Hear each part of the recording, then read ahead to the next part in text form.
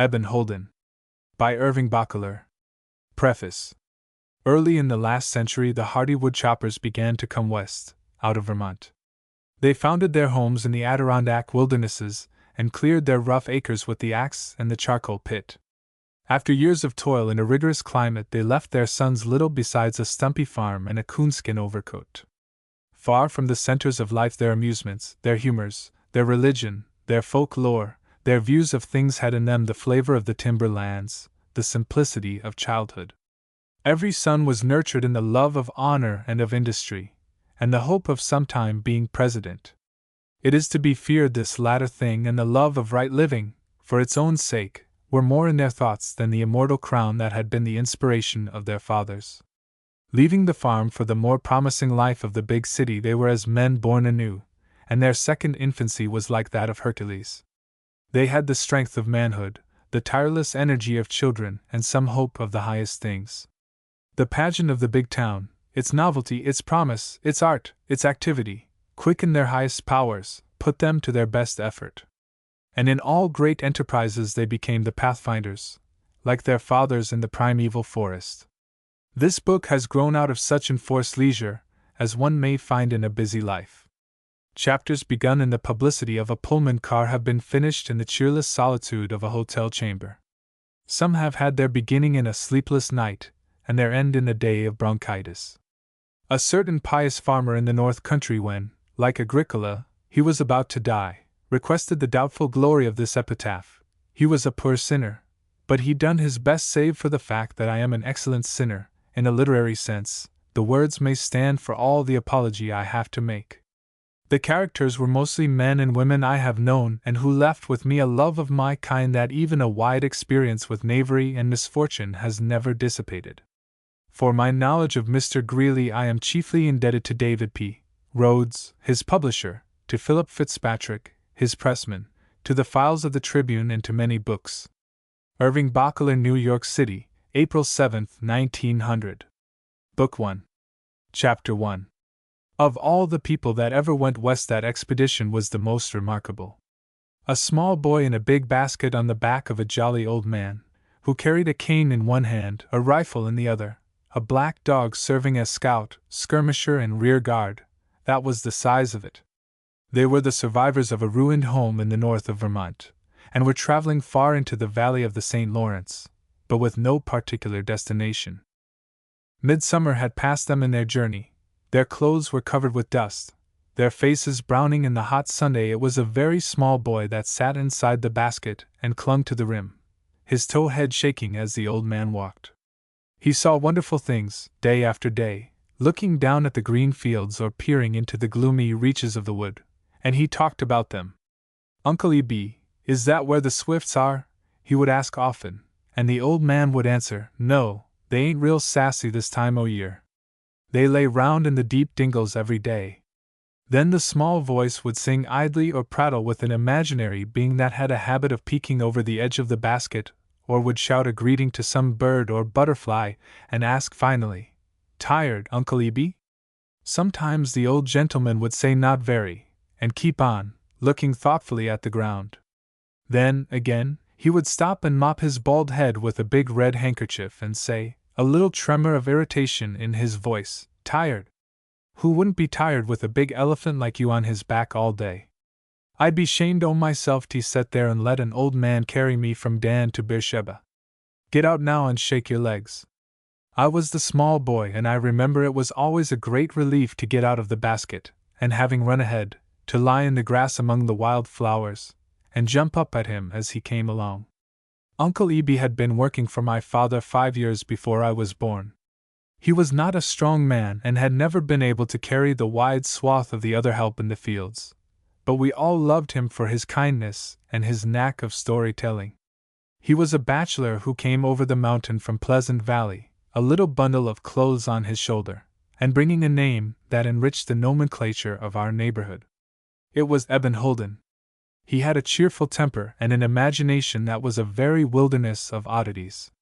Bears and panthers growled and were very terrible in that strange country. He had invented an animal more treacherous than any in the woods, and he called it a swift. Something like a panther, he described the look of it, a fearsome creature that lay in the edge of the woods at sundown, and made a noise like a woman crying, to lure the unwary. It would light one's eye with fear to hear Uncle Eben lift his voice in the cry of the swift. Many a time in the twilight, when the bay of a hound or some far cry came faintly through the wooded hills, I have seen him lift his hand and bid us hark. And when we had listened a moment, our eyes wide with wonder, he would turn and say in a low, half-whispered tone, "S.A. Swift, I suppose we needed more the fear of God, but the young children of the pioneer needed also the fear of the woods, or they would have strayed to their death in them." A big bass viol, taller than himself, had long been the solace of his Sundays. After he had shaved, a ceremony so solemn that it seemed a rite of his religion, that sacred viol was uncovered. He carried it sometimes to the back piazza and sometimes to the barn, where the horses shook and trembled at the roaring thunder of the strings. When he began playing, we children had to get well out of the way, and keep our distance. I remember now the look of him then, his thin face, his soft black eyes, his long nose, the suit of broadcloth, the stock and standing collar, and, above all, the solemnity in his manner when that big devil of a thing was leaning on his breast. As to his playing, I have never heard a more fearful sound in any time of peace or one less creditable to a Christian. Weekdays he was addicted to the milder sin of the flute, and, after chores, if there were no one to talk with him, he would sit long and pour his soul into that magic bar of boxwood. Uncle Eben had another great accomplishment. He was what they call in the North Country a natural cooner. After nightfall, when the corn was ripening, he spoke in a whisper and had his ear cocked for coons. But he loved all kinds of good fun. So this man had a boy in his heart, and a boy in his basket. That evening we left the old house. My father and mother and older brother had been drowned in the lake, where they had gone for a day of pleasure. I had then a small understanding of my loss, had I have learned since that the farm was not worth the mortgage, and that everything had to be sold. Uncle Eben and I, a little lad, a very little lad of 6, were all that was left of what had been in that home. Some were for sending me to the county house, but they decided, finally, to turn me over to a dissolute uncle, with some allowance for my keep. Therein Uncle Eben was to be reckoned with. He had set his heart on keeping me, but he was a farm hand without any home or visible property, and not, therefore, in the mind of the authorities, a proper guardian. He had me with him in the old house, and the very night he heard they were coming after me in the morning, we started on our journey. I remember he was a long time tying packages of bread and butter and tea and boiled eggs to the rim of the basket, so that they hung on the outside. Then he put a woolen shawl and an oilcloth blanket on the bottom, pulled the straps over his shoulders and buckled them, standing before the looking-glass, and, having put on my cap and coat, stood me on the table, and stooped so that I could climb into the basket, a pack basket, that he had used in hunting, the top a little smaller than the bottom. Once in, I could stand comfortably or sit facing sideways, my back and knees wedged from port to starboard. With me in my place he blew out the lantern and groped his way to the road, his cane in one hand, his rifle in the other. Fred, our old dog, a black shepherd, with tawny points, came after us. Uncle Eben scolded him and tried to send him back, but I pleaded for the poor creature and that settled it. He was one of our party. "Dunno how we'll feed him," said Uncle Eben. "Our own mouths are big enough to take all we can carry, but I hain't no heart to leave him all alone there." I was old for my age, they tell me, and had a serious look and a wise way of talking, for a boy so young, but I had no notion of what lay before or behind us. "Now, boy, take a good look at the old house," I remember he whispered to me at the gate that night. "'Tain't likely ye'll ever see it agin. Keep quiet now," he added, letting down the bars at the foot of the lane. "We're goin' west and we mustn't let the grass grow under us. Got to be pretty spry, I can tell ye." It was quite dark, and he felt his way carefully down the cow paths into the broad pasture. With every step I kept a sharp lookout for swifts, and the moon shone after a while, making my work easier. I had to hold my head down, presently, when the tall brush began to whip the basket, and I heard the big boots of Uncle Eben ripping the briars. Then we came into the blackness of the thick timber, and I could hear him feeling his way over the dead leaves with his cane. I got down, shortly, and walked beside him, holding on to the rifle with one hand. We stumbled, often, and were long in the trail before we could see the moonlight through the tree columns. In the clearing I climbed to my seat again, and by we came to the road where my companion sat down resting his load on a boulder. "Pretty hot, Uncle E.B., pretty hot," he said to himself, fanning his brow with that old felt hat he wore everywhere. "We've come 3 miles or more without a stop, and I guess we'd better rest a jiffy." My legs ached too, and I was getting very sleepy. I remember the jolt of the basket as he rose, and hearing him say, "Well, Uncle E.B., I guess we'd better be going." The elbow that held my head, lying on the rim of the basket, was already numb, but the prickling could no longer rouse me, and half dead with weariness, I fell asleep. Uncle E.B. has told me since that I tumbled out of the basket once, and that he had a time of it getting me in again, but I remember nothing more of that day's history. When I woke in the morning, I could hear the crackling of fire, and felt very warm and cozy wrapped in the big shawl. I got a cheery greeting from Uncle E.B., who was feeding the fire with a big heap of sticks that he had piled together. Old Fred was licking my hands with his rough tongue, and I suppose that is what waked me. Tea was steeping in the little pot that hung over the fire, and our breakfast of boiled eggs and bread and butter lay on a paper beside it. I remember well the scene of our little camp that morning. We had come to a strange country, and there was no road in sight. A wooded hill lay back of us, and just before ran a noisy little brook, winding between smooth banks, through a long pasture into a dense wood. Behind a wall on the opposite shore a great field of rustling corn filled a broad valley, and stood higher than a man's head. While I went to wash my face in the clear water, Uncle E.B. was husking some ears of corn that he took out of his pocket, and had them roasting over the fire in a moment. We ate heartily, giving Fred 2 big slices of bread and butter, packing up with enough remaining for another day. Breakfast over, we doused the fire, and Uncle E.B. put on his basket he made after a squirrel, presently, with old Fred, and brought him down out of a tree by hurling stones at him, and then the faithful follower of our camp got a bit of meat for his breakfast. We climbed the wall, as he ate, and buried ourselves in the deep corn. The fragrant, silky tassels brushed my face, and the corn hissed at our intrusion, crossing its green sabers in our path. Far in the field my companion heaped a little of the soft earth for a pillow, spread the oilcloth between rows, and, as we lay down, drew the big shawl over us. Uncle E.B. was tired after the toil of that night, and went to sleep almost as soon as he was down. Before I dropped off, Fred came and licked my face and stepped over me, his tail wagging for leave, and curled upon the shawl at my feet. I could see no sky in that gloomy green aisle of corn. This going to bed in the morning seemed a foolish business to me that day, and I lay a long time looking up at the rustling canopy overhead. I remember listening to the waves that came whispering out of the further field, nearer and nearer, until they swept over us with a roaring swash of leaves, like that of water flooding among rocks, as I have heard it often.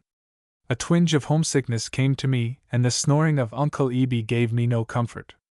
I remember covering my head and crying softly as I thought of those who had gone away and whom I was to meet in a far country, called heaven, whither we were going. I forgot my sorrow finally in sleep. When I awoke it had grown dusk under the corn. I felt for Uncle E.B. and he was gone. Then I called to him. "Hush, boy! Lie low," he whispered, bending over me, a sharp look in his eye. "'Fraid they're after us." He sat kneeling beside me, holding Fred by the collar and listening. I could hear voices, the rustle of the corn and the tramp of feet near by. It was thundering in the distance, that heavy, shaking thunder that seems to take hold of the earth, and there were sounds in the corn like the drawing of sabers and the rush of many feet. The noisy thunder clouds came nearer, and the voices that had made us tremble were no longer heard. Uncle E.B. began to fasten the oil blanket to the stalks of corn for a shelter. The rain came roaring over us. The sound of it was like that of a host of cavalry coming at a gallop. We lay bracing the stalks, the blanket tied above us, and were quite dry for a time. The rain rattled in the sounding sheaves and then came flooding down the steep gutters. Above us beam and rafter creaked, swaying, and showing glimpses of the dark sky. The rain passed, we could hear the last battalion leaving the field, and then the tumult ended as suddenly as it began. The corn trembled a few moments, and hushed to a faint whisper. Then we could hear only the drip of raindrops leaking through the green roof. It was dark under the corn. Chapter 2. We heard no more of the voices. Uncle Eben had brought an armful of wood, and some water in the teapot, while I was sleeping. As soon as the rain had passed he stood listening a while, and shortly opened his knife and made a little clearing in the corn by cutting a few hills. "We've got to do it," he said, "or we can't take any comfort, and the man told me I could have all the corn I wanted." "Did you see him, Uncle Eben?" I remember asking. "Yes," he answered, whittling in the dark. "I saw him when I went out for the water, and it was he told me they were after us." He took a look at the sky after a while, and remarking that he guessed they couldn't see his smoke now, began to kindle the fire. As it burned up he stuck 2 crotches and hung his teapot on a stick that lay in them, so it took the heat of the flame, as I had seen him do in the morning. Our grotto, in the corn, was shortly as cheerful as any room in a palace, and our fire sent its light into the long aisles that opened opposite, and nobody could see the warm glow of it but ourselves. "We'll have our supper," said Uncle Eben, as he opened a paper and spread out the eggs and bread and butter and crackers. "We'll just have our supper, and by and by when everyone's abed we'll make tracks in the dirt, I can tell ye." Our supper over, Uncle Eben let me look at his tobacco box, a shiny thing of German silver that always seemed to snap out a quick farewell to me before it dove into his pocket. He was very cheerful and communicative, and joked a good deal as we lay there waiting in the firelight. I got some further acquaintance with the Swift, learning among other things that it had no appetite for the pure in heart. "Why not?" I inquired. "Well," said Uncle Eben, "it's like this: the meaner the boy, the sweeter the meat." He sang an old song as he sat by the fire, with a whistled interlude between lines, and the swing of it, even now, carries me back to that far day in the fields. I lay with my head in his lap while he was singing. Years after, when I could have carried him on my back, he wrote down for me the words of the old song. Here they are, about as he sang them, although there are evidences of repair, in certain lines, to supply the loss of phrases that had dropped out of his memory. I went to sleep after a while in spite of all, right in the middle of a story. The droning voice of Uncle Eben and the feel of his hand upon my forehead called me back, blinking, once or twice, but not for long. The fire was gone down to a few embers when Uncle Eben woke me, and the grotto was lit only by a sprinkle of moonlight from above. "Mo's 12 o'clock," he whispered. "Better be off." The basket was on his back and he was all ready.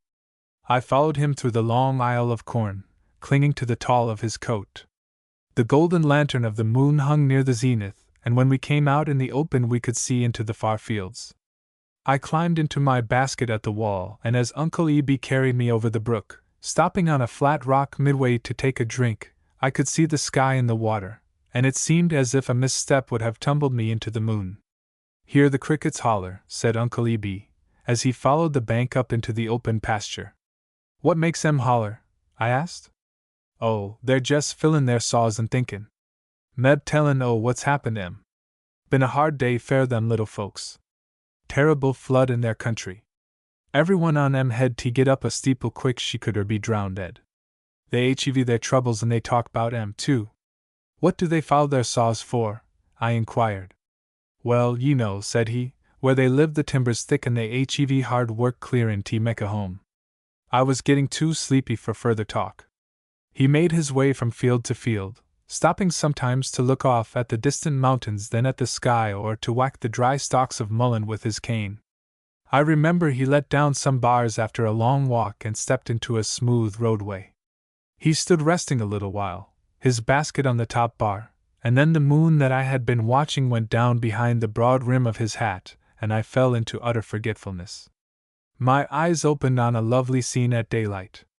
Uncle Eben had laid me on a mossy knoll in a bit of timber, and through an opening right in front of us I could see a broad level of shining water, and the great green mountain on the further shore seemed to be up to its belly in the sea. "Hello there," said Uncle Eben, "here we are at Lake Champlain." I could hear the fire crackling and smell the odor of steeping tea. "You flopped round like a fish in that basket," said Uncle Eben. "Guess you must have been drearnin' o' bears. Jumped so ye scart me. Didn't know, but I had a wool cat on my shoulders. Uncle Eb had taken a fish line out of his pocket, and was tying it to a rude pole that he had cut and trimmed with his jackknife. "I've found some crawfish here," he said, "and I'm goin' to try fair a bite on the P&O rocks there." "Goin' to get some fish, Uncle Eb?" I inquired. "Wouldn't say't I was, or wouldn't say't I wasn't," he answered. "Jest goin' to try." Uncle Eb was always careful not to commit himself on a doubtful point. He had fixed his hook and sinker in a moment, and then we went out on a rocky point nearby and threw off into the deep water. Suddenly Uncle Eb gave a jerk that brought a groan out of him, and then let his hook go down again, his hands trembling, his face severe. "By mighty! Uncle Eb," he muttered to himself, "I thought we had him that time." He jerked again presently, and then I could see a tug on the line that made me jump. A big fish came thrashing into the air in a minute. He tried to swing it ashore, but the pole bent and the fish got a fresh hold of the water and took the end of the pole under. Uncle Eb gave it a lift then that brought it ashore and a good bit of water with it. I remember how the fish slapped me with its wet tail and sprinkled my face, shaking itself between my boots. It was a big bass, and in a little while we had 3 of them. Uncle Eb dressed them and laid them over the fire on a gridiron of green birch, salting them as they cooked. I remember they went with a fine relish, and the last of our eggs and bread and butter went with them. Our breakfast over, Uncle Eb made me promise to stay with Fred and the basket while he went away to find a man who could row us across. In about an hour I heard a boat coming in the Dog, and I went out on the point of rocks where we saw Uncle Eb and another man, heading for us, half over the cove. The bow bumped the rocks beneath us in a minute. Then the stranger dropped his oars and stood staring at me and the Dog. "Say, mister," said he presently, "can't go no further. There's a reward offered fair you and that boy." Uncle Eb called him aside and was talking to him a long time. I never knew what was said, but they came at last and took us into the boat, and the stranger was very friendly. When we had come near the landing on the York State side, I remember he gave us our bearings. "Keep to the woods," he said, "till you're out o' harm's way. Don't go near the stage road fair a while. You'll find a store a little way up the mountain. Get your provisions there, and about 80 rod farther you'll strike the trail. It'll take ye over the mountain north and to Paradise Road. Then take the white church on your right shoulder and go straight west." I would not have remembered it so well but for the fact that Uncle Eb wrote it all down in his account book, and that has helped me over many a slippery place in my memory of those events. At the store we got some crackers and cheese, tea and coffee, dried beef and herring, a bit of honey, and a loaf of bread that was sliced and buttered before it was done up.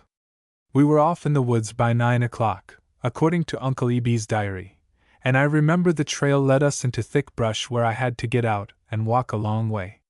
It was smooth underfoot, however, and at noon we came to a slash in the timber, full of briars that were all aglow with big blackberries.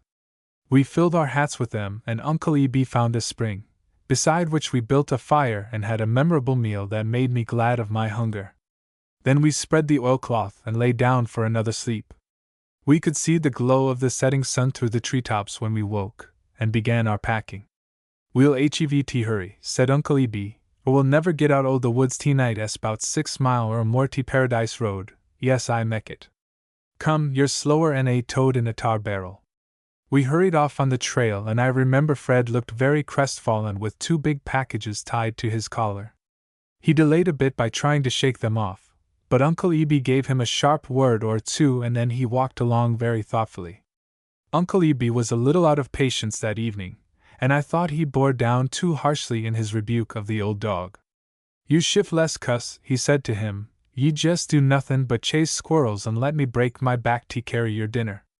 It was glooming fast in the thick timber, and Uncle Eb almost ran with me while the way was plain.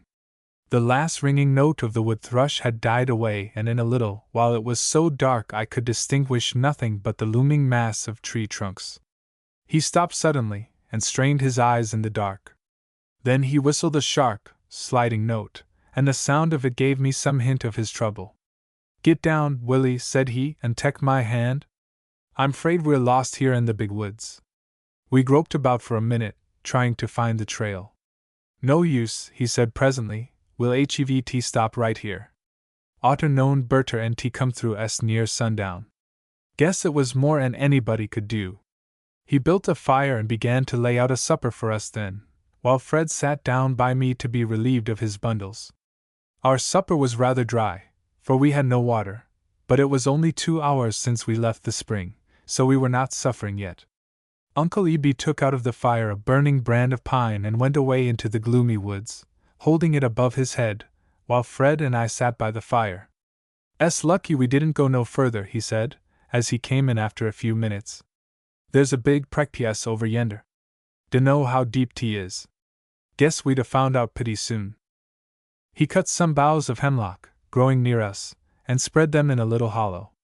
That done, we covered them with the oilcloth, and sat down comfortably by the fire. Uncle Eby had a serious look, and was not inclined to talk or story-telling. Before turning in he asked me to kneel and say my prayer as I had done every evening at the feet of my mother. I remember, clearly, kneeling before my old companion and hearing the echo of my small voice there in the dark and lonely woods. I remember, too, and even more clearly, how he bent his head and covered his eyes in that brief moment.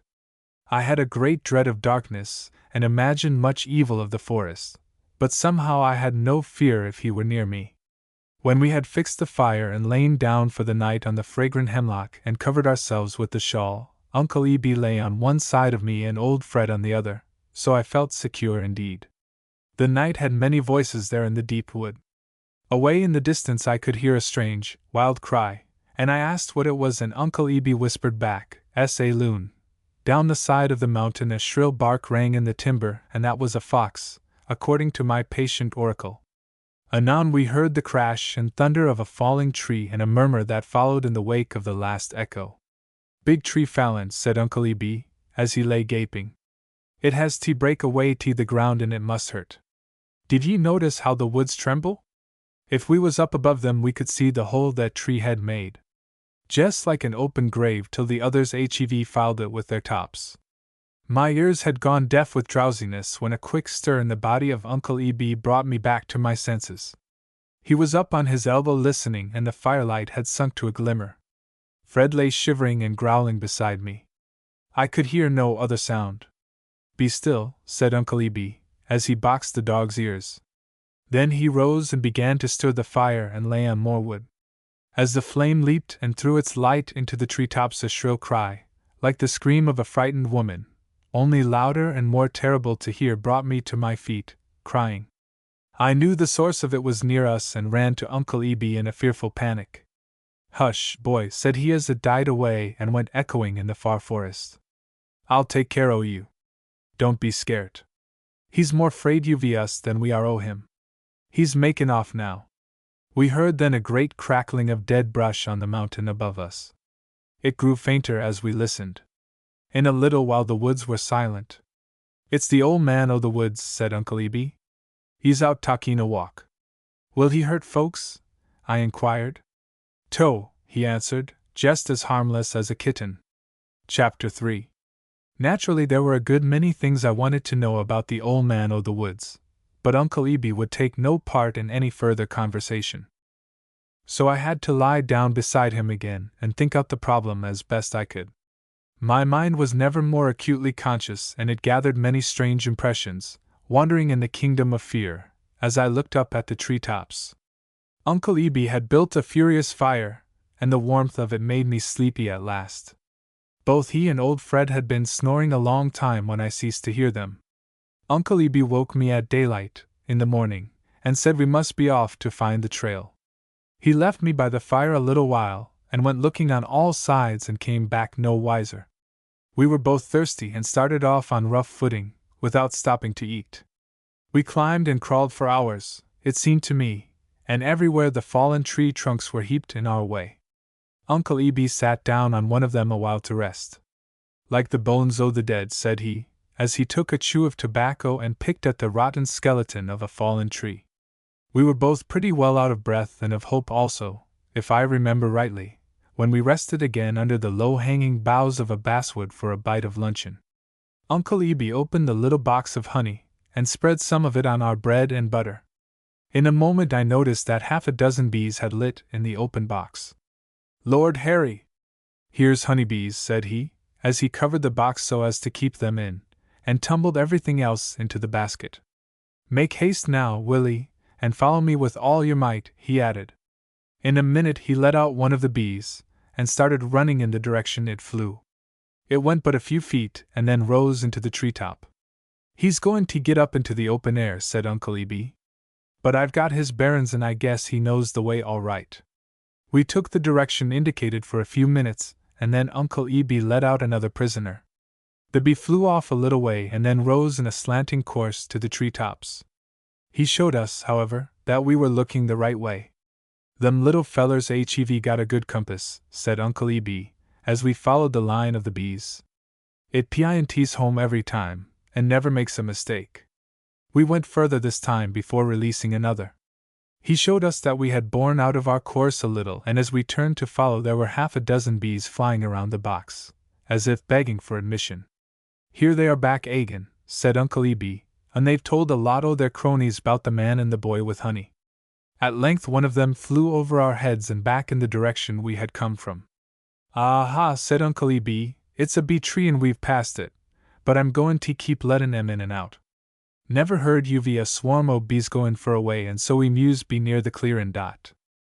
In a little while we let one go that took a road of its own. The others had gone back over our heads. This one bore off to the right in front of us, and we followed. I was riding in the basket, and was first to see the light of the open through the treetops. But I didn't know what it meant until I heard the hearty hurrah of Uncle Eb. We had come to smooth footing in a grove of maples, and the clean trunks of the trees stood up as straight as a granite column. Presently we came out upon wide fields of corn and clover, and as we looked back upon the grove it had a rounded front, and I think of it now as the vestibule of the great forest. "It's a reg'lar big tomb," said Uncle Eb, looking back over his shoulder into the gloomy cavern of the woods. We could see a log house in the clearing, and we made for it as fast as our legs would carry us. We had a mighty thirst, and when we came to a little brook in the meadow we laid down and drank until we were fairly grunting with fullness. Then we filled our teapot and went on. Men were reaping with their cradles in a field of grain, and, as we neared the log house, a woman came out in the dooryard and, lifting a shell to her lips, blew a blast that rushed over the clearing and rang in the woods beyond it. A loud halloo came back from the men. A small dog rushed out at Fred, barking, and I suppose, with some lack of respect, for the old dog laid hold of him in a violent temper and sent him away yelping. We must have presented an evil aspect, for our clothes were torn and we were both limping with fatigue. The woman had a kindly face and, after looking at us a moment, came and stooped before me and held my small face in her hands, turning it so she could look into my eyes. "You poor little critter," said she, "where you goin'?" Uncle Eb told her something about my father and mother being dead and our going west. Then she hugged and kissed me and made me very miserable, I remember, wetting my face with her tears, that were quite beyond my comprehension. "Jethro," said she, as the men came into the yard, "I want ye to look at this boy. Did ye ever see such a cunnin' little critter? Just look at them bright eyes." And then she held me to her breast and nearly smothered me and began to hum a bit of an old song. "You're full o' mother love," said her husband, as he sat down on the grass a moment. "Lost her only baby, and the good Lord has sent no other. I swan, he has got putty eyes, just as blue as a Mayflower. Ain't ye hungry? Come right in, both o' ye, and set down to the table with us." They made room for us, and we sat down between the bare elbows of the hired men. I remember my eyes came only to the top of the table. So the good woman brought the family Bible, and sitting on that firm foundation I ate my dinner of salt pork and potatoes and milk gravy, a diet as grateful as it was familiar to my taste. "Orphan, said the man of the house, looking down at me. "Orphan," Uncle Eb answered, nodding his head. "God-fearin' folks?" "Best in the world," said Uncle Eb. "Want to bind him out?" the man asked. "Couldn't spare him," said Uncle Eb, decisively. "Where ye goin'?" Uncle Eb hesitated, groping for an answer, I suppose, that would do no violence to our mutual understanding. "Goin' to heaven," I ventured to say presently, an answer that gave rise to conflicting emotions at the table.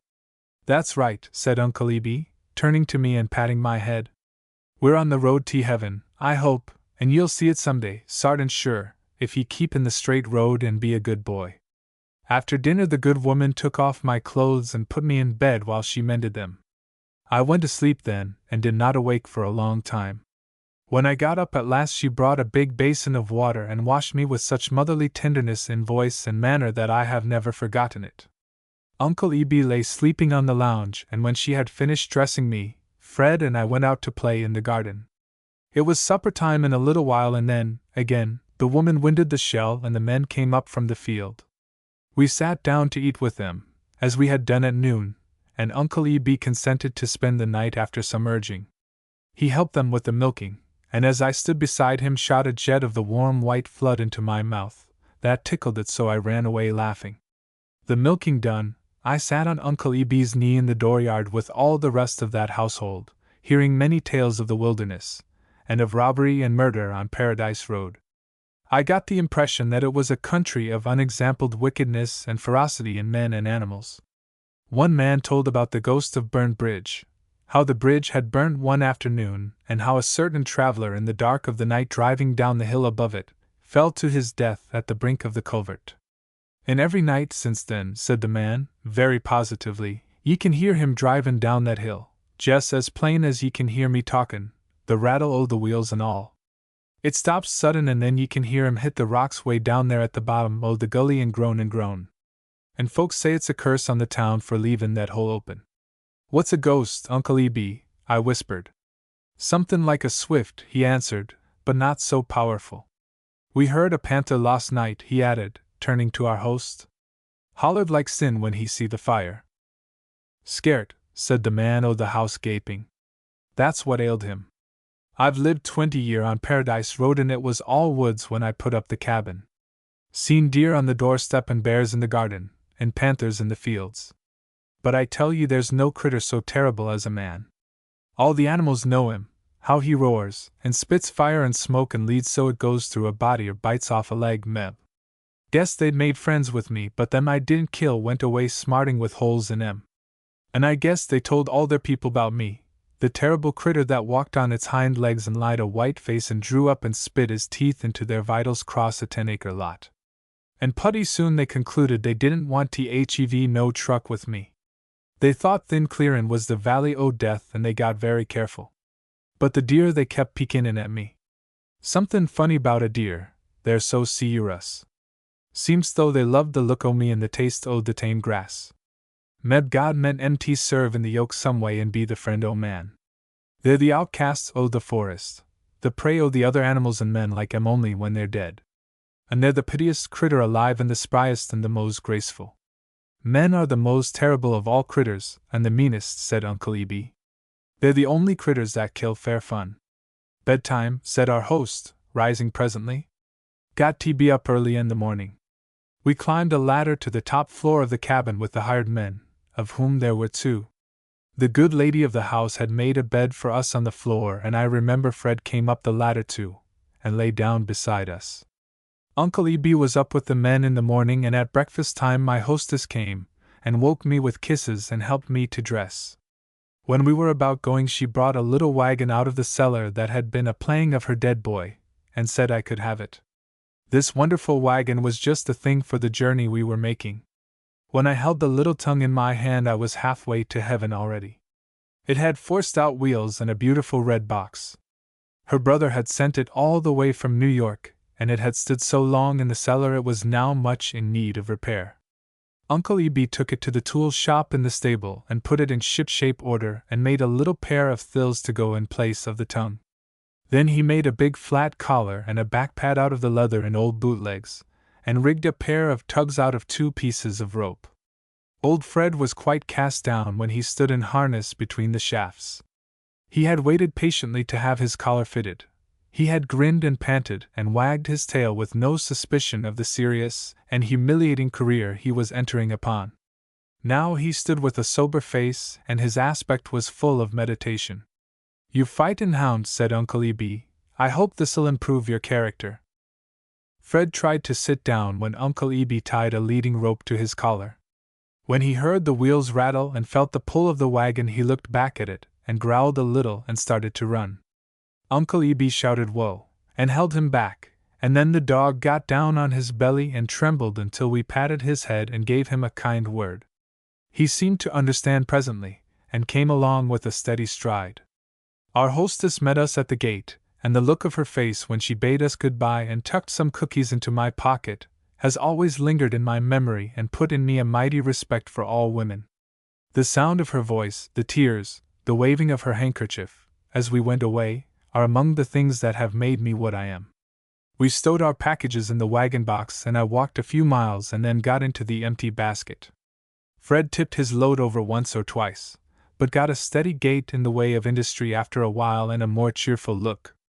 We had our dinner by the roadside on the bank of a brook, an hour or so after midday, and came to a little village about sundown. As we were nearing it there was some excitement among the dogs and one of them tackled Fred. He went into battle very promptly, the wagon jumping and rattling until it turned bottom up. Reinforced by Uncle Eb's cane he soon saw the heels of his aggressor and stood growling savagely. He was like the goal in a puzzle maze, all wound and tangled in his harness, and it took some time to get his face before him and his feet free. At a small grocery where groups of men, just out of the fields, were sitting, their arms bare to the elbows, we bought more bread and butter.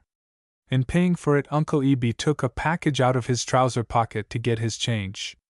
It was tied in a red handkerchief, and I remember it looked to be about the size of his fist. He was putting it back when it fell from his hand, heavily, and I could hear the chink of coin as it struck. One of the men, who sat near, picked it up and gave it back to him. As I remember well, his kindness had an evil flavor, for he winked at his companions, who nudged each other, as they smiled knowingly. Uncle Eb was a bit cross, when I climbed into the basket, and walked along in silence so rapidly it worried the dog to keep pace. The leading rope was tied to the stock of the rifle, and Fred's walking gait was too slow for the comfort of his neck. "You shiftless cuss! I'll put a kink in your neck for you if you don't walk up," said Uncle Eb, as he looked back at the dog, in a temper wholly unworthy of him. We had crossed a deep valley, and were climbing a long hill in the dusky twilight. "Willie," said Uncle Eb, "your eyes are better'n mine. Look back and see if anyone's comin'. "Can't see anyone," I answered. "Look way back in the road as fur as ye can see." I did so, but I could see no one. He slackened his pace a little after that, and before we had passed the hill it was getting dark. The road ran into woods and a river cut through them a little way from the clearing.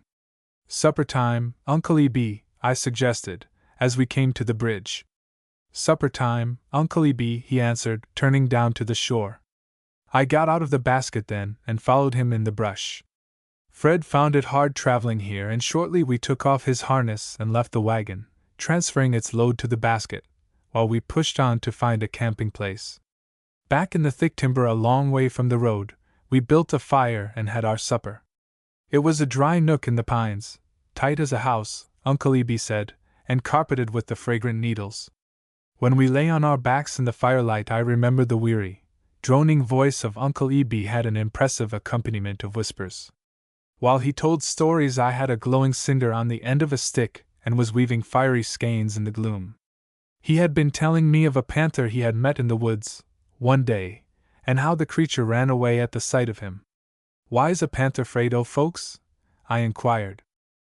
"Wall, ye see, they used to be friendly, years and years ago, folks and panthers, but they want exactly why calculated to get along together some way. An old she panther gin one uv her cubs, a great while ago, jest he make friends.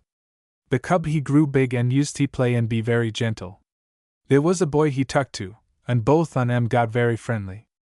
The boy and the panther went off one day in the woods, guessed 'twas more 'n 100 year ago, and was lost.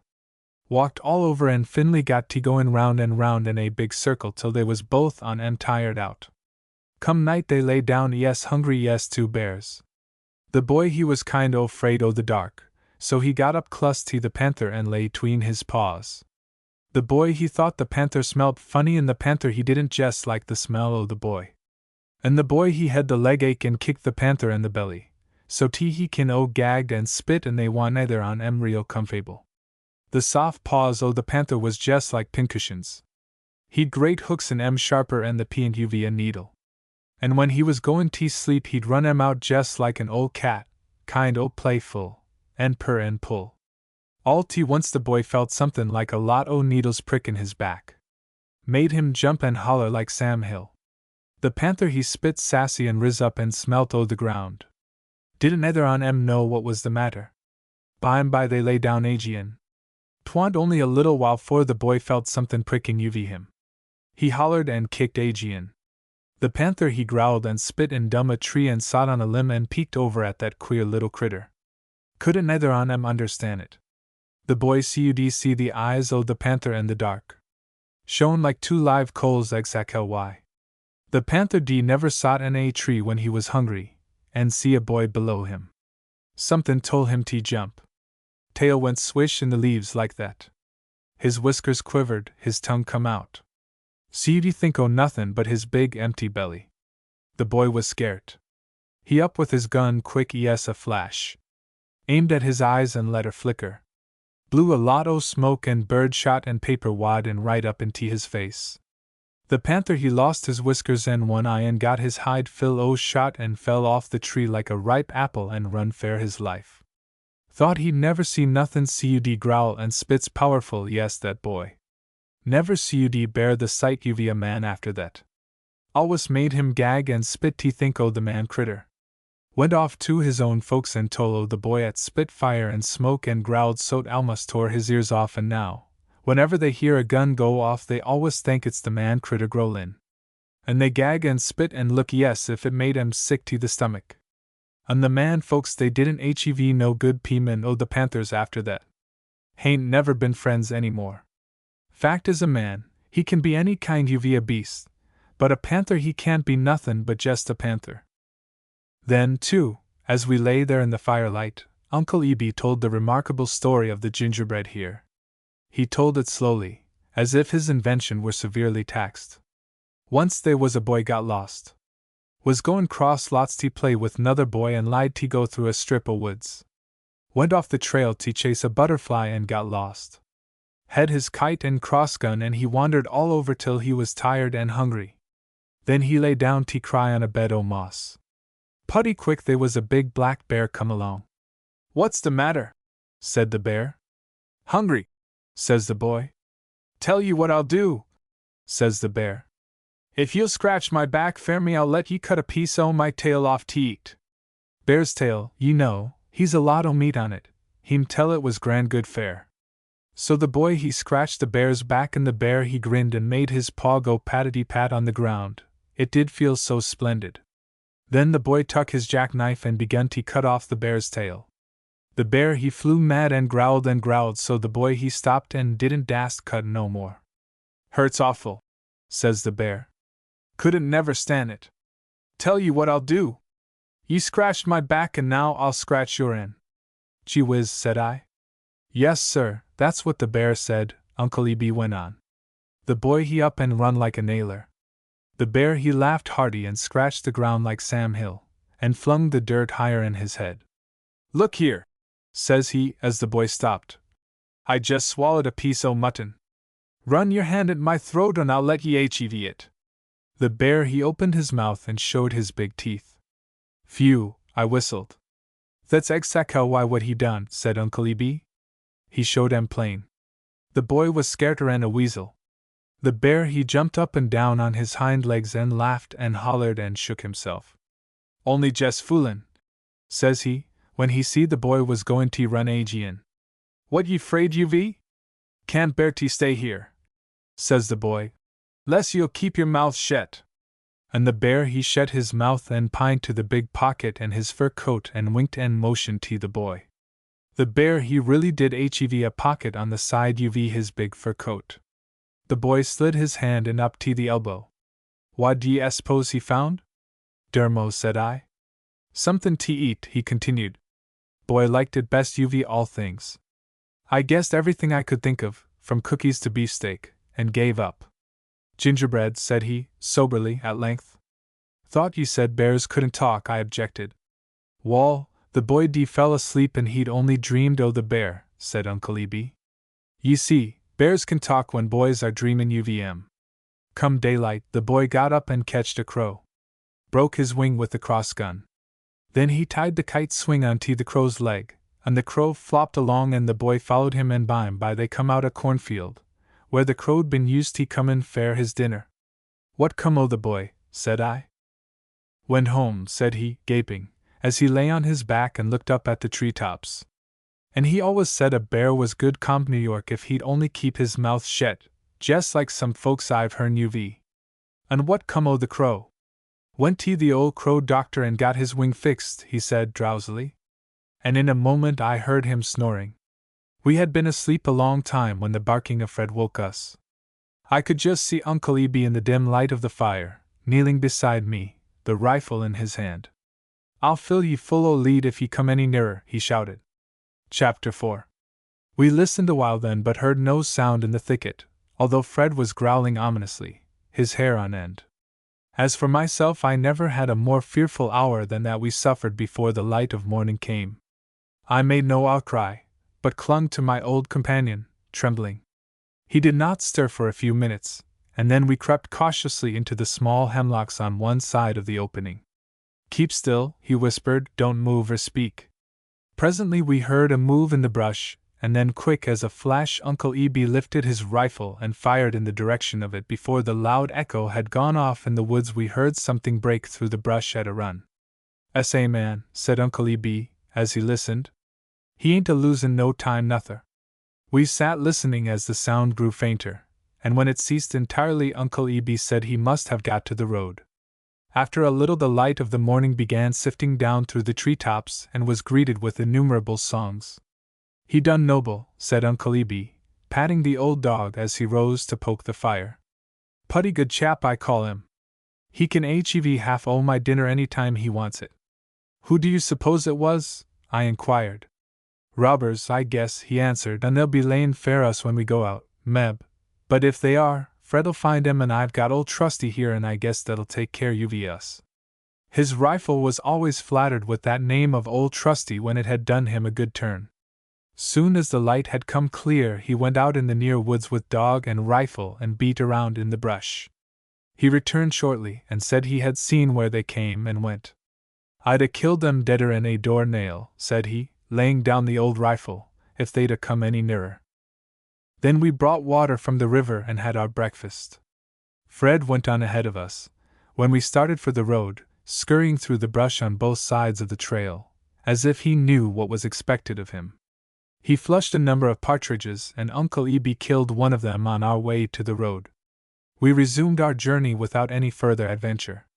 It was so smooth and level underfoot that Uncle Ebe let me get in the wagon after Fred was hitched to it. The old dog went along soberly and without much effort, save when we came to hills or sandy places, when I always got out and ran on behind. Uncle Ebe showed me how to break the wheels with a long stick going downhill. I remember how it hit the dog's heels at the first downgrade, and how he ran to keep out of the way of it. We were going like mad in half a minute, Uncle Ebe coming after us calling to the dog. Fred only looked over his shoulder, with a wild eye, at the rattling wagon and ran the harder. He leaped aside at the bottom, and then we went all in a heap. Fortunately no harm was done. "I declare," said Uncle Ebe as he came up to us, puffing like a spent horse, and picked me up unhurt and began to untangle the harness of old Fred. "I guess he must have thought the devil was after him." The dog growled a little for a moment and bit at the harness, but coaxing reassured him, and he went along all right again on the level. At a small settlement the children came out and ran along beside my wagon, laughing and asking me questions.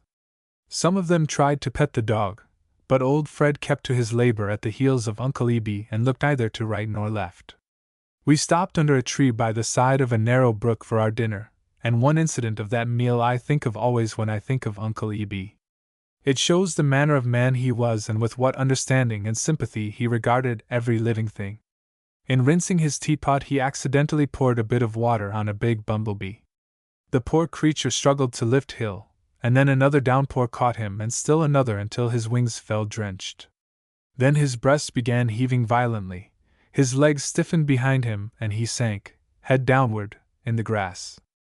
Uncle Ebe saw the death throes of the bee and knelt down and lifted the dead body by one of its wings. Just look at his velvet coat, he said, and his wings all wet and stiff. They'll never carry him another journey. It's too bad a man has to kill every step he takes. The bee's tail was moving faintly, and Uncle Ebe laid him out in the warm sunlight and fanned him awhile with his hat, trying to bring back the breath of life. Guilty, he said, presently, coming back with a sober face. That's a dead bee.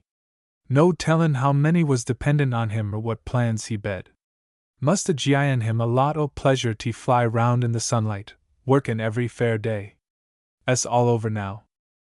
He had a gloomy face for an hour after that, and many a time, in the days that followed, I heard him speak of the murdered bee. We lay resting a while after dinner and watching a big city of ants. Uncle Ebe told me how they tilled the soil of the mound every year and sowed their own kind of grain, a small white seed like rice, and reaped their harvest in the late summer, storing the crop in their dry cellars underground. He told me also the story of the ant lion, a big beetle that lives in the jungles of the grain and the grass, of which I remember only an outline, more or less imperfect. Here it is in my own rewording of his tale. On a bright day one of the little black folks went off on a long road in a great field of barley. He was going to another city of his own people to bring helpers for the harvest. He came shortly to a sandy place where the barley was thin and the hot sunlight lay near to the ground. In a little valley close by the road of the ants he saw a deep pit, in the sand, with steep sides sloping to a point in the middle and as big around as a biscuit. Now the ants are a curious people and go looking for things that are new and wonderful as they walk abroad, so they have much to tell worth hearing after a journey. The little traveler was young and had no fear, so he left the road and went down to the pit and peeped over the side of it. What in the world is the meaning of this queer place? He asked himself as he ran around the rim. In a moment he had stepped over and the soft sand began to cave and slide beneath him. Quick as a flash the big lion beetle rose up in the center of the pit and began to reach for him. Then his legs flew in the caving sand and the young ant struck his blades in it to hold the little he could gain. Upward he struggled, leaping and floundering in the dust. He had got near the rim and had stopped, clinging to get his breath, when the lion began flinging the sand at him with his long feelers. It rose in a cloud and fell on the back of the ant, and pulled at him as it swept down.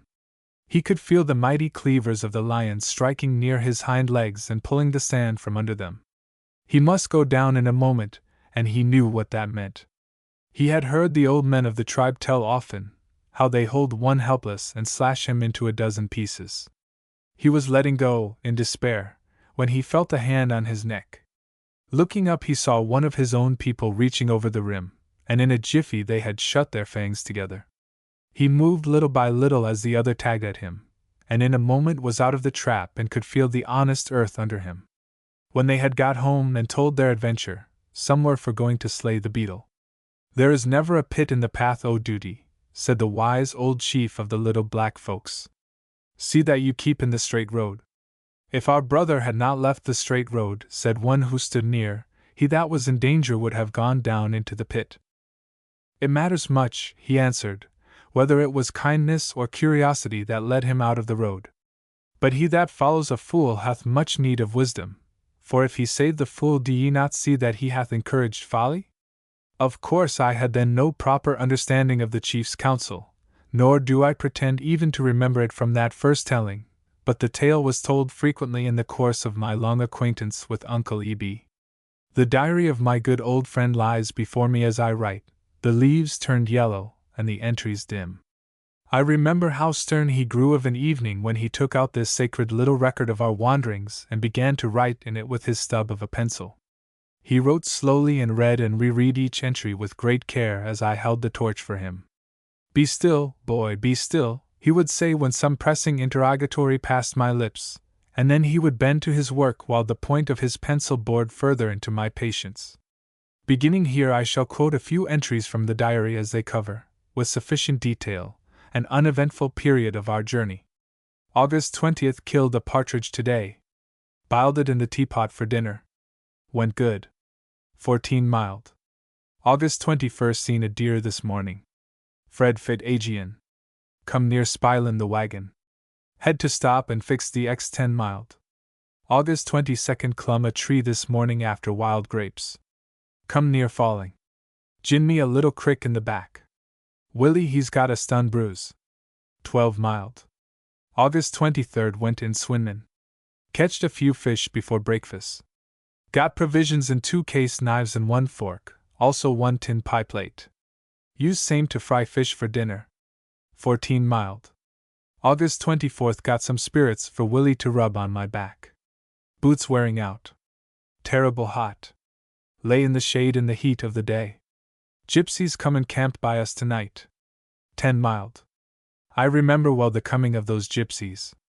We were fishing in sight of the road and our fire was crackling on the smooth cropped shore.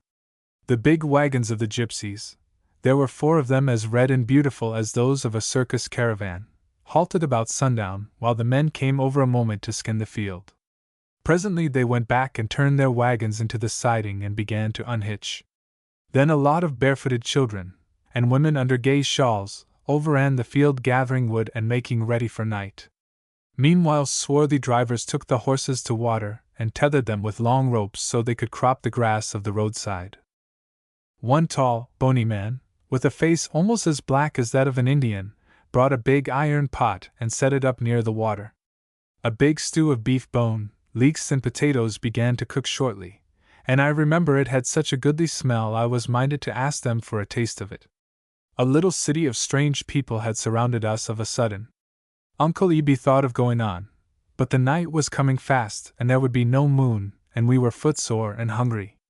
Women and children came over to our fire, after supper, and made more of me than I liked. I remember taking refuge between the knees of Uncle Eben, and Fred sat close in front of us growling fiercely when they came too near. They stood about, looking down at us and whispered together, and one young miss of the tribe came up and tried to kiss me in spite of Fred's warnings. She had flashing black eyes and hair as dark as the night, that fell in a curling mass upon her shoulders. But somehow, I had a mighty fear of her and fought with desperation to keep my face from the touch of her red lips. Uncle Eben laughed and held Fred by the collar, and I began to cry out in terror, presently, when, to my great relief, she let go and ran away to her own people. They all went away to their wagons save one young man, who was tall with light hair and a fair skin, and who looked like none of the other gypsies. "Take care of yourself," he whispered, as soon as the rest had gone. "These are bad people. You'd better be off." The young man left us and Uncle Eben began to pack up at once. They were going to bed in their wagons when we came away. I stood in the basket and Fred drew the wagon that had in it only a few bundles. A mile or more further on we came to a lonely, deserted cabin close to the road. It had began to thunder in the distance, and the wind was blowing damp. "Guess nobody lives here," said Uncle Eben as he turned in at the sagging gate and began to cross the little patch of weeds and hollyhocks behind it, doors half down. "But I guess it'll do better and no house. Goin' to rain sartin." I was nodding a little about then, I remember, but I was wide awake when he took me out of the basket. The old house stood on a high hill, and we could see the stars of heaven through the ruined door and one of the back windows. Uncle Eben lifted the leaning door a little and shoved it aside. We heard then a quick stir in the old house, a loud and ghostly rattle it seems now as I think of it, like that made by linen shaking on the line. Uncle Eben took a step backward as if it had startled him. "Guess it's nothin' to be 'fraid of," he said, feeling in the pet of his coat. He had struck a match in a moment. By its flickering light I could see only a bit of rubbish on the floor. "Full o' white owls," said he, stepping inside, where the rustling was now continuous. "They'll do us no harm." I could see them now flying about under the low ceiling. Uncle Eben gathered an armful of grass and clover, in the near field, and spread it in a corner well away from the ruined door and windows. Covered with our blanket it made a fairly comfortable bed. Soon as we had lain down, the rain began to rattle on the shaky roof and flashes of lightning lit every corner of the old room. I have had, ever, a curious love of storms, and from the time when memory began its record in my brain, it has delighted me to hear at night the roar of thunder and see the swift play of the lightning. I lay between Uncle Eben and the old dog, who both went asleep shortly. Less wearied, I presume, than either of them, for I had done none of the carrying, and had slept a long time that day in the shade of a tree. I was awake an hour or more after they were snoring. Every flash lit the old room like the full glare of the noonday Sunday. I remember it showed me an old cradle, piled full of rubbish, a rusty scythe hung in the rotting sash of a window, a few lengths of stovepipe and a plough in one corner, and 3 staring white owls that sat on a beam above the doorway. The rain roared on the old roof shortly, and came dripping down through the bare boards above us. A big drop struck in my face and I moved a little. Then I saw what made me hold my breath a moment and cover my head with the shawl. A flash of lightning revealed a tall, ragged man looking in at the doorway. I lay close to Uncle Eby, imagining much evil of that vision, but made no outcry. Snugged in between my 2 companions, I felt reasonably secure, and soon fell asleep. The sun, streaming in at the open door, roused me in the morning. At the beginning of each day of our journey, I woke to find Uncle Eby cooking at the fire. He was lying beside me, this morning, his eyes open. "'Fraid I'm hard sick," he said as I kissed him. "What's the matter?" I inquired. He struggled to a sitting posture, groaning so it went to my heart. "Rheumatiz," he answered presently. He got to his feet, little by little, and every move he made gave him great pain. With one hand on his cane and the other on my shoulder, he made his way slowly to the broken gate. Even now I can see clearly the fair prospect of that high place, a valley reaching to distant hills and a river winding through it, glimmering in the sunlight. A long wooded ledge breaking into naked, grassy slopes on one side of the valley and on the other a deep forest rolling to the far horizon. Between them big patches of yellow grain and white buckwheat and green pasture land and greener meadows and the straight road, with white houses on either side of it, glorious in a double fringe of goldenrod and purple aster, and yellow John's wort, and the deep blue of the Jacob's ladder. "Looks a good deal like the promised land," said Uncle Eby. "Hain't got much further to go." He sat on the rotting threshold while I pulled some of the weeds in front of the doorstep and brought kindlings out of the house and built a fire. While we were eating, I told Uncle Eby of the man that I had seen in the night. "Guess you was dreamin'," he said, and while I stood firm for the reality of that I had seen, it held our thought only for a brief moment. My companion was unable to walk that day, so we lay by, in the shelter of the old house, eating as little of our scanty store as we could do with. I went to a spring nearby for water and picked a good mess of blackberries that I hid away until supper time, so as to surprise Uncle Eby. A longer day than that we spent in the old house, after our coming, I have never known. I made the room a bit tidier and gathered more grass for bedding. Uncle Eby felt better as the day grew warm. I had a busy time of it that morning, bathing his back in the spirits, and rubbing until my small arms ached. I have heard him tell often how vigorously I worked that day and how I would say, "I'll take care o' you, Uncle Eby, won't I, Uncle Eby," as my little hands flew with redoubled energy on his bare skin. That finished, we lay down sleeping until the sun was low, when I made ready the supper that took the last of everything we had to eat. Uncle Eby was more like himself that evening and, sitting up in the corner, as the darkness came, told me the story of Squirrel Town and Frog Ferry, which came to be so great a standby in those days that, even now, I can recall much of the language in which he told it. Once, he said, there was a boy that had 2 gray squirrels in a cage. They kept thinkin' o' the time they used to scamper in the treetops and make nests and eat all the nuts they wanted and play I spy in the thick leaves. And they grew poor and looked kind o' ragged and sickly and downhearted. When he brought 'em outdoors, they used to look up in the trees and run in the wire wheel as if they thought they could get there sometime if they kept goin'. As the boy grew older, he see it was cruel to keep 'em shet in a cage, but he'd had 'em a long time and couldn't bear to give 'em up. One day he was out in the woods a little back o' the clearin'. All t' once he heard a swift holler. 'Twas nearby and echoed so he couldn't tell which way it come from. He run fair home, but the critter catched him before he got out o' the woods and took him into a cave, and give him the little swifts to play with. The boy cried terrible. The swifts they laughed and nudged each other. "Oh, ain't he cute?" says one. "He's a beauty," says another. "Cur us how he can get along without any fur," says the mother swift, as she run her nose over his bare foot. He thought of his folks waitin' fair him and he begged 'em to let him go. Then they come and smelt him over. "You're sech a cunnin' critter," says the mother swift. "We couldn't spare ye." "Want to see my mother?" says the boy sobbing. Couldn't afford to let ye go, you're so cute, says the Swift. Bring the poor critter a bone and a bit o' snake meat. The boy couldn't eat. They fixed a bed fair him, but 'twa'n't clean. The feel it made his back ache, and the smell it made him sick to his stomach. When the Swifts had combed New York, they did bring 'em over to look at him there in his dark corner. "S.A. boy," said the mother Swift, poking him with a long stick, "wouldn't ye like to see him run?" Then she punched him until he got up and run round the cave for his life. Happened one day a very benevolent Swift come into cave. "S.A. pity to keep the boy here," said he. "He looks bad. But he makes fun fair the children," said the Swift.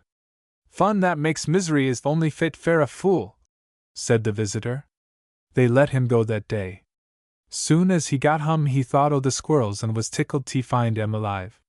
He tack 'em off to an island, in the middle of a big lake, that very day, and set the cage on the shore and opened it. He thought he would come back sometime and see how they was ginnin' along. The cage was made of light wire and had a tin bottom fastened to a big piece o' plank. At fust they was 'fraid to leave it and peeked out o' the door and scratched their heads as if they thought it a resky business. After a while one stepped out careful, and then the other followed. They tried to climb a tree, but their nails was wore off and they kept fallin' back. Then they went off and the brush to find some nuts. There was only pines and poppies and white birch and a few berry bushes on the island. They went to the water's edge on every side, but there was nothin' there. A squirrel you'd give a flirt his tail fair. 'Twas near dark when they come back to the cage hungry as two bears. They found a few crumbs o' bread in the cup and divided 'em even. Then they went to bed in their old nest. It had been rainin' a week in the mountains. That night the lake rose a foot or more, and 'fore mornin' the cage begun to rock a teenty bit as the water lifted the plank. They slep all the better fair that, and they dreamed they was up in a tree at the end of a big bough. The cage begun to sway sideways, and then it let go o' the shore and spun round once or twice and sailed out in the deep water. There was a light breeze blowin' offshore, and pretty soon it was pitchin' like a ship in the sea. But the two squirrels was very tired and never woke up till sunrise. They got a terrible scare when they see the water round 'em and felt the motion o' the ship. Both on 'em ran into the wire wheel and that bore down the stern o' the ship so the under wires touched the water. They made it spin like a buzz saw and got their clothes all wet. The ship went faster when they worked the wheel, and by and by they got tired and come out on the main deck. The water washed over it a little, so they clim up the roof that was a king a hurricane deck. It made the ship sway and rock fearful, but they hung on midships, and clung to the handle that stuck up like a topmast. Their big tails was spread over their shoulders, and the wind rose and the ship went faster and faster. They could see the main shore where the big woods come down to the water, and all the while it kept a comin' nearer and nearer. But they was so hungry didn't seem possible they could live to get there. You know squirrels are a savant people. In the day o' plenty they think o' the day o' poverty and lay by for it. All at once one thought a few kernels o' corn he had pushed through a little crack in the tin floor one day a long time ago.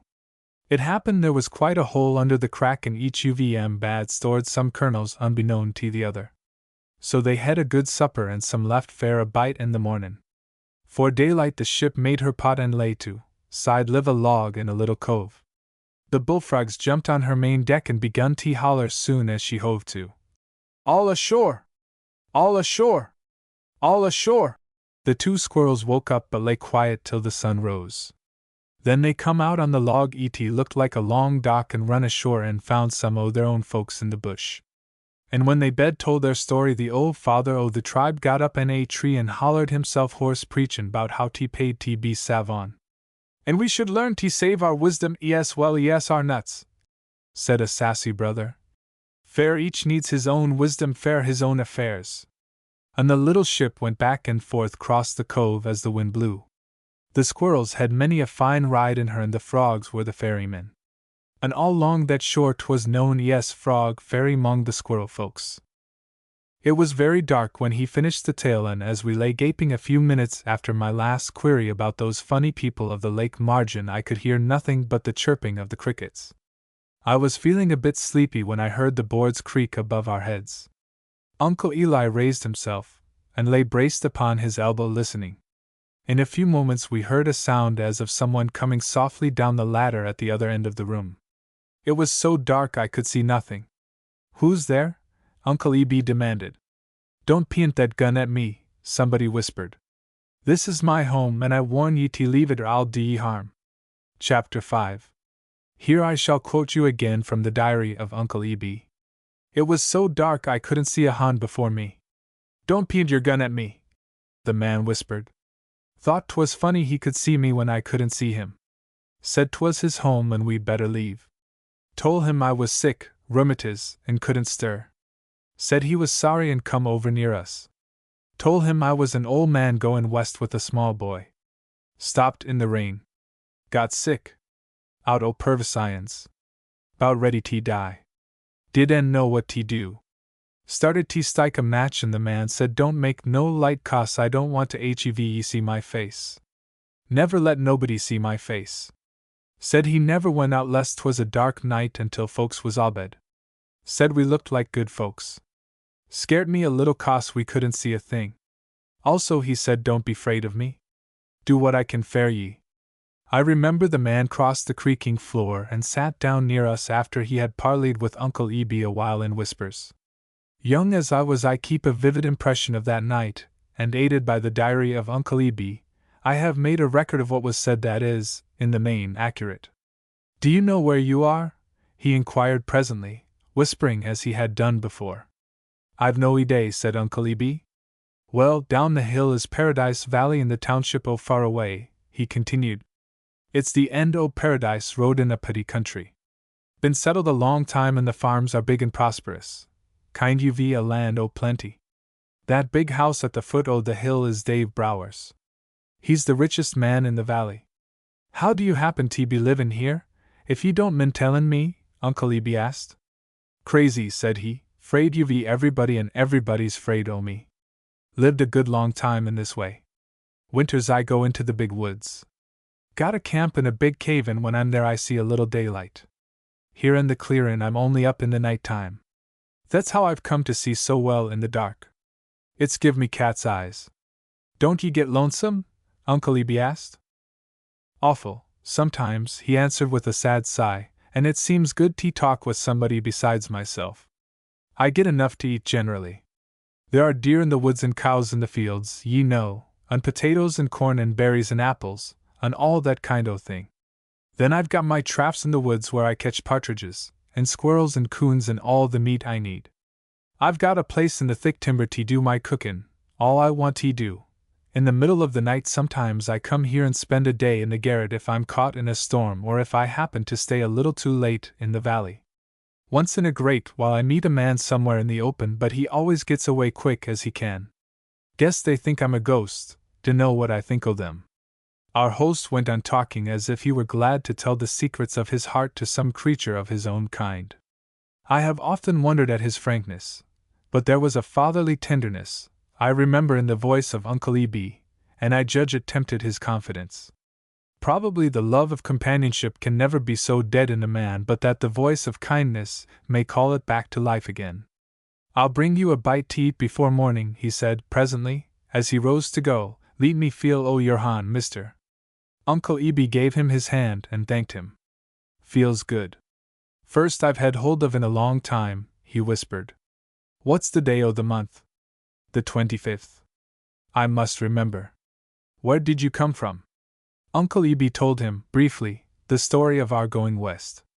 "Guess you'd never do me no harm, would ye?" the man asked. "Not a bit," Uncle Eb answered. Then he bade us goodbye, crossed the creaking floor, and went away in the darkness. "Singular character," Uncle Eb muttered. I was getting drowsy, and that was the last I heard. In the morning we found a small pail of milk sitting near us, a roasted partridge, 2 fried fish, and some boiled potatoes. It was more than enough to carry us through the day with a fair allowance for Fred. Uncle Eb was a bit better, but very lame at that, and kept to his bed the greater part of the day. The time went slow with me, I remember. Uncle Eb was not cheerful, and told me but one story, and that had no life in it. At dusk he let me go out in the road to play a while with Fred in the wagon, but came to the door and called us in shortly. I went to bed in a rather unhappy frame of mind. The dog roused me by barking in the middle of the night, and I heard again the familiar whisper of the stranger. "Shhh. Be still, dog," he whispered. But I was up to my ears in sleep and went under shortly, so I have no knowledge of what passed that night. Uncle Eb tells in his diary that he had a talk with him lasting more than an hour, but goes no further and never seemed willing to talk much about that interview or others that followed it. I only know the man had brought more milk and fish and fowl for us. We stayed another day in the old house, that went like the last, and the night man came again to see Uncle Eb. The next morning my companion was able to walk more freely, but Fred and I had to stop and wait for him very often going down the big hill. I was mighty glad when we were leaving the musty old house for good and had the dog hitched with all our traps in the wagon. It was a bright morning and the sunlight glimmered on the dew in the broad valley. The men were just coming from breakfast when we turned in at David Brower's. A barefooted little girl a bit older than I, with red cheeks and blue eyes and long curly hair that shone like gold in the sunlight, came running out to meet us and led me up to the doorstep, highly amused at the sight of Fred and the wagon. I regarded her with curiosity and suspicion at first, while Uncle Eb was talking with the men. I shall never forget that moment when David Brower came and lifted me by the shoulders, high above his head, and shook me as if to test my mettle. He led me into the house then where his wife was working. "What do you think of this small bit of a boy?" he asked. She had already knelt on the floor and put her arms about my neck and kissed me. "Am no home," said he. "Come all the way from Vermont with an old man. They're worn out both UVM. Guess we'd better take 'em in a while." "Oh yes, mother, please, mother," put in the little girl who was holding my hand. "He can sleep with me, mother. Please let him stay." She knelt beside me and put her arms around my little shoulders and drew me to her breast and spoke to me very tenderly. "Please let him stay," the girl pleaded again. "David," said the woman, "I couldn't turn the little thing away. Won't ye hand me those cookies?" And so our life began in Paradise Valley. 10 minutes later I was playing my first game of I Spy with little Hope Brower, among the fragrant stalks of wheat in the field back of the garden. Chapter 6. The lone pine stood in Brower's pasture, just clear of the woods. When the sun rose, one could see its taper shadow stretching away to the foot of woody ledge, and at sunset it lay like a fallen mast athwart the cow paths, its long top arm a flying pennant on the side of Bowman's Hill. In summer this bar of shadow moved like a clock hand on the green dial of the pasture, and the help could tell the time by the slant of it. Lone Pine had a mighty girth at the bottom, and its bare body tapered into the sky as straight as an arrow. Uncle Eb used to say that its one long, naked branch that swung and creaked near the top of it, like a sign of hospitality on the highway of the birds, was 200 feet above ground. There were a few stubs here and there upon its shaft, the roost of crows and owls and henhawks. It must have passed for a low resort in the feathered kingdom because it was only the robbers of the sky that halted on Lone Pine. This towering shaft of dead timber commemorated the ancient forest through which the northern Yankees cut their trails in the beginning of the century. They were a tall, big-fisted, brawny lot of men who came across the Adirondacks from Vermont, and began to break the green canopy that for ages had covered the valley of the St. Lawrence. Generally they drove a cow with them, and such game as they could kill on the journey supplemented their diet of pudding and milk. Some settled where the wagon broke, or where they had buried a member of the family, and there they cleared the forests that once covered the smooth acres of today. Gradually the rough surface of the trail grew smoother until it became Paradise Road, the well-worn thoroughfare of the stagecoach with its ins and outs, as the drivers used to say, the inns where the men folks sat in the firelight of the blazing logs after supper and told tales of adventure until bedtime, while the women sat with their knitting in the parlor, and the young men wrestled in the stable yard. The men of middle age had stooped and massive shoulders, and deep furrowed brows. Tell one of them he was growing old, and he might answer you by holding his whip in front of him and leaping over it between his hands. There was a little clearing around that big pine tree when David Brower settled in the valley. Its shadows shifting in the light of sun and moon, like the arm of a compass, swept the spreading acres of his farm, and he built his house some 40 rods from the foot of it on higher ground. David was the oldest of 13 children. His father had died the year before he came to St. Lawrence County, leaving him nothing but heavy responsibilities. Fortunately, his great strength and his kindly nature were equal to the burden. Mother and children were landed safely in their new home on Bowman's Hill the day that David was 18. I have heard the old folks of that country tell what a splendid figure of a man he was those days, 6'1" in his stockings and broad at the shoulder. His eyes were gray and set under heavy brows. I have never forgotten the big man that laid hold of me and the broad, clean-shaven, serious face that looked into mine the day I came to Paradise Valley. As I write, I can see plainly his dimpled chin, his large nose, his firm mouth that was the key to his character. Open or shut, I have heard the old folks say, it showed he was no fool. After 2 years David took a wife and settled in Paradise Valley. He prospered in a small way considered handsome thereabouts.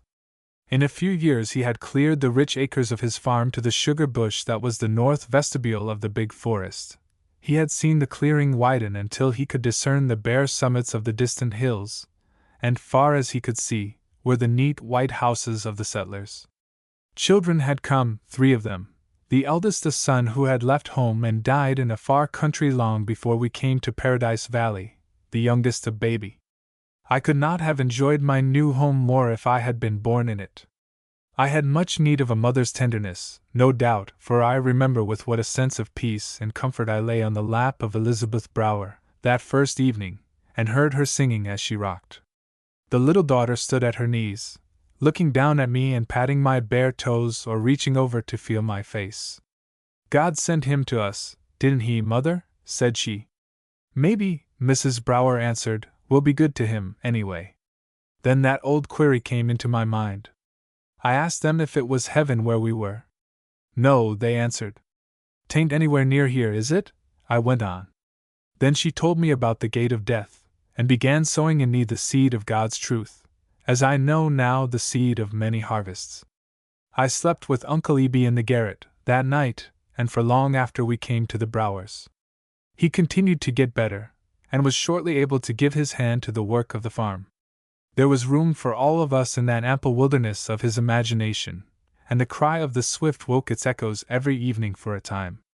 Bears and panthers prowled in the deep thickets, but the swifts took a firmer grip on us, being bolder and more terrible. Uncle Eben became a great favorite in the family, and David Brower came to know soon that he was a good man to work and could be trusted to look after things. We had not been there long when I heard Elizabeth speak of Nehemiah, her lost son, and his name was often on the lips of others. He was a boy of 16 when he went away, and I learned no more of him until long afterwards. A month or more after we came to Far Away, I remember we went cross lots in a big box wagon to the orchard on the hill and gathered apples that fell in a shower when Uncle Eben went up to shake them down.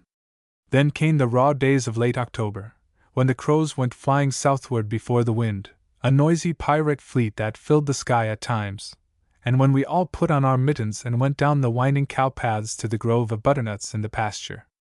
The great roof of the wilderness had turned red and faded into yellow. Soon its rafters began to show through, and then, in a day or 2, they were all bare but for some patches of evergreen. Great, golden drifts of foliage lay higher than a man's head in the timber land about the clearing. We had our best fun then, playing I Spy in the groves. In that fragrant deep of leaves one might lie undiscovered a long time. He could hear roaring like that of water at every move of the finder, wallowing nearer and nearer possibly, in his search. Old Fred came generally rooting his way to us in the deep drift with unerring accuracy. And shortly winter came out of the north and of a night, after rapping at the windows and howling in the chimney and roaring in the big woods, took possession of the earth. That was a time when hard cider flowed freely and recollection found a ready tongue among the older folk, and the young enjoyed many diversions, including measles and whooping cough. Chapter 7. I had a lot of fun that first winter, but none that I can remember more gratefully than our trip in the sledge house, a tight little house fitted and fastened to a big sledge. Uncle Eben had to go to mill at Hillsborough, some 12 miles away, and Hope and I, after much coaxing and many family counsels, got leave to go with him. The sky was cloudless, and the frosty air was all aglow in the sunlight that morning we started. There was a little sheet iron stove in one corner of the sledge house, walled in with zinc and anchored with wires. A layer of hay covered the floor, and over that we spread our furs and blankets. The house had an open front, and Uncle E.B. sat on the doorstep, as it were, to drive, while we sat behind him on the blankets. "I love you very much," said Hope, embracing me, after we were seated. Her affection embarrassed me, I remember. It seemed unmanly to be petted like a doll. "I hate to be kissed," I said, pulling away from her, at which Uncle E.B. laughed heartily. The day came when I would have given half my life for the words I held so cheaply then. "You'd better be good to me," she answered, "for when Mother dies I'm going to take care o' you. Uncle E.B. and Grandma Bisnet and you and everybody I love is going to come and live with me in a big, big house. And I'm going to put you to bed nights and hear ye say your prayers and everything." "Who'll do the spankin'?" Uncle E.B. asked. "My husband," she answered, with a sigh at the thought of all the trouble that lay before her. "And I'll make him rub your back, too, Uncle E.B., she added. "Wall, I rather guess he'll object to that," said he. "Then you can give'ns 5 cents, and I guess he'll be glad to do it," she answered promptly. "Poor man! He won't know whether he's runnin' a poorhouse, a hospital, will he?" said Uncle E.B. "Look here, children," he added, taking out his old leather wallet, as he held the reins between his knees. "Here's 2 shillin' apiece for ye, and I want ye to spend it just exactly as ye please." The last words were spoken slowly and with emphasis.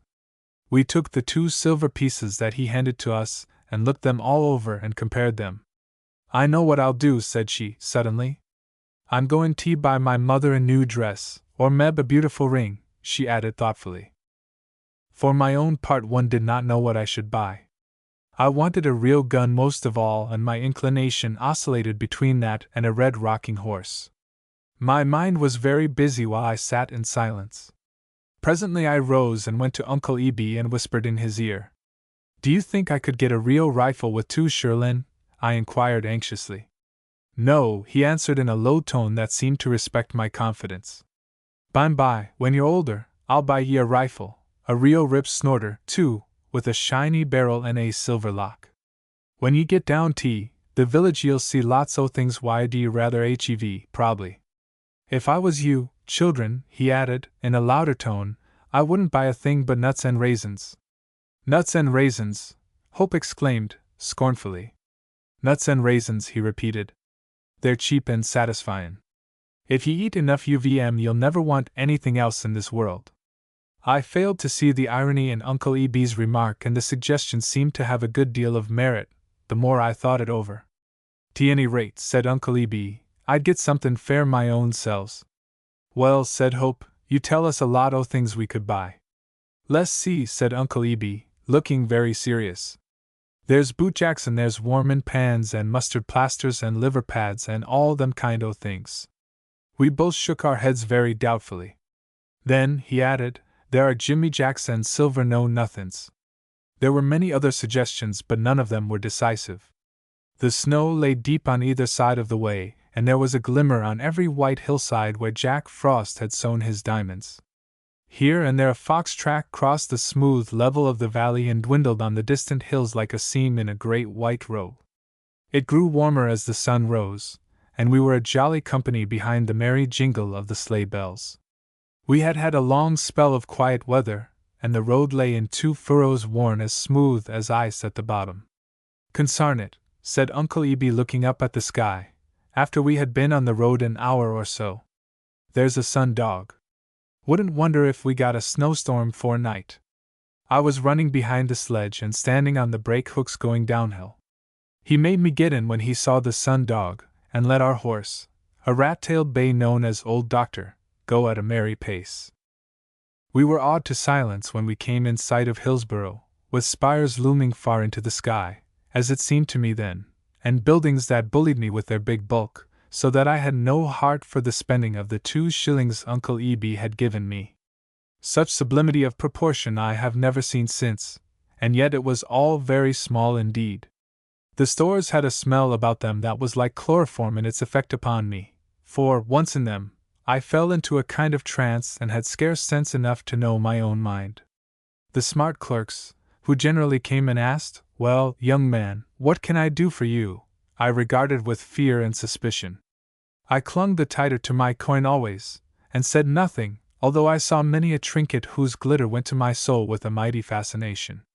We both stood staring silently at the showcases, our tongues helpless with awe and wonder. Finally, after a whispered conference, Hope asked for a silver know-nothing, and provoked so much laughter that we both fled to the sidewalk. Uncle Eby had to do our buying for us in the end. "Wall, what'll ye hev?" he said to me at length. I tried to think it was no easy thing to do after all I had seen. "Guess I'll take a jackknife," I whispered. "Give this boy a knife," he demanded. "Wants to be good and sharp. Might hev skin a swift with it sometime." "What you want?" he asked, then turning to Hope. "A doll," she whispered. "White or black?" said he. "White," said she, with dark eyes and hair. "Want a real, splendid, first-class doll," he said to the clerk. "That one'll do, there, with the sky-blue dress and the pink apron." We were worn out with excitement when we left for home under lowering skies. We children lay side by side under the robes, the doll between us, and were soon asleep. It was growing dark when Uncle Eby woke us, and the snow was driving in at the doorway. The air was full of snow, I remember, and old Doctor was wading to his knees in a drift. We were up in the hills and the wind whistled in our little chimney. Uncle Eby had a serious look in his face. The snow grew deeper and old Doctor went slower every moment. 6 miles from home, Uncle Eby muttered, as he held up to rest a moment. 6 miles from home. "'Fraid we're in fair a night it." We got to the top of Fadden's Hill about dark, and the snow lay so deep in the cut we all got out for fear the house would tip over. Old Doctor floundered along a bit further until he went down in the drift and lay between the shafts half buried. We had a shovel that always hung beside a small hatchet in the sledge house, for one might need much beside the grace of God of a winter's day in that country, and with it Uncle Eby began to uncover the horse. We children stood in the sledge house door watching him and holding the lantern. Old Doctor was on his feet in a few minutes. "'Tain't no use tryin'," said Uncle Eby, as he began to unhitch. "Can't go no further tonight." Then he dug away the snow beside the sledge house, and hitched old Doctor to the horseshoe that was nailed to the rear end of it. That done, he clambered up the side of the cut, and took some rails off the fence, and shoved them over on the roof of the house, so that one end rested there, and the other on the high bank beside us. Then he cut a lot of hemlock boughs with the hatchet, and thatched the roof he had made over old Doctor, binding them with the reins. Bringing more rails, he leaned them to the others on the windward side and nailed a big blanket over them, piecing it out with hemlock thatching, so it made a fairly comfortable shelter. We were under the wind in this deep cut on Fadden's Hill, and the snow piled in upon us rapidly. We had a warm blanket for old Doctor and 2 big buffalo robes for our own use. We gave him a good feed of hay and oats, and then Uncle Eby cut up a fence rail with our hatchet and built a roaring fire in the stove. We had got a bit chilly waiting in the snow, and the fire gave us a mighty sense of comfort. "I thought something might happen," said Uncle Eby, as he hung his lantern to the ridge pole and took a big paper parcel out of his great coat pocket. "I thought mebbe something might happen, and so I brought along a bite o' luncheon." He gave us dried herring and bread and butter and cheese. "'S a little dry," he remarked, while we were eating, "but it's drier where there's none." We had a pail of snow on top of the little stove and plenty of good drinking water for ourselves and the old Doctor in a few minutes. After supper Uncle Eby went up the side of the cut, and brought back a lot of hemlock boughs and spread them under old Doctor for bedding. Then we all sat around the stove on the warm robes and listened to the wind howling above our little roof and the stories of Uncle Eby. The hissing of the snow as it beat upon the sledge house grew fainter by and by, and Uncle Eby said he guessed we were pretty well covered up. We fell asleep soon. I remember he stopped in the middle of a wolf story, and seeing that our eyes were shut, pulled us back from the fire a little and covered us with one of the robes. It had been a mighty struggle between sleep and romance, and sleep had won. I roused myself and begged him to go on with the story, but he only said, "Hush, boy, it's bedtime," and turned up the lantern and went out of doors. I woke once or twice in the night, and saw him putting wood on the fire. He had put out the light. The gleam of the fire shone on his face when he opened the stove door. "Gettin' a leetle cool here, Uncle Ebe," he was saying to himself. We were up at daylight, and even then it was snowing and blowing fiercely. There were 2 feet of snow on the sledgehouse roof, and we were nearly buried in the bank. Uncle Ebe had to do a lot of shoveling to get out of doors and into the stable. Old Doctor was quite out of the wind in a cave of snow and nickering for his breakfast. There was plenty for him, but we were on short rations. Uncle Ebe put on the snowshoes after we had eaten what there was left, and cautioning us to keep in, set out for Fadden's across lots. He came back inside of an hour with a good supply of provisions in a basket on his shoulder. The wind had gone down and the air was milder. Big flakes of snow came fluttering slowly downward out of a dark sky. After dinner we went up on top of the sledge house and saw a big scraper coming in the valley below. 6 teams of oxen were drawing it, and we could see the flying furrows on either side of the scraper as it plowed in the deep drifts. Uncle Ebe put on the snowshoes again, and with Hope on his back and me clinging to his hand, he went down to meet them and to tell of our plight. The front team had wallowed to their ears, and the men were digging them out with shovels when we got to the scraper. A score of men and boys clung to the sides of that big, hollow wedge, and put their weight on it as the oxen pulled. We got on with the others, I remember, and I was swept off as soon as the scraper started by a roaring avalanche of snow that came down upon our heads and buried me completely. I was up again and had a fresh hold in a jiffy, and clung to my place until I was nearly smothered by the flying snow. It was great fun for me, and they were all shouting and hallooing as if it were a fine holiday. They made slow progress, however, and we left them shortly on their promise to try to reach us before night. If they failed to get through, one of them said he would drive over to Paradise Valley, if possible, and tell the Browers we were all right. On our return, Uncle Ebe began shoveling a tunnel in the cut. When we got through to the open late in the afternoon, we saw the scraper party going back with their teams. "Guess they've gin up fair today," said he. "Snow's powerful deep down there below the bridge. Meb we can get round to where the road's clear by goin' cross lots.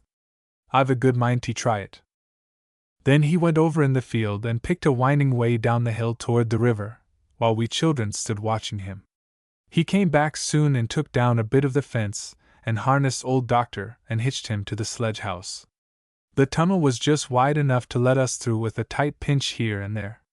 The footing was rather soft, and the horse had hard pulling. We went in the field, struggling on afoot, we little people, while Uncle Ebe led the horse. He had to stop frequently to tunnel through a snowdrift, and at dusk we had only got halfway to the bridge from our cave in the cut. Of a sudden Old Doctor went up to his neck in a wall of deep snow that seemed to cut us off completely. He struggled a moment, falling on his side and wrenching the shafts from the runners. Uncle Ebe went to work vigorously with his shovel and had soon cut a narrow box stall in the deep snow around Old Doctor. Just beyond the hill dipped sharply, and down the slope we could see the stubble sticking through the shallow snow. "We'll HEVT stop right where we are until mornin'," he said. "It's mos' dark now." Our little house stood tilting forward about halfway down the hill, its runners buried in the snow. A few hundred yards below was a cliff where the shore fell to the river. Some 30 feet it had stopped snowing, and the air had grown warmer, but the sky was dark. We put nearly all the hay in the sledge house under Old Doctor and gave him the last of the oats and a warm cover of blankets. Then Uncle Ebe went away to the fence for more wood, while we spread the supper. He was very tired, I remember, and we all turned in for the night a short time after we had eaten. The little stove was roaring like a furnace when we spread our blankets on the sloping floor and lay down, our feet to the front, and drew the warm robes over us. Uncle Ebe, who had had no sleep the night before, began to snore heavily before we children had stopped whispering. He was still snoring, and Hope sound asleep, when I woke in the night and heard the rain falling on our little roof and felt the warm breath of the south wind. The water dripping from the eaves and falling far and near upon the yielding snow had many voices. I was half asleep when I heard a new noise under the sledge. Something struck the front corner of the sledge house, a heavy, muffled blow, and brushed the noisy boards. Then I heard the timbers creak and felt the runners leaping over the soft snow. I remember it was like a dream of falling. I raised myself and stared about me. We were slipping down the steep floor. The lantern, burning dimly under the roof, swung and rattled. Uncle Eby was up on his elbow staring wildly. I could feel the jar and rush of the runners and the rain that seemed to roar as it dashed into my face. Then, suddenly, the sledge house gave a great leap into the air, and the grating of the runners ceased. The lantern went hard against the roof. There was a mighty roar in my ears. Then we heard a noise like thunder and felt the shock of a blow that set my back aching, and cracked the roof above our heads. It was all still for a second, then we children began to cry, and Uncle Eby staggered to his feet and lit the lantern that had gone out and that had no globe, I remember, as he held it down to our faces. "Hush! Are you hurt?" he said, as he knelt before us. "Get up now, see if ye can stand." We got to our feet, either of us much the worse for what had happened. My knuckles were cut a bit by a splinter, and Hope had been hit on the shins by the lantern globe as it fell. "By the Lord Harry," said Uncle Eby, when he saw we were not hurt. "Wonder what hit us." We followed him outside while he was speaking. "We've slid downhill," he said. "Went over the cliff. Went kerplunk in the deep snow, or there'd have been nothin' left of us. Snow's meltin' jest as if it was July." Uncle Eby helped us into our heavy coats, and then with a blanket over his arm led us into the wet snow. We came out upon clear ice in a moment, and picked our way along the lowering shore. At length Uncle Eby clambered up, pulling us up after him, one by one. Then he whistled to Old Doctor, who whinnied a quick reply. He left us standing together, the blanket over our heads, and went away in the dark whistling as he had done before. We could hear Old Doctor answer as he came near, and presently Uncle Eby returned leading the horse by the halter. Then he put us both on Old Doctor's back, threw the blanket over our heads, and started slowly for the road. We clung to each other as the horse staggered in the soft snow, and kept our places with some aid from Uncle Eby. We crossed the fence presently, and then for a way it was hard going. We found fair footing after we had passed the big scraper, and coming to a house a mile or so down the road called them out of bed. It was growing light and they made us comfortable around a big stove, and gave us breakfast. The good man of the house took us home in a big sleigh after the chores were done. We met David Brower coming after us, and if we'd been gone a year we couldn't have received a warmer welcome. Chapter 8. Of all that long season of snow, I remember most pleasantly the days that were sweetened with the sugar-making. When the sun was lifting his course in the clearing sky, and March had got the temper of the lamb, and the frozen pulses of the forest had begun to stir, the great kettle was mounted in the yard and all gave a hand to the washing of spouts and buckets. Then came tapping time, in which I helped carry the buckets and tasted the sweet flow that followed the augur's wound. The woods were merry with our shouts, and shortly, one could hear the heartbeat of the maples in the sounding bucket. It was the reveille of spring. Towering trees shook down the gathered storms of snow and felt for the sunlight. The arch and shanty were repaired, the great iron kettle was scoured and lifted to its place, and then came the boiling. It was a great, an inestimable privilege to sit on the robes of faded fur, in the shanty, and hear the fire roaring under the kettle and smell the sweet odor of the boiling sap. Uncle Eby minded the shanty and the fire, and the woods rang with his merry songs. When I think of that phase of the sugaring, I am face to face with one of the greatest perils of my life. My foster father had consented to let me spend a night with Uncle Eby in the shanty, and I was to sleep on the robes, where he would be beside me when he was not tending the fire. It had been a mild, bright day, and David came up with our supper at sunset. He sat talking with Uncle Eby for an hour or so, and the woods were darkling when he went away. When he started on the dark trail that led to the clearing, I wondered at his courage, it was so black beyond the firelight. While we sat alone I plead for a story, but the thoughts of Uncle Eby had gone to roost early in a sort of gloomy meditation. "Be still, my boy," said he, "and go to sleep. I ain't a-goin' to tell no yarns and get ye all stirred up. Ye go to sleep. Come mornin' we'll go down to the brook and see if we can't find a mink or two and the traps."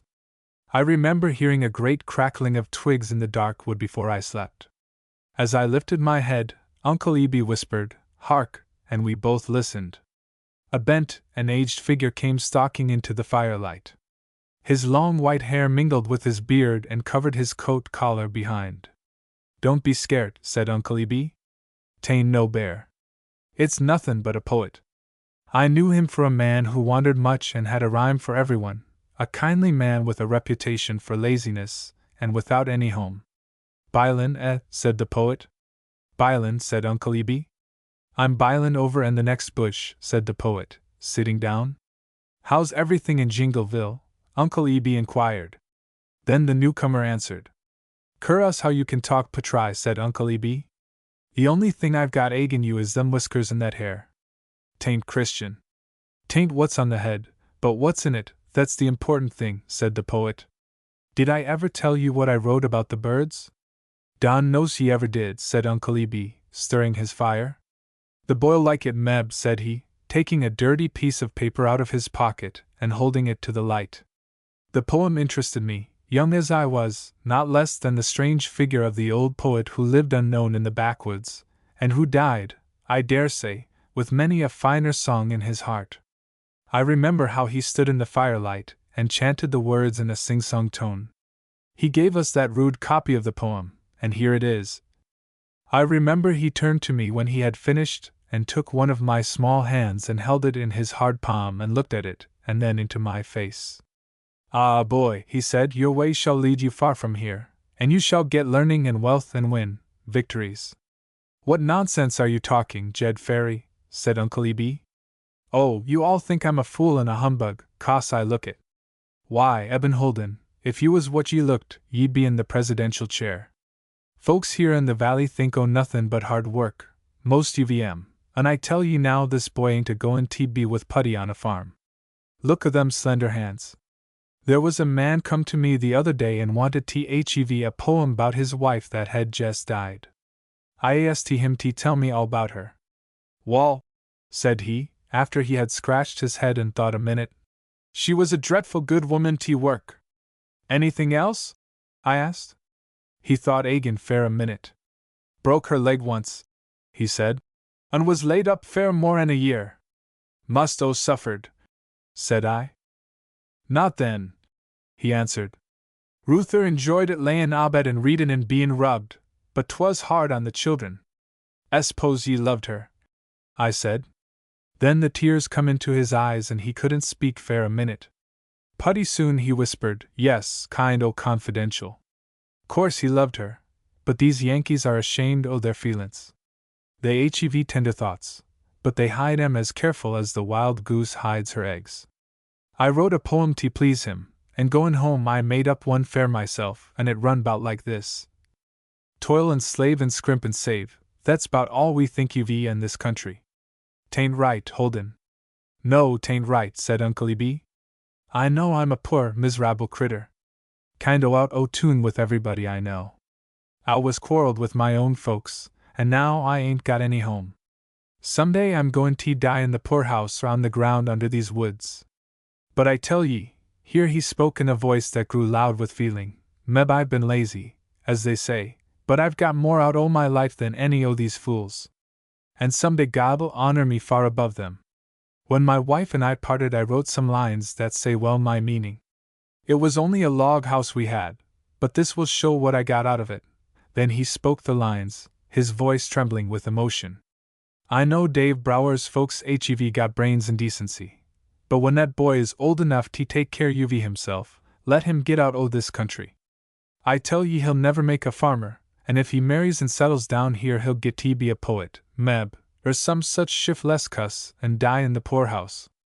Guess I'd better get back to my Bylin now. Good night," he added, rising and buttoning his old coat as he walked away. "Sing'lar man," Uncle Eli exclaimed thoughtfully, "but anyone that picks him up fair a fool find him a counterfeit." Young as I was, the rugged, elemental power of the old poet had somehow got to my heart and stirred my imagination. It all came not fully to my understanding until later. Little by little it grew upon me, and what an effect it had upon my thought and life ever after I should not dare to estimate. And soon I sought out the poet of the hills, as they called him, and got to know and even to respect him in spite of his unlovely aspect. Uncle Eb skimmed the boiling sap, put more wood on the fire, and came and pulled off his boots and lay down beside me under the robe. And, hearing the boil of the sap and the crackle of the burning logs in the arch, I soon went to sleep. I remember feeling Uncle Eb's hand upon my cheek, and how I rose and stared about me in the fading shadows of a dream as he shook me gently. "Wake up, my boy," said he. "Come, we must put fare home." The fire was out. The old man held a lantern as he stood before me, the blaze flickering. There was a fearsome darkness all around. "Come, Willie, make haste," he whispered, as I rubbed my eyes. "Put on your boots, and here's your little coat and muffler." There was a mighty roar in the forest, and icy puffs of snow came whistling in upon us. We stored the robes and pails and buckets, and covered the big kettle. The lofty treetops reeled and creaked above us, and a deep, sonorous moan was sweeping through the woods, as if the fingers of the wind had touched a mighty harp string in the timber. We could hear the crash and thunder of falling trees. "Make haste! Make haste! It's resky here," said Uncle Eb, and he held my hand and ran. We started through the brush and steered as straight as we could for the clearing. The little box of light he carried was soon sheathed in snow, and I remember how he stopped, half out of breath, often, and brushed it with his mittens to let out the light. We had made the scattering growth of little timber at the edge of the woods when the globe of the lantern snapped and fell. A moment later we stood in utter darkness. I knew, for the first time, then that we were in a bad fix. "I guess God'll take care of us, Willie," said Uncle Eb. "If he don't, we'll never get there in this world, never." It was a black and icy wall of night and storm on every side of us. I never saw a time when the light of God's heaven was so utterly extinguished. The cold never went to my bone as on that bitter night. My hands and feet were numb with aching, as the roar of the trees grew fainter in the open. I remember how I lagged, and how the old man urged me on, and how we toiled in the wind and darkness, straining our eyes for some familiar thing. Of a sudden we stumbled upon a wall that we had passed an hour or so before. "Oh," he groaned, and made that funny, deprecating cluck with his tongue, that I have heard so much from Yankee lips. "God o' mercy," said he, "we've gone round in a half-circle. Now we'll take the wall and meb it'll bring us home." I thought I couldn't keep my feet any longer, for an irresistible drowsiness had come over me. The voice of Uncle Eb seemed far away, and when I sank in the snow and shut my eyes to sleep he shook me as a terrier shakes a rat. "Wake up, my boy," said he, "you mustn't sleep." Then he boxed my ears until I cried, and picked me up and ran with me along the side of the wall. I was but dimly conscious when he dropped me under a tree whose bare twigs lashed the air and stung my cheeks. I heard him tearing the branches savagely and muttering, "Thanks to God, it's the blue beech." I shall never forget how he turned and held to my hand and put the whip on me as I lay in the snow, and how the sting of it started my blood. Up I sprang in a jiffy and howled and danced. The stout rod bent and circled on me like a hoop of fire. Then I turned and tried to run while he clung to my coat tails, and every step I felt the stinging grab of the beech. There is a little seam across my cheek today that marks a footfall of one of those whips. In a moment I was as wide awake as Uncle Eb and needed no more stimulation. The wall led us to the pasture lane, and there it was easy enough to make our way to the barnyard and up to the door of the house, which had a candle in every window, I remember. David was up and dressed to come after us, and I recall how he took Uncle Eb in his arms, when he fell fainting on the doorstep, and carried him to the lounge. I saw the blood on my face as I passed the mirror, and Elizabeth Brower came running and gave me one glance and rushed out of doors with the dipper. It was full of snow when she ran in and tore the wrappings off my neck and began to rub my ears and cheeks with the cold snow, calling loudly for Grandma Bisnet. She came in a moment and helped at the stripping of our feet and legs. I remember that she slit my trousers with the shears as I lay on the floor, while the others rubbed my feet with the snow. Our hands and ears were badly frosted, but in an hour the whiteness had gone out of them, and the returning blood burnt like a fire. "How queer he stares," I heard them say when Uncle Eb first came to, and in a moment a roar of laughter broke from him. "I'll never forget," said he presently, "if I live 1,000 years, the lickin' I gin that boy, but it hurt me worse 'an it hurt him." Then he told the story of the blue beach. The next day was that cold Friday long remembered by those who felt its deadly chill, a day when water thrown in the magic air came down in clinking crystals, and sheets of frost lay thick upon the windows. But that and the one before it were among the few days in that early period that lie, like a rock, under my character. Chapter 9.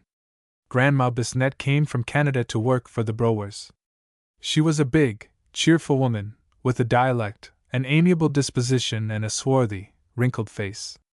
She had a loose front tooth that occupied all the leisure of her tongue. When she sat at her knitting, this big tooth clicked incessantly. On every stitch her tongue went in and out across it, and I, standing often by her knees, regarded the process with great curiosity. The reader may gather much from these frank and informing words of Grandma Bisnet. When I los my man, mon Dieu! I have 2 sons, and when I come across I bring him with me. Abe he rough, but den he no bad man. Abe was the butcher of the neighborhood, that red-handed, stony-hearted, necessary man whom the Yankee farmer in that north country hires to do the cruel things that have to be done. He wore ragged, dirty clothes and had a voice like a steam whistle. His rough, black hair fell low and mingled with his scanty beard. His hands were stained too often with the blood of some creature we loved. I always crept under the bed in Mrs. Brower's room when Abe came. He was such a terror to me with his bloody work and noisy oaths. Such men were the curse of the cleanly homes in that country. There was much to shock the ears and eyes of children in the life of the farm. It was a fashion among the help to decorate their speech with profanity for the mere sound of it, and the foul mouthings of low-minded men spread like a pestilence in the fields. Abe came always with an old bay horse and a rickety buckboard. His one foot on the dash, as he rode, gave the picture a daredevil finish. The lash of his bullwhip sang around him, and his great voice sent its blasts of noise ahead. When we heard a fearful yell and rumble in the distance, we knew Abe was coming. Abe he come, said Grandma Bisnet. Mon Dieu! He make the lead a rock fly. It was like the coming of a locomotive with roar of wheel and whistle. In my childhood, as soon as I saw the cloud of dust, I'd put for the bed and from its friendly cover would peek out often, but never venture far until the man of blood had gone. To us children he was a marvel of wickedness. There were those who told how he had stood in the storm one night and dared the Almighty to send the lightning upon him. The dog Fred had grown so old and infirm that one day they sent for Abe to come and put an end to his misery. Every man on the farm loved the old dog, and not one of them would raise a hand to kill him. Hope and I heard what Abe was coming to do, and when the men had gone to the fields, that summer morning, we lifted Fred into the little wagon in which he had once drawn me, and starting back of the barn stole away with him through the deep grass of the meadow until we came out upon the highroad far below. We had planned to take him to school and make him a nest in the woodshed where he could share our luncheon and be out of the way of peril. After a good deal of difficulty and heavy pulling we got to the road at last. The old dog, now blind and helpless, sat contentedly in the wagon while its wheels creaked and groaned beneath him. We had gone but a short way in the road when we heard the red bridge roar under rushing wheels and the familiar yell of Abe. "We'd better run," said Hope, "or we'll get swore at." I looked about me in a panic for some place to hide the party, but Abe was coming fast and there was only time to pick up clubs and stand our ground. "Here," the man shouted as he pulled up alongside of us, "where you goin' with that dog?" "Go away," I answered, between anger and tears, lifting my club in a threatening manner. He laughed then, a loud guffaw that rang in the near woods. "What'll you give me?" he asked, leaning forward, his elbows on his knees. "What'll you give me if I don't kill him?" I thought a moment. Then I put my hand in my pocket and presently took out my jackknife, that treasure Uncle Eby had bought for me, and looked at it fondly. Then I offered it to him. Again he laughed loudly. "Anything else?" he demanded while Hope sat hugging the old dog that was licking her hands. "Got 40 cents that I saved for the fare," said I promptly. Abe backed his horse and turned in the road. "Wall boy," he said, "tell 'em I've gone home." Then his great voice shouted, "Gee-lang!" the lash of his whip sang in the air and off he went. We were first to arrive at the schoolhouse that morning, and when the other children came we had Fred on a comfortable bed of grass in a corner of the woodshed. What with all the worry of that day, I said my lessons poorly and went home with a load on my heart. Tomorrow would be Saturday. How were we to get food and water to the dog? They asked at home if we had seen old Fred, and we both declared we had not, the first lie that ever laid its burden on my conscience. We both saved all our bread and butter and doughnuts next day, but we had so many chores to do it was impossible to go to the schoolhouse with them. So we agreed to steal away that night when all were asleep and take the food from its hiding place. In the excitement of the day, neither of us had eaten much. They thought we were ill and sent us to bed early. When Hope came into my room above stairs late in the evening, we were both desperately hungry. We looked at our store of doughnuts and bread and butter under my bed. We counted it over. "Won't you try one o' the doughnuts?" I whispered, hoping that she would say yes so that I could try one also, for they did smell mighty good. "'Twouldn't be right," said she regretfully. "There ain't any more 'n he'll want now." "'Twouldn't be right," I repeated with a sigh as I looked longingly at one of the big doughnuts. "Couldn't Bertie do it, could you?" "Don't seem as if I could," she whispered thoughtfully, her chin upon her hand. Then she rose and went to the window. "Oh my! How dark it is," she whispered, looking out into the night. "Pretty dark," I said, "but you needn't be 'fraid. I'll take care o' you. If we should meet a bear, I'll growl right back at him. That's what Uncle E.B. told me to do. I'm awful stout, most a man now. Can't nothin' scare me." We could hear them talking below stairs, and we went back to bed, intending to go forth later when the house was still. But unfortunately for our adventure, I fell asleep. It was morning when I opened my eyes again. We children looked accusingly at each other while eating breakfast. Then we had to be washed and dressed in our best clothes to go to meeting. When the wagon was at the door and we were ready to start, I had doughnuts and bread and butter in every pocket of my coat and trousers. I got in quickly and pulled the blanket over me so as to conceal the fullness of my pockets. We arrived so late I had no chance to go to the dog before we went into meeting. I was wearing boots that were too small for me, and when I entered with the others and sat down upon one of those straight back seats of plain, unpainted pine, my feet felt as if I had been caught in a bear trap.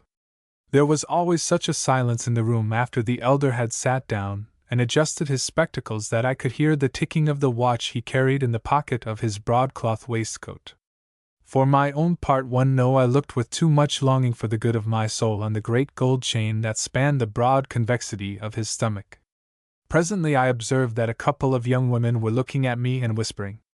Then suddenly I became aware that there were sundry protuberances on my person caused by bread and butter and doughnuts, and I felt very miserable indeed. Now and then as the elder spoke, the loud, accusing neigh of some horse, tethered to the fence in the schoolyard, mingled with his thunder. After the good elder had been preaching an hour, his big, fat body seemed to swim in my tears. When he had finished, the choir sang. Their singing was a thing that appealed to the eye as well as the ear. Uncle E.B. used to say it was a great comfort to see Elkanah Sampson sing bass. His great mouth opened widely in this form of praise, and his eyes had a wild stare in them when he aimed at the low notes. Ransom Walker, a man of great dignity, with a bristling mustache, who had once been a schoolmaster, led the choir and carried the tenor part. It was no small privilege, after the elder had announced to him, to see him rise and tap the desk with his tuning fork and hold it to his ear solemnly. Then he would seem to press his chin full hard upon his throat while he warbled a scale. Immediately, soprano, alto, bass, and tenor launched forth upon the sea of song. The parts were like the treacherous and conflicting currents of a tide that tossed them roughly and sometimes overturned their craft. And Ransom Walker showed always a proper sense of danger and responsibility. Generally they got to port safely on these brief excursions, though exhausted. He had a way of beating time with his head while singing, and I have no doubt it was a great help to him. The elder came over to me after meeting, having taken my tears for a sign of conviction. "May the Lord bless and comfort you, my boy," said he. I got away shortly and made for the door. Uncle E.B. stopped me. "My stars, Willie," said he, putting his hand on my upper coat pocket, "what ye got in there?" "Doughnuts," I answered. "And what's this?" he asked, touching one of my side pockets. "Doughnuts," I repeated. "And this," touching another. That's donuts too, I said. And this, he continued, going down to my trousers pocket. Bread and butter, I answered, shamefacedly, and on the verge of tears. Jerusalem, he exclaimed, must expect a pretty long sermon. Brought him fair old Fred, I replied. Well, Fred, he whispered, where's he? I told my secret then, and we both went out with Hope to where we had left him. He lay with his head between his paws on the bed of grass, just as I had seen him lie many a time when his legs were weary with travel on Paradise Road, and when his days were yet full of pleasure. We called to him, and Uncle Eben knelt and touched his head. Then he lifted the dog's nose, looked a moment into the sightless eyes, and let it fall again. Fred's gone, said he in a low tone as he turned away. Got there ahead of us, Willie. Hope and I sat down by the old dog and wept bitterly. Chapter 10. Uncle Eben was a born lover of fun. But he had a solemn way of fishing that was no credit to a cheerful man. It was the same when he played the bass viol, but that was also a kind of fishing at which he tried his luck in a roaring torrent of sound. Both forms of dissipation gave him a serious look and manner that came near severity. They brought on his face only the light of hope and anticipation, or the shadow of disappointment. We had finished our stent early the day of which I am writing. When we had dug our worms and were on our way to the brook with pole and line, a squint of elation had hold of Uncle Eben's face. Long wrinkles deepened as he looked into the sky for a sign of the weather, and then relaxed a bit as he turned his eyes upon the smooth sward. It was no time for idle talk. We tiptoed over the leafy carpet of the woods. Soon as I spoke, he lifted his hand with a warning sh. The murmur of the stream was in our ears. Kneeling on a mossy knoll, we baited the hooks. Then Uncle Eben beckoned to me. I came to him on tiptoe. See that there foam longside o' the big log? He whispered, pointing with his finger. I nodded. Crep up just as careful as ye can, he went on whispering. Drop in a leetle above and let her float down. Then he went on, below me, lifting his feet in slow and stealthy strides. He halted by a bit of driftwood and cautiously threw in, his arm extended, his figure alert. The squint on his face took a firmer grip. Suddenly his pole gave a leap, the water splashed, his lines sang in the air, and a fish went up like a rocket.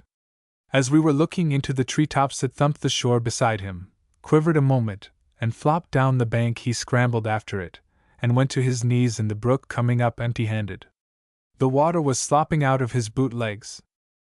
Phew, said he, panting with excitement, as I came over to him. Reg'lar ol' he one, he added, looking down at his boots. Got away from me, consarn him. Had a leetle too much power in the arm. He emptied his boots, baited up, and went back to his fishing.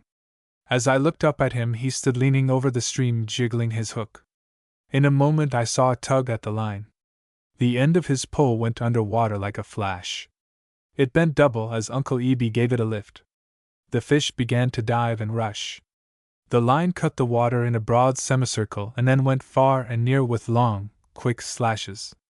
The pole nodded and writhed like a thing of life. Then Uncle Eben had a look on him that is one of the treasures of my memory. In a moment the fish went away with such a violent rush. To save him, he had to throw his pole into the water. Heavens and earth! He shouted, the old settler! The pole turned quickly and went lengthwise into the rapids. He ran down the bank and I after him. The pole was speeding through the swift water. We scrambled over logs and through bushes, but the pole went faster than we. Presently it stopped and swung around. Uncle Eben went splashing into the brook.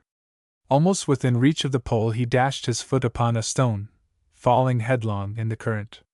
I was close upon his heels and gave him a hand. He rose hatless, dripping from head to foot, and pressed on. He lifted his pole. The line clung to a snag and then gave way. The tackle was missing. He looked at it silently, tilting his head. We walked slowly to the shore. Neither spoke for a moment. Must have been a big fish, I remarked. Powerful, said he, chewing vigorously on his quid of tobacco as he shook his head and looked down at his wet clothing. In a desperate fix, ain't I? Too bad, I exclaimed. Seldom ever had sech a disappointment, he said. Ruther counted on catchin' that fish, he was well hooked. He looked longingly at the water a moment. If I don't go hum, said he, and keep my mouth shut, I'll say something I'll be sorry fair. He was never quite the same after that. He told often of his struggle with this unseen, mysterious fish, and I imagined he was a bit more given to reflection. He had had hold of the oil settler of Deep Hole, a fish of great influence and renown there and far away. Most of the local fishermen had felt him tug at the line one time or another. No man had ever seen him, for the water was black in Deep Hole. No fish had ever exerted a greater influence on the thought, the imagination, the manners, or the moral character of his contemporaries. Tip Taylor always took off his hat and sighed when he spoke of the oil settler. Ransom Walker said he had once seen his top fin and thought it longer than a razor. Ransom took to idleness and chewing tobacco immediately after his encounter with the big fish, and both vices stuck to him as long as he lived. Everyone had his theory of the oil settler. Most agreed he was a very heavy trout.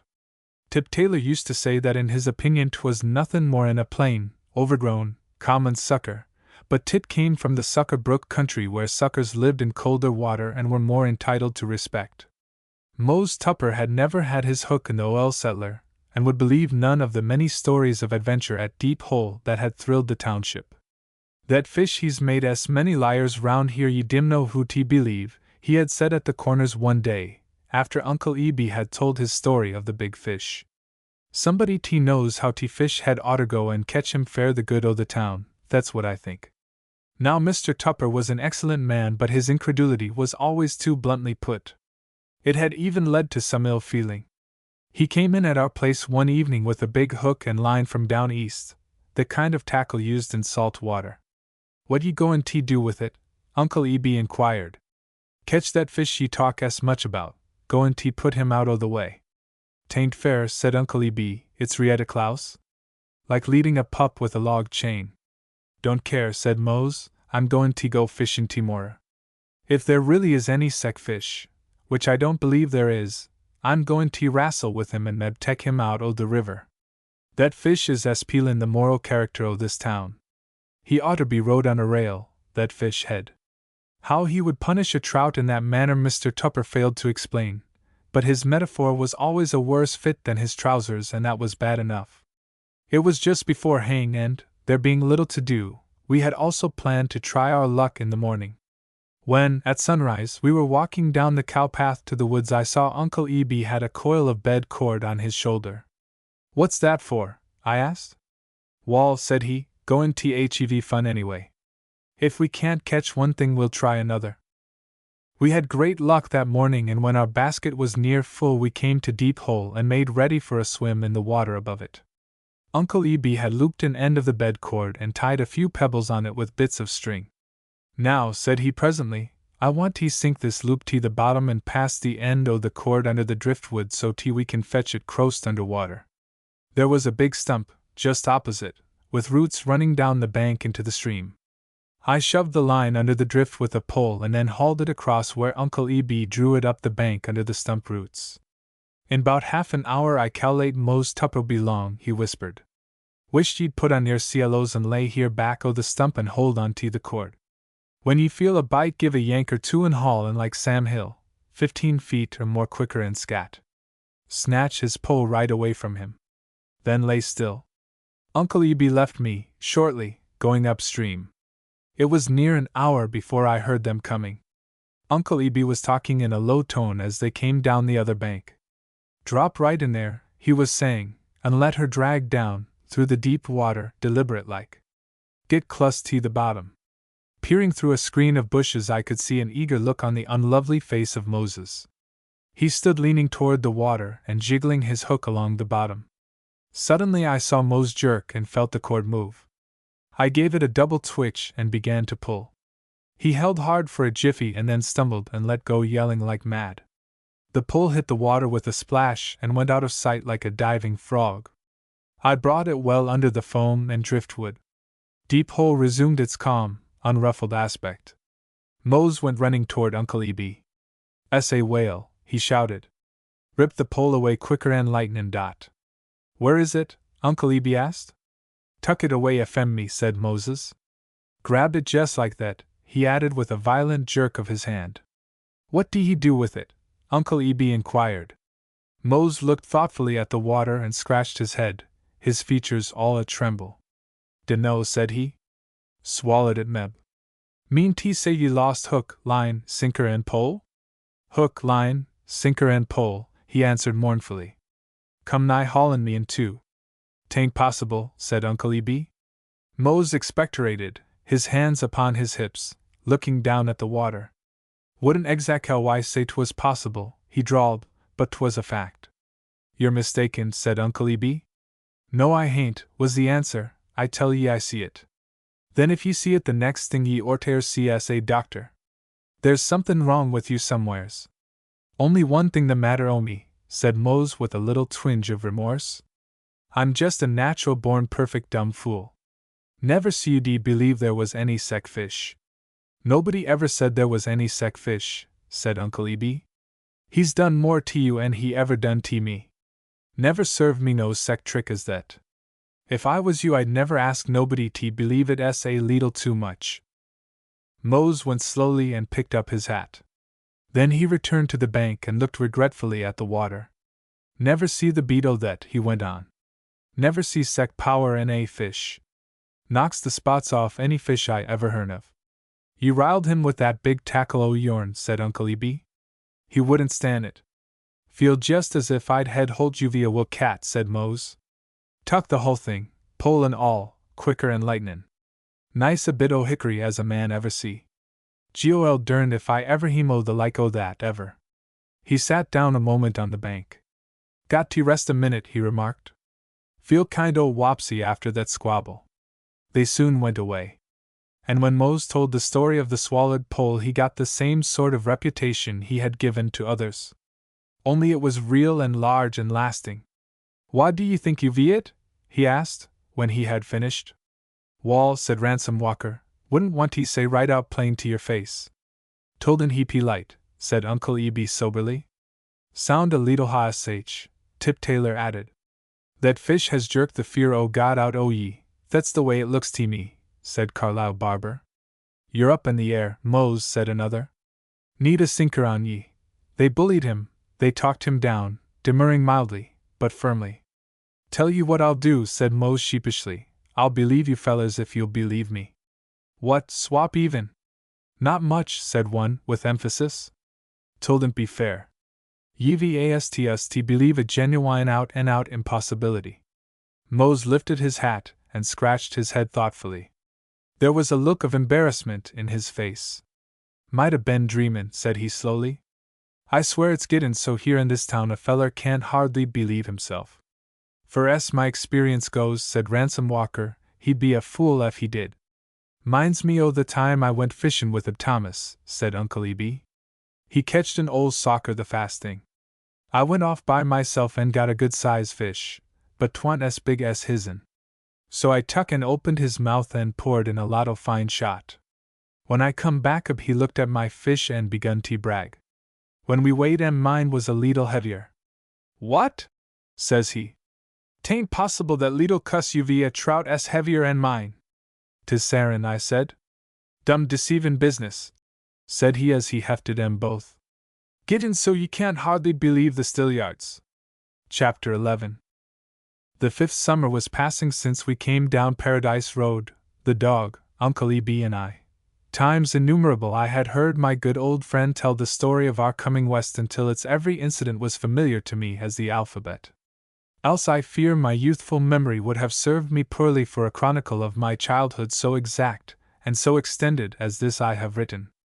Uncle Eb's hair was white now, and the voices of the swift and the panther had grown mild and tremulous and unsatisfactory and even absurd. Time had tamed the monsters of that imaginary wilderness, and I had begun to lose my respect for them. But one fear had remained with me as I grew older, the fear of the night man. Every boy and girl in the valley trembled at the mention of him. Many a time I had held awake in the late evening to hear the men talk of him before they went to sleep, Uncle Eb and Tip Taylor. I remember a night when Tip said, in a low awesome tone, that he was a ghost. The word carried into my soul the first thought of its great and fearful mystery. Years and years ago, said he, There was a boy by the name of Nehemiah Brower. And he killed another boy, once, by accident and run away and was drowned dead. Drowned dead, said Uncle Eb. How? In the ocean, the first answered gaping. Went away off round the world and they got a letter that said he was drowned dead on his way to Van Diemen's Land. To Van Diemen's Land? Yes, and some say the night man is the ghost o' the one he killed. I remember waking that night and hearing excited whispers at the window near my bed. It was very dark in the room and at first I could not tell who was there. Don't you see him? Tip whispered. Where? I heard Uncle B ask. Under the pine trees, see him move. At that I was up at the window myself and could plainly see the dark figure of a man standing under the little pine below us. The night man, I guess, said Uncle B, but he won't do no harm. Let him alone, he's going away now. We saw him disappear behind the trees and then we got back into our beds again. I covered my head with the bedclothes and said a small prayer for the poor night man. And in this atmosphere of mystery and adventure, among the plain folk of far away, whose care of me when I was in great need, and whose love of me always, I count among the priceless treasures of God's providence, my childhood passed. And the day came near when I was to begin to play my poor part in the world. Book 2. Chapter 12. It was a time of new things, that winter when I saw the end of my 15th year. Then I began to enjoy the finer humors of life in far away, to see with understanding, and by God's grace, to feel. The land of play and fear and fable was now far behind me, and I had begun to feel the infinite in the ancient forest, in the everlasting hills, in the deep of heaven, in all the ways of men. Hope Brower was now near woman grown. She had a beauty of face and form that was the talk of the countryside. I have traveled far and seen many a fair face, hut never one more to my eye. I have heard men say she was like a girl out of a story book those days. Late years something had come between us. Long ago we had fallen out of each other's confidence, and ever since she had seemed to shun me. It was the trip in the sledge-house that years after came up between us and broke our childish intimacy.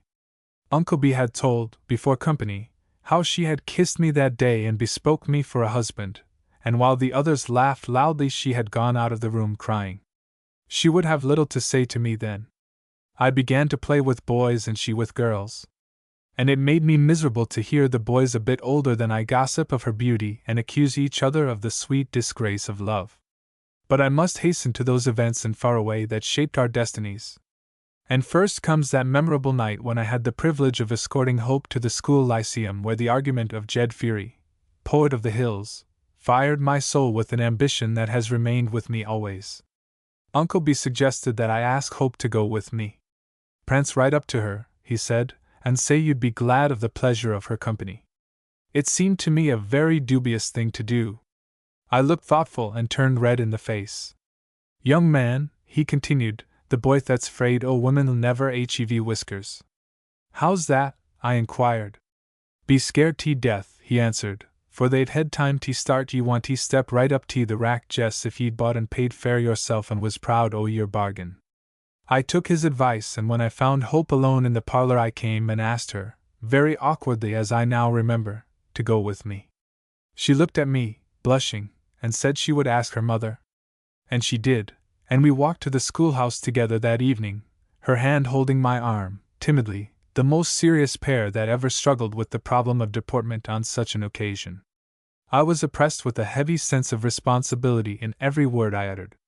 And Jane Foster, known as Scooter Jane, for her rapid walk and stiff carriage, met us at the corners on her way to the schoolhouse. Big turnout, I guess, said she. Jed Feary and Squire Town is comin' over from Jingleville and all the big guns'll be there. I love to hear Jed Feary speak, he's so techin'. And Jane was always looking around for some event likely to touch her feelings. She went to every funeral in far away and, when sorrow was scarce in her own vicinity, journeyed far in quest of it. Wouldn't wonder if the fur flew when they get to going, she remarked, and then hurried on, her head erect, her body motionless, her legs flying. Such energy as she gave to the pursuit of mourning I have never seen equaled in any other form of dissipation. The schoolhouse was nearly full of people when we came in. The big boys were wrestling in the yard, Men were lounging on the rude seats, inside, idly discussing crops and cattle and lapsing into silence, frequently, that bore the signs both of expectancy and reflection. Young men and young women sat together on one side of the house whispering and giggling. Alone among them was the big and eccentric granddaughter of Mrs. Bisnet, who was always slapping some youngster for impertinence. Jed Fury and Squire Town sat together behind a pile of books, both looking very serious. The long hair and beard of the old poet were now white and his form bent with age. He came over and spoke to us and took a curl of Hope's hair in his stiffened fingers and held it to the lamplight. "What silky gold," he whispered. "S.A. skein o' fate, my dear girl."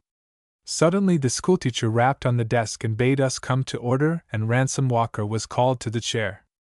"That there is talent in Faraway Township," he said, having reluctantly come to the platform, "and talent of the very highest order, no one can deny who has ever attended a lyceum at the Howard Schoolhouse. I see evidences of talent in every face before me. And I wish to ask what are the two great talents of the Yankee, talents that made our forefathers famous the world over?" I paused for an answer. He had once been a schoolmaster, and that accounted for his didactic style. "What are the two great talents of the Yankee?" he repeated, his hands clasped before him. "Doughnuts and pie," said Uncle B, who sat in a far corner. "No, sir," Mr. Walker answered, "there's some a talent fair sawin' wood, but we don't count that. It's war'n speakin', they are the two great talents of the Yankee. But his greatest talent is the gift o' gab. Give him a chance to talk it over with his enemy and he'll lick him without a fight. And when his enemy is another Yankee, why, they both get licked, just as it was in the case of the man that sold me lightnin' rods. He was sorry he'd done it before I got through with him. If we did not encourage this talent in our sons, they would be talked to death by our daughters. Ladies and gentlemen, it gives me pleasure to say that the best speakers in Faraway Township have come here to discuss the important question. Resolved, that intemperance has caused more misery than war? I call upon Moses Tupper to open for the affirmative." Moses, as I have remarked, had a most unlovely face with a thin and bristling growth of whiskers. In giving him features nature had been generous to a fault. He had a large red nose, and a mouth vastly too big for any proper use. It was a mouth fashioned for odd sayings. He was well-to-do and boasted often that he was a self-made man. Uncle B used to say that if Mose Tupper had had the making of himself, he'd oughter done it more careful. I remember not much of the speech he made, but the picture of him, as he rose on tiptoe and swung his arms like a man fighting bees, and his drawling tones are as familiar as the things of yesterday. "Gentlemen and ladies," said he presently, "let me show you a picture. It is the drunkard's child. It is hungry and there ain't no food in its home. The child is poor and a straw-fed hoss. Tain't had a thing to eat since day before yisterday. Picture it to yourselves as it comes cryin' to its mother and says, 'Ma, gi' me a piece o' bread and butter.' She covers her face with her apron and says she, 'There am none left, my child.' And by and by the child comes agin and holds up its poor little hands and says, 'Ma, please gi' me a piece o' cake.' And she goes and looks out o' the winder, or Meb pokes the fire and says, 'There am none left, my child.'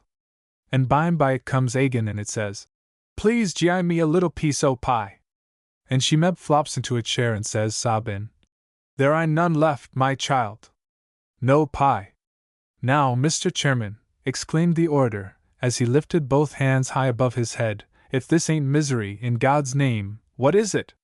Years ago, when I was a young man, Mr. President, I went to a dance one night at the village of Migleyville. I got a toothache, and the devil tempted me with whiskey, and I tuck one glass and then another, and pretty soon I began to think I was a mighty hefty sort of a character, I did, and I stood on a corner and stumped everybody to fight with me, and by and by an accommodatin' kind of a chap come along, and that's all I remember o' what happened. When I come to, my coat-tails had been tore off, I'd lost one leg o' my trousers, a brand new silver watch, $2 in money, and a pair o' spectacles. When I stood up and tried to realize what had happened, I felt just like a blind rooster with only one leg and no tail feathers." A roar of laughter followed these frank remarks of Mr. Tupper and broke into a storm of merriment when Uncle Eb rose and said, "Mr. President, I hope you see that the misfortunes of our friend was due to war, and not to intemperance." Mr. Tupper was unhorsed. For some minutes he stood helpless or shaking with the emotion that possessed all. Then he finished lamely and sat down. The narrowness of the man that saw so much where there was so little in his own experience, and in the trivial events of his own township, was what I now recognize as most valuable to the purpose of this history. It was a narrowness that covered a multitude of people in St. Lawrence County in those days. Jed Feary was greeted with applause and then by respectful silence when he rose to speak. The fame of his verse and his learning had gone far beyond the narrow boundaries of the township in which he lived. It was the biggest thing in the county. Many a poor sinner who had gone out of far away to his long home got his first praise in the obituary poem by Jed Feary. These tributes were generally published in the county paper and paid for by the relatives of the deceased at the rate of $1 a day for the time spent on them, or by a few days of board and lodging glory and consolation that was, alas, too cheap, as one might see by a glance at his forlorn figure. I shall never forget the courtly manner, so strangely in contrast with the rude deportment of other men in that place, with which he addressed the chairman and the people. The drawling dialect of the vicinity that flavored his conversation fell from him like a mantle as he spoke, and the light in his soul shone upon that little company, a great light, as I now remember, that filled me with burning thoughts of the world and its mighty theater of action.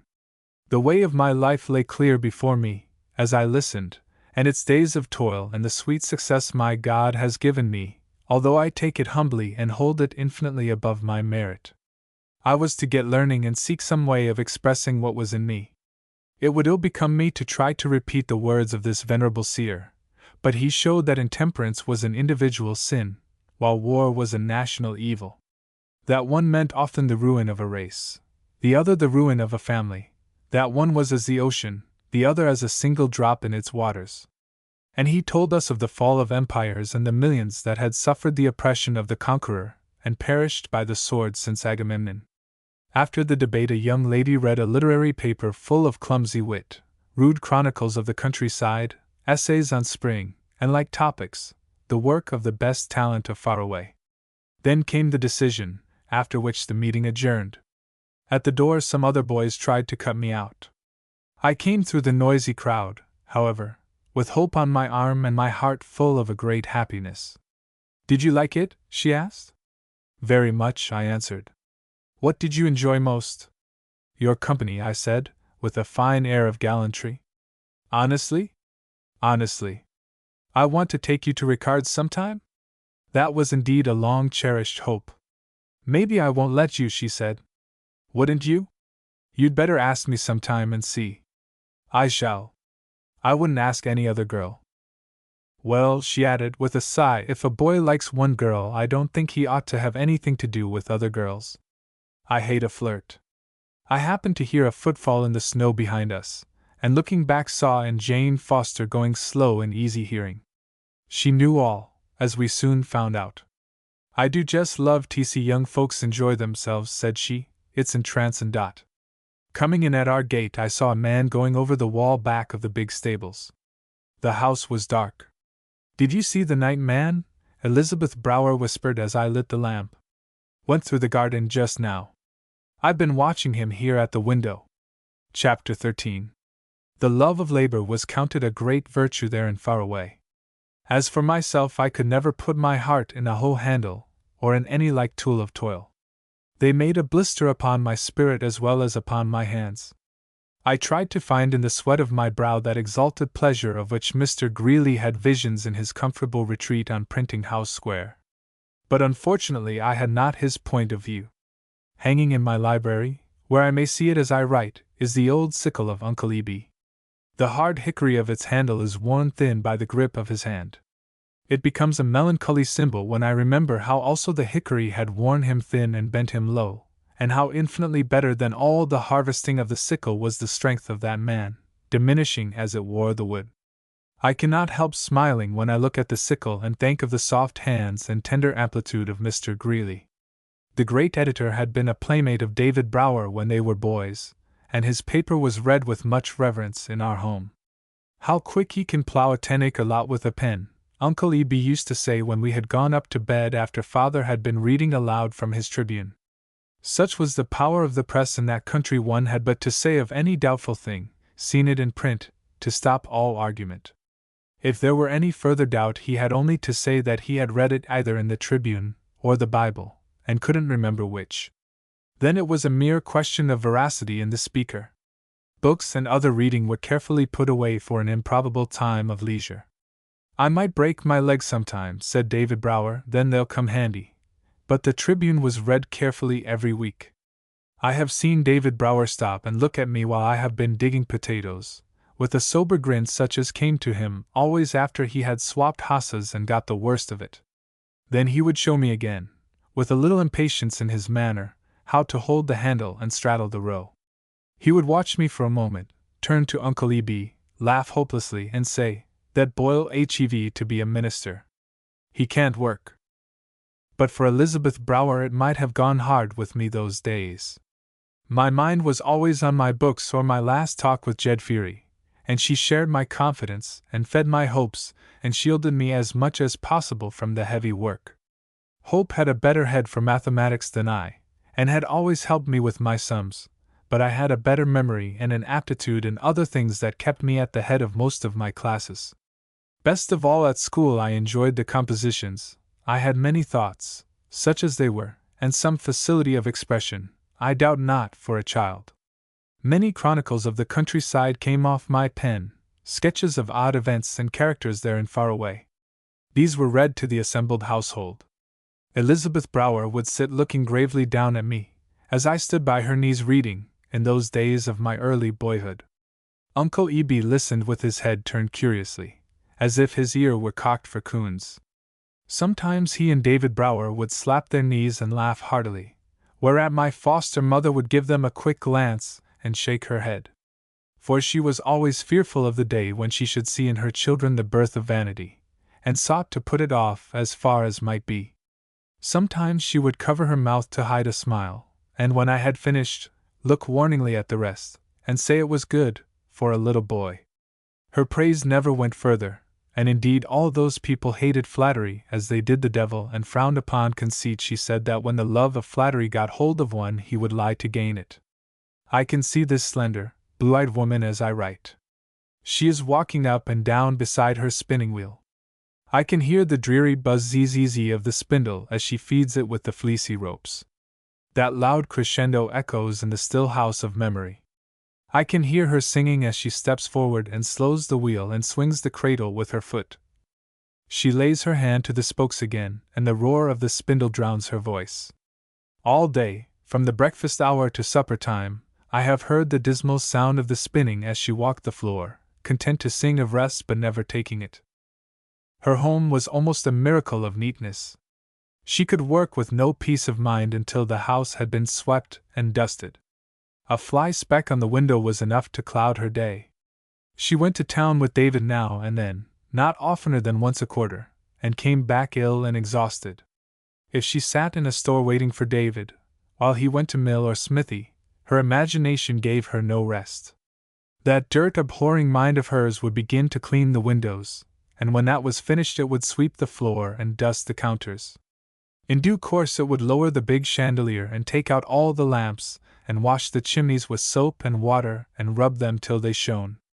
Then, if David had not come, it would put in the rest of its time on the woodwork. With all her cleaning I am sure the good woman kept her soul spotless. Elizabeth Brower believed in goodness and the love of God, and knew no fear. Uncle E.B. used to say that wherever Elizabeth Brower went hereafter it would have to be clean and comfortable. Elder Whitmarsh came often to dinner of a Sunday, when he and Mrs. Brower talked volubly about the Scriptures, he taking a sterner view of God than she would allow. He was an Englishman by birth, who had settled in Faraway because there he had found relief for a serious affliction of asthma.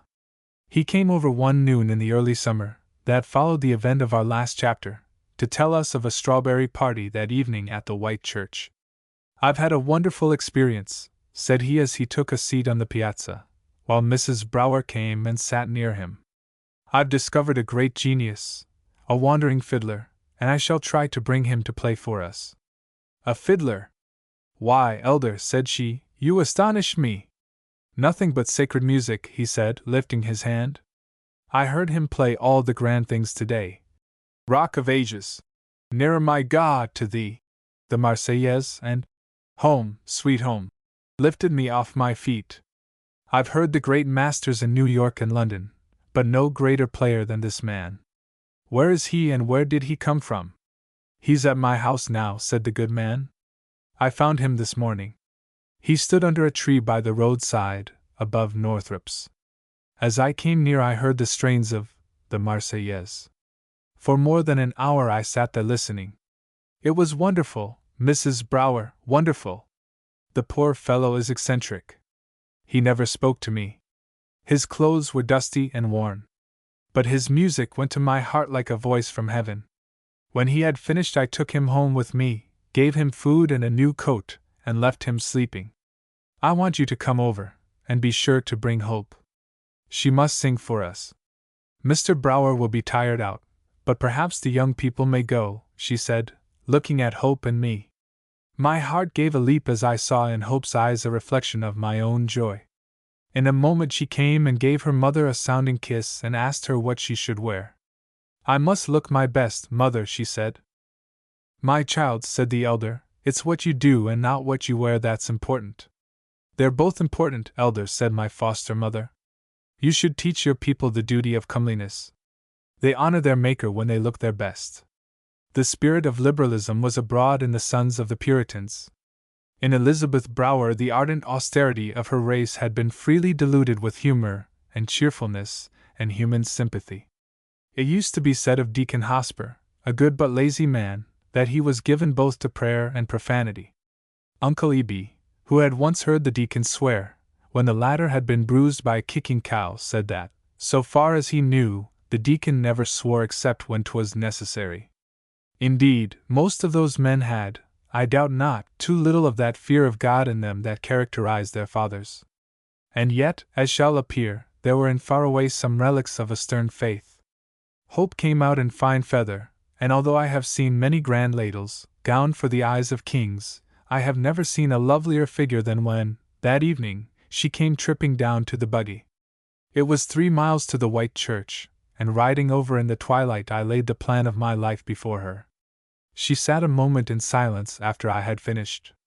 I am going away, too, she remarked with a sigh. Going away, I said with some surprise, for in all my plans I had secretly counted on returning in grand style to take her back with me. Going away, said she decisively.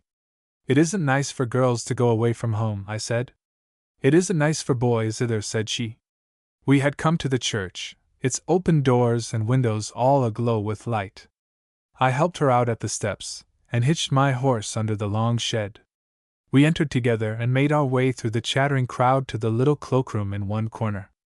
Elder Whitmarsh arrived in a moment, and the fiddler, a short, stout, stupid-looking man, his fiddle in a black box under his arm, followed him to the platform that had been cleared of its pulpit. The stranger stood staring vacantly at the crowd until the elder motioned him to a chair, when he obeyed with the hesitating, blind obedience of a dog.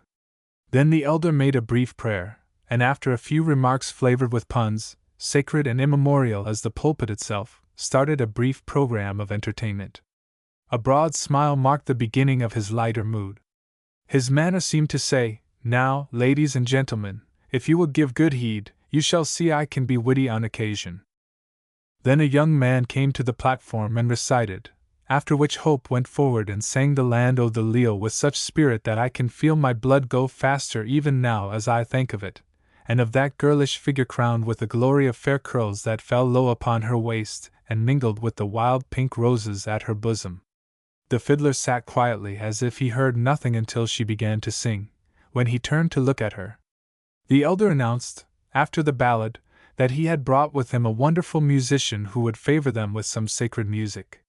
He used the word sacred because he had observed, I suppose, that certain of the hardshells were looking askance at the fiddle. There was an awkward moment in which the fiddler made no move or sign of intelligence. The elder stepped near him and whispered. Getting no response, he returned to the front of the platform and said, "We shall first resign ourselves to social intercourse and the good things the ladies have provided. Mountains of frosted cake reared their snowy summits on a long table, and the strawberries, heaped in saucers around them, were like red foothills. I remember that while they were serving us, Hope and I were introduced to one Robert Livingstone, a young New Yorker, stopping at the inn nearby, on his way to the big woods. He was a handsome fellow, with such a fine air of gallantry, and so prig in fashionable clothes that he made me feel awkward and uncomfortable. "I have never heard anything more delightful than that ballad," he said to Hope. "You must have your voice trained, you really must. It will make a great name for you." I wondered then why his words hurt me to the soul. The castle of my dreams had fallen as he spoke. A new light came into her face. I did not know then what it meant. "Will you let me call upon you before I leave, may I?" He turned to me while she stood silent. "I wish to see your father," he added. "Certainly," she answered, blushing. "You may come, if you care to come." The musician had begun to thrum the strings of his violin. We turned to look at him. He still sat in his chair, his ear bent to the echoing chamber of the violin. Soon he laid his bow to the strings, and a great chord hushed every whisper and died into a sweet, low melody, in which his thought seemed to be feeling its way through somber paths of sound. The music brightened, the bow went faster, and suddenly the girl I left behind me came rushing off the strings. A look of amazement gathered on the elder's face and deepened into horror. It went from one to another as if it had been a dish of ipecac. And Jane Foster went directly for her things, and with a most unchristian look hurried out into the night.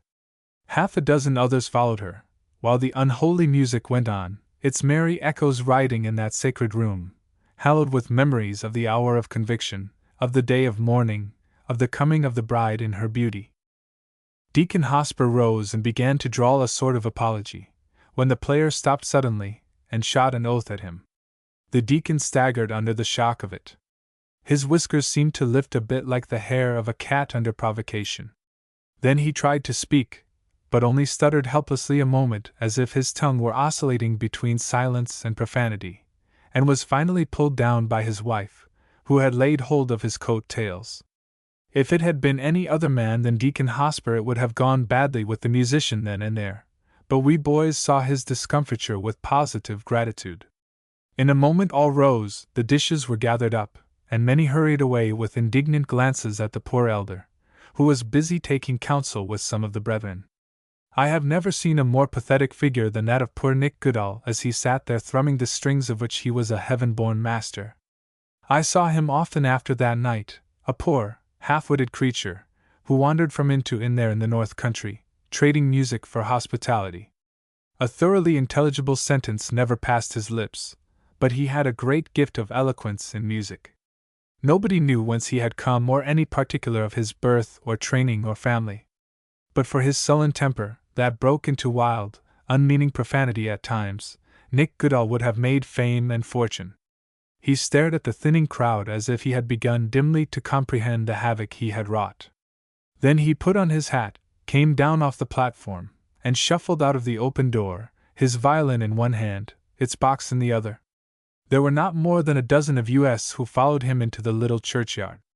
The moon was rising, and the shadows of lilac and rose bush, of slab and monument lay long across the green mounds. Standing there between the graves of the dead, he began to play. I shall never forget that solemn calling of the silver string. "Come ye disconsolate where'er ye languish." It was a new voice, a revelation, a light where darkness had been, to Hope and to me. We stood listening far into the night, forgetful of everything, even the swift flight of the hours. Loud, impassioned chords rose into the moonlit sky and sank to a faint whisper of melody, when we could hear the gossip of the birds in the belfry and under the eaves. Trembling tones of supplication, wailing notes of longing and regret swept through the silent avenues of the churchyard, thrilling us with their eloquence. For the first time we heard the music of Handel, of Mendelssohn, of Paganini, and felt its power, then knowing neither name nor theme. Hour by hour he played on for the mere joy of it. When we shook hands with the elder and tiptoed to the buggy, he was still playing. We drove slowly and listened a long way down the road. I could hear the strains of that ballad, then new to me, but now familiar, growing fainter in the distance. Oh, you'll tak the high road and I'll tak the low road and I'll be in Scotland afore ye. But me and me true love will never meet again on the bonny banks o' Loch Lomond.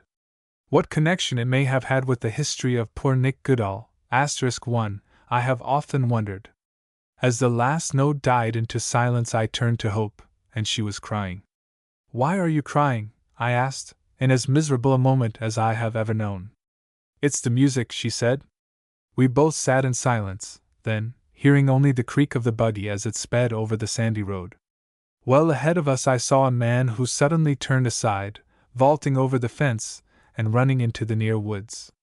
The night man, I exclaimed, pulling up a moment to observe him. Then a buggy came in sight, and presently we heard a loud hello from David Brower, who, worried by our long stay, had come out in quest of us. Chapter 14. Hope's love of music became a passion after that night.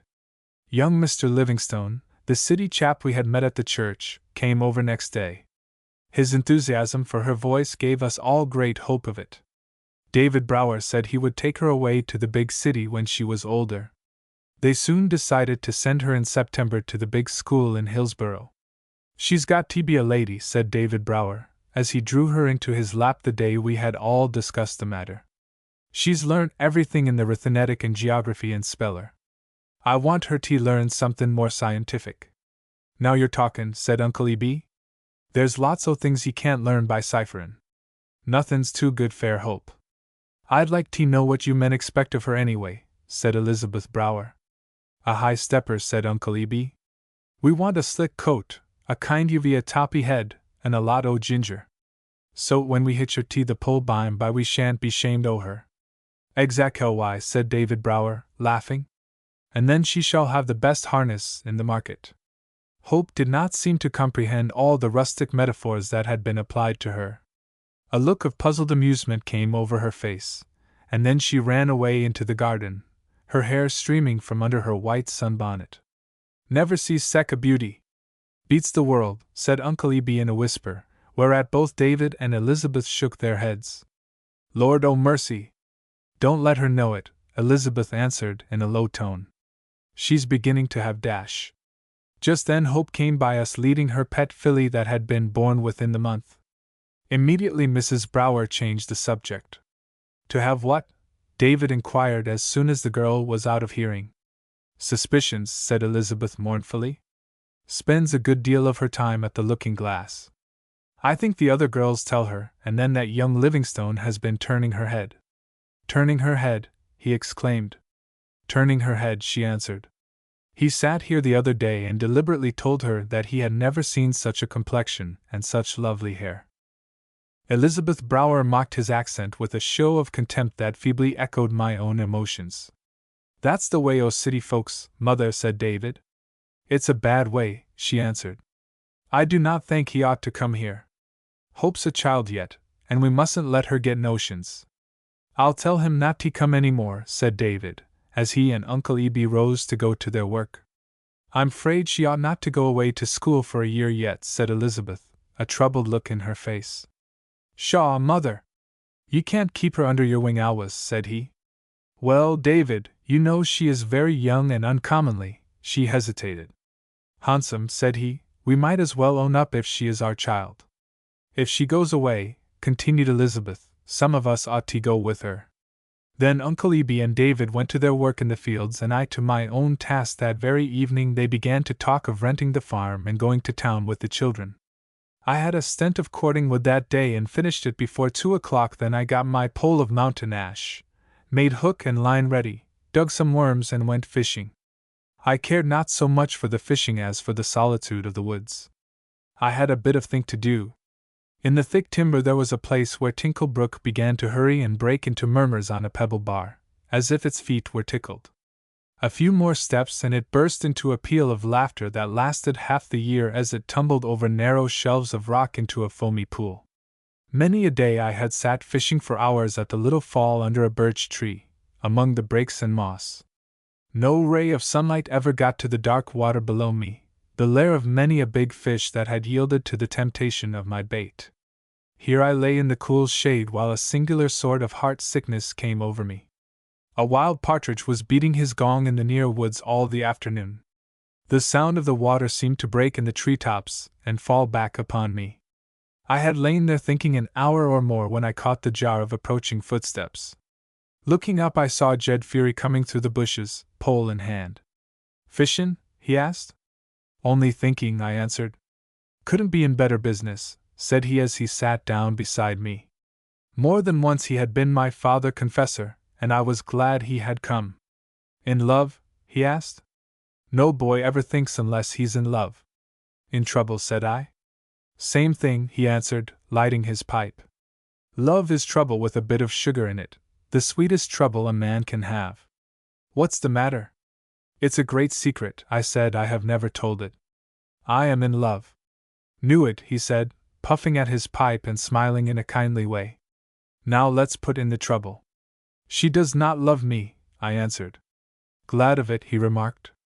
"I've got a secret to tell you." "What's that?" I inquired. "Wouldn't tell anybody else for the world, my boy," he said. "It's between you and me." "Between you and me," I repeated. "Well," he said, "you're a fool?" "That's no secret," I answered, much embarrassed. "Yes, it is," he insisted. "You're smart enough and ye can have most anything in this world if ye take the right road. Ye've grown to be a great big strapping fellow, but you're only 16? "That's all," I said mournfully. "Ye're as big a fool to go falling in love as I'd be. Ye're too young and I'm too old. I say to you, wait. Ye've got to go to college." "College?" I exclaimed, incredulously. "Yes. And that's another secret," said he. "I told David Brower what I thought o' your writing that essay on bugs in particular, and I told him what people were saying o' your work in school." "What did he say?" I asked. "Said Hope had told him all about it, that she was as proud o' you as she was of her curls, and I believe it." "Well," says I, "why oughter send that boy to college?" "Goin' to," says he. "He'll go to the 'cademy this fall if he wants to. Then he can go to college soon's he's ready." Threw up my hat and shouted I was that glad. As he spoke, the old man's face kindled with enthusiasm. In me he had one who understood him, who saw truth in his thought, music in his verse, a noble simplicity in his soul. I took his hand in mine and thanked him heartily. Then we rose and came away together. "Remember," he said, as we parted at the corner, "there's a way laid out for you. In God's time it will lead to every good thing you desire. Don't jump over the fence. Don't try to pass any milestone 'fore ye've come to it.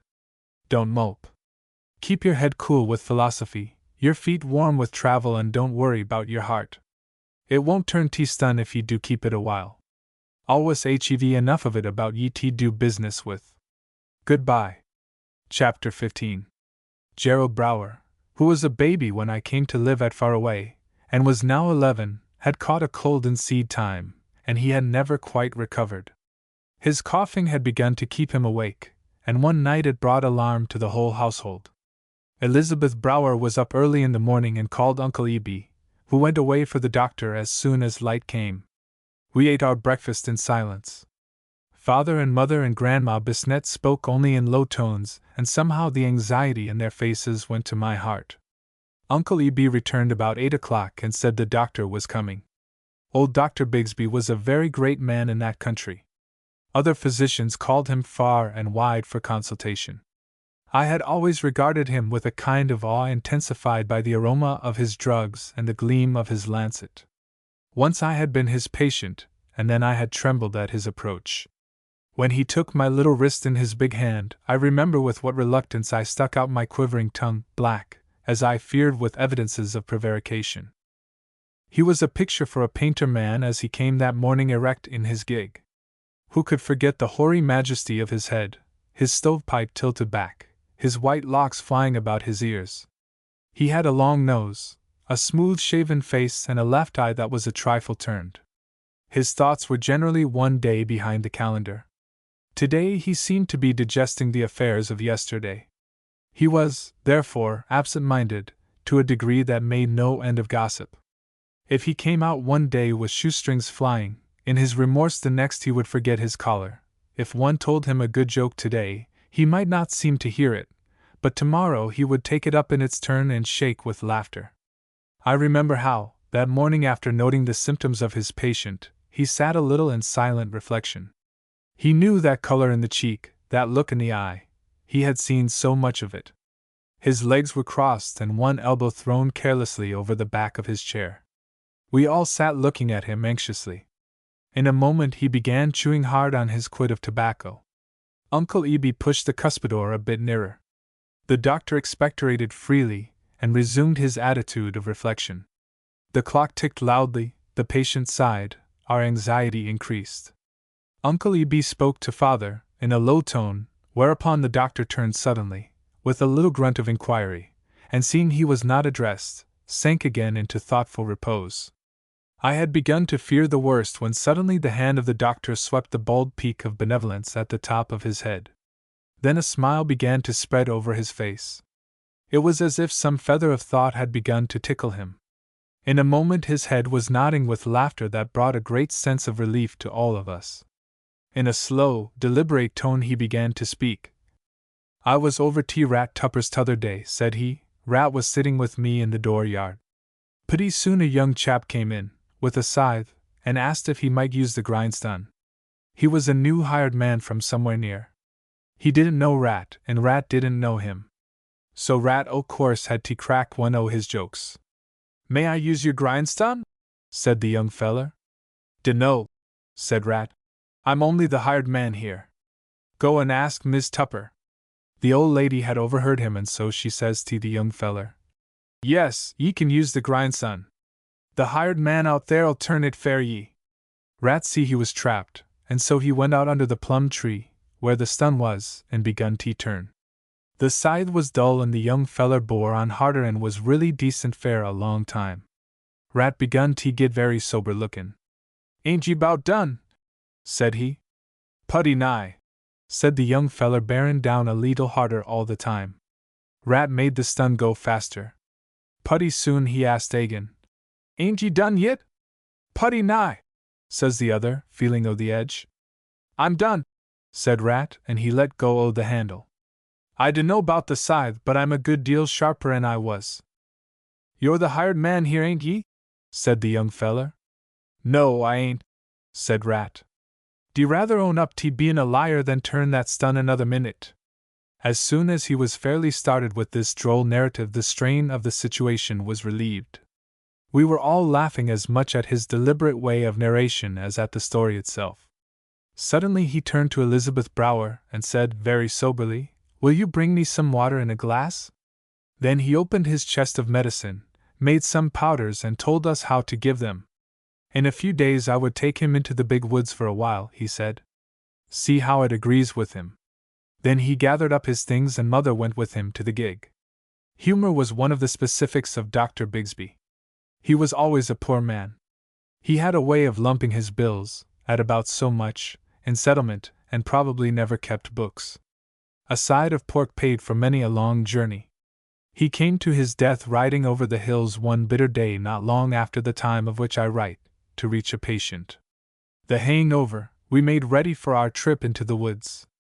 Uncle Eby and Tip Taylor, who knew the forest, and myself, were to go with Gerald to Blueberry Lake. We loaded our wagon with provisions one evening and made ready to be off at the break of day. Chapter 16. I remember how hopefully we started that morning with Elizabeth Brower and Hope waving their handkerchiefs on the porch and David near them whittling. They had told us what to do and what not to do over and over again. I sat with Gerald on blankets that were spread over a thick mat of hay. The morning air was sweet with the odor of new hay and the music of the bobolink. Uncle Eby and Tip Taylor sang merrily as we rode over the hills. When we entered the shade of the big forest, Uncle Eby got out his rifle and loaded it. He sat a long time whispering and looking eagerly for game to right and left. He was still a boy. One could see evidences of age only in his white hair and beard and wrinkled brow. He retained the little tufts in front of his ears, and lately had grown a silver crescent of thin and silky hair that circled his throat under a bare chin. Young as I was, I had no keener relish for a holiday than he. At noon we halted beside a brook and unhitched our horses. Then we caught some fish, built a fire and cooked them, and brewed our tea. At sunset we halted at Tule Pond, looking along its reedy margin, under purple tamaracks, for deer. There was a great silence, here in the deep of the woods, and Tip Taylor's axe, while he peeled the bark for our camp, seemed to fill the wilderness with echoes. It was after dark when the shanty was covered and we lay on its fragrant mow of balsam and hemlock. The great logs that we had rolled in front of our shanty were set afire, and shortly supper was cooking. Gerald had stood the journey well. Uncle Eby and he stayed in while Tip and I got our jack ready and went off in quest of a dugout he said Bill Ellsworth had one hid in a thicket on the south side of Tule. We found it after an hour's tramp nearby. It needed a little repairing, but we soon made it water-worthy, and then took our seats, he in the stern, with the paddle, and I in the bow with the gun. Slowly and silently we clove away through the star-sown shadows. It was like the hushed and mystic movement of a dream. We seemed to be above the deep of heaven, the stars below us. The shadow of the forest in the still water looked like the wall of some mighty castle with towers and battlements, and myriads of windows lighted for a fete. Once the groan of a nighthawk fell out of the upper air with a sound like that of a stone striking in water. I thought little of the deer Tip was after. His only aim in life was the one he got with a gun barrel. I had forgotten all but the beauty of the scene. Suddenly Tip roused me by laying his hand to the gunwale and gently shaking the dugout. In the dark distance, ahead of us, I could hear the faint tinkle of dripping water. Then I knew a deer was feeding not far away and that the water was falling from his muzzle. When I opened my jack we were close upon him. His eyes gleamed. I shot high above the deer that went splashing ashore before I had pulled my trigger. After the roar of the gun had got away, in the distant timber, Tip mentioned a place abhorred of all men, turned and paddled for the landing. Could 'a killed him with a club, said he snickering. Guess he must 'a looked putty tall, didn't he? Why? I asked. 'Cause he aimed into the sky, said he. Meb ye thought he was a bird. My hand trembled a little, said I. Minds me of Bill Barber, he said in a half-whisper, as he worked his paddle, chuckling with amusement. How's that? I asked. Nothin' safe but the thing he shoots at, said he. Terrible bad shot. Kills a cow every time he goes huntin'. Uncle Eby was stirring the fire when we came whispering into camp, and Gerald lay asleep under the blankets. Willie couldn't hit the broadside of a bam, said Tip. He don't take to a natral. Killin' and book learnin' don't often go together, said Uncle Eby. I turned in by the side of Gerald and Uncle Eby went off with Tip for another trip in the dugout. The night was chilly but the fire flooded our shanty with its warm glow. What with the light, and the boughs under us, and the strangeness of the black forest we got little sleep. I heard the gun roar late in the night, and when I woke again Uncle Eby and Tip Taylor were standing over the fire in the chilly gray of the morning. A dead deer hung on the limb of a tree nearby. They began dressing it while Gerald and I went to the spring for water, peeled potatoes, and got the pots boiling. After a hearty breakfast we packed up, and were soon on the road again, reaching Blueberry Lake before noon. There we hired a boat of the lonely keeper of the reservoir, found an abandoned camp with an excellent bark shanty and made ourselves at home. That evening in camp was one to be remembered. And Thomas, the guide who tended the reservoir, came over and sat beside our fire until bedtime. He had spent years in the wilderness going out for nothing less important than an annual spree at circus time. He had us over, each in turn, as if he thought us all very rare and interesting. Many bears here? Uncle Eby inquired. More plenty and human beings, he answered, puffing lazily at his pipe with a dead calm in his voice and manner that I have never seen equaled except in a tropic sea. See 'em often? I asked. He emptied his pipe, striking it on his palm until the bowl rang, without answering. Then he blew into the stem with great violence. 3 or 4 in a summer, Meb, he said at length. Ever get sassy? Uncle Eby asked. He whipped a coal out of the ashes then and lifted it in his fingers to the bowl of his pipe. Never real sassy, he said between vigorous puffs. Once stole a ham off my piaz last summer. Al Fifield brought tea and fare me one day, smelt good too. I kept savon UV it thinkin' I'd enjoy it all the more when I did HEV it. One day I went off cuttin' timber and stayed till Mo's night. Comin' home I got tea thinkin' o' that ham, and made up my mind I'd hev some fair supper. The more I thought of it the faster I hurried, and when I got home I was hungrier and I'd been fair a year. When I see the old bear's tracks in the empty peg where the ham had hung I went to work and got mad. Then I started after that bear. Tracked I'm over yender, up Cat Mountain. Here Ab paused. He had a way of stopping always at the most interesting point to puff at his pipe. It looked as if he were getting up steam for another sentence, and these delays had the effect of continued in our next. Kill him? Uncle Eby asked. Licked him, he said. Huh, we remarked incredulously. Licked him, he repeated, chucking. Went into his cave with a sledge stake and whaled him till he run fair his life. Whether it was true or not I have never been sure, even to this day, but Ab's manner was at once modest and convincing. Should 'a thought he'd a ras sled with ye, Uncle Eby remarked. Didn't give him time, said Ab, as he took out his knife and began slowly to sharpen a stick. Don't never want to wrastle with no bear, he added, but hams is too scarce here in the woods to tuck away for ye know the taste of 'em. I ain't never been hard on bears. Don't seldom ever set no traps, and I ain't shot a bear fair more'n and 10 year. But they've got to be decent. If any bear steals my vittles he's goin' to get cuffed barred. Ab's tongue had limbered up at last. His pipe was going well, and he seemed to have struck an easy grade. There was a tone of injury and aggrievement in his talk of the bear's ingratitude. He snailed over his whittling as we laughed heartily at the droll effect of it all. "D'ye ever hear o' the wild man that roams round in these woods?" he asked. "Never did," said Uncle Eby. "I've seen him more times than ye could shake a stick at," said Ab, crossing his legs comfortably and spitting into the fire.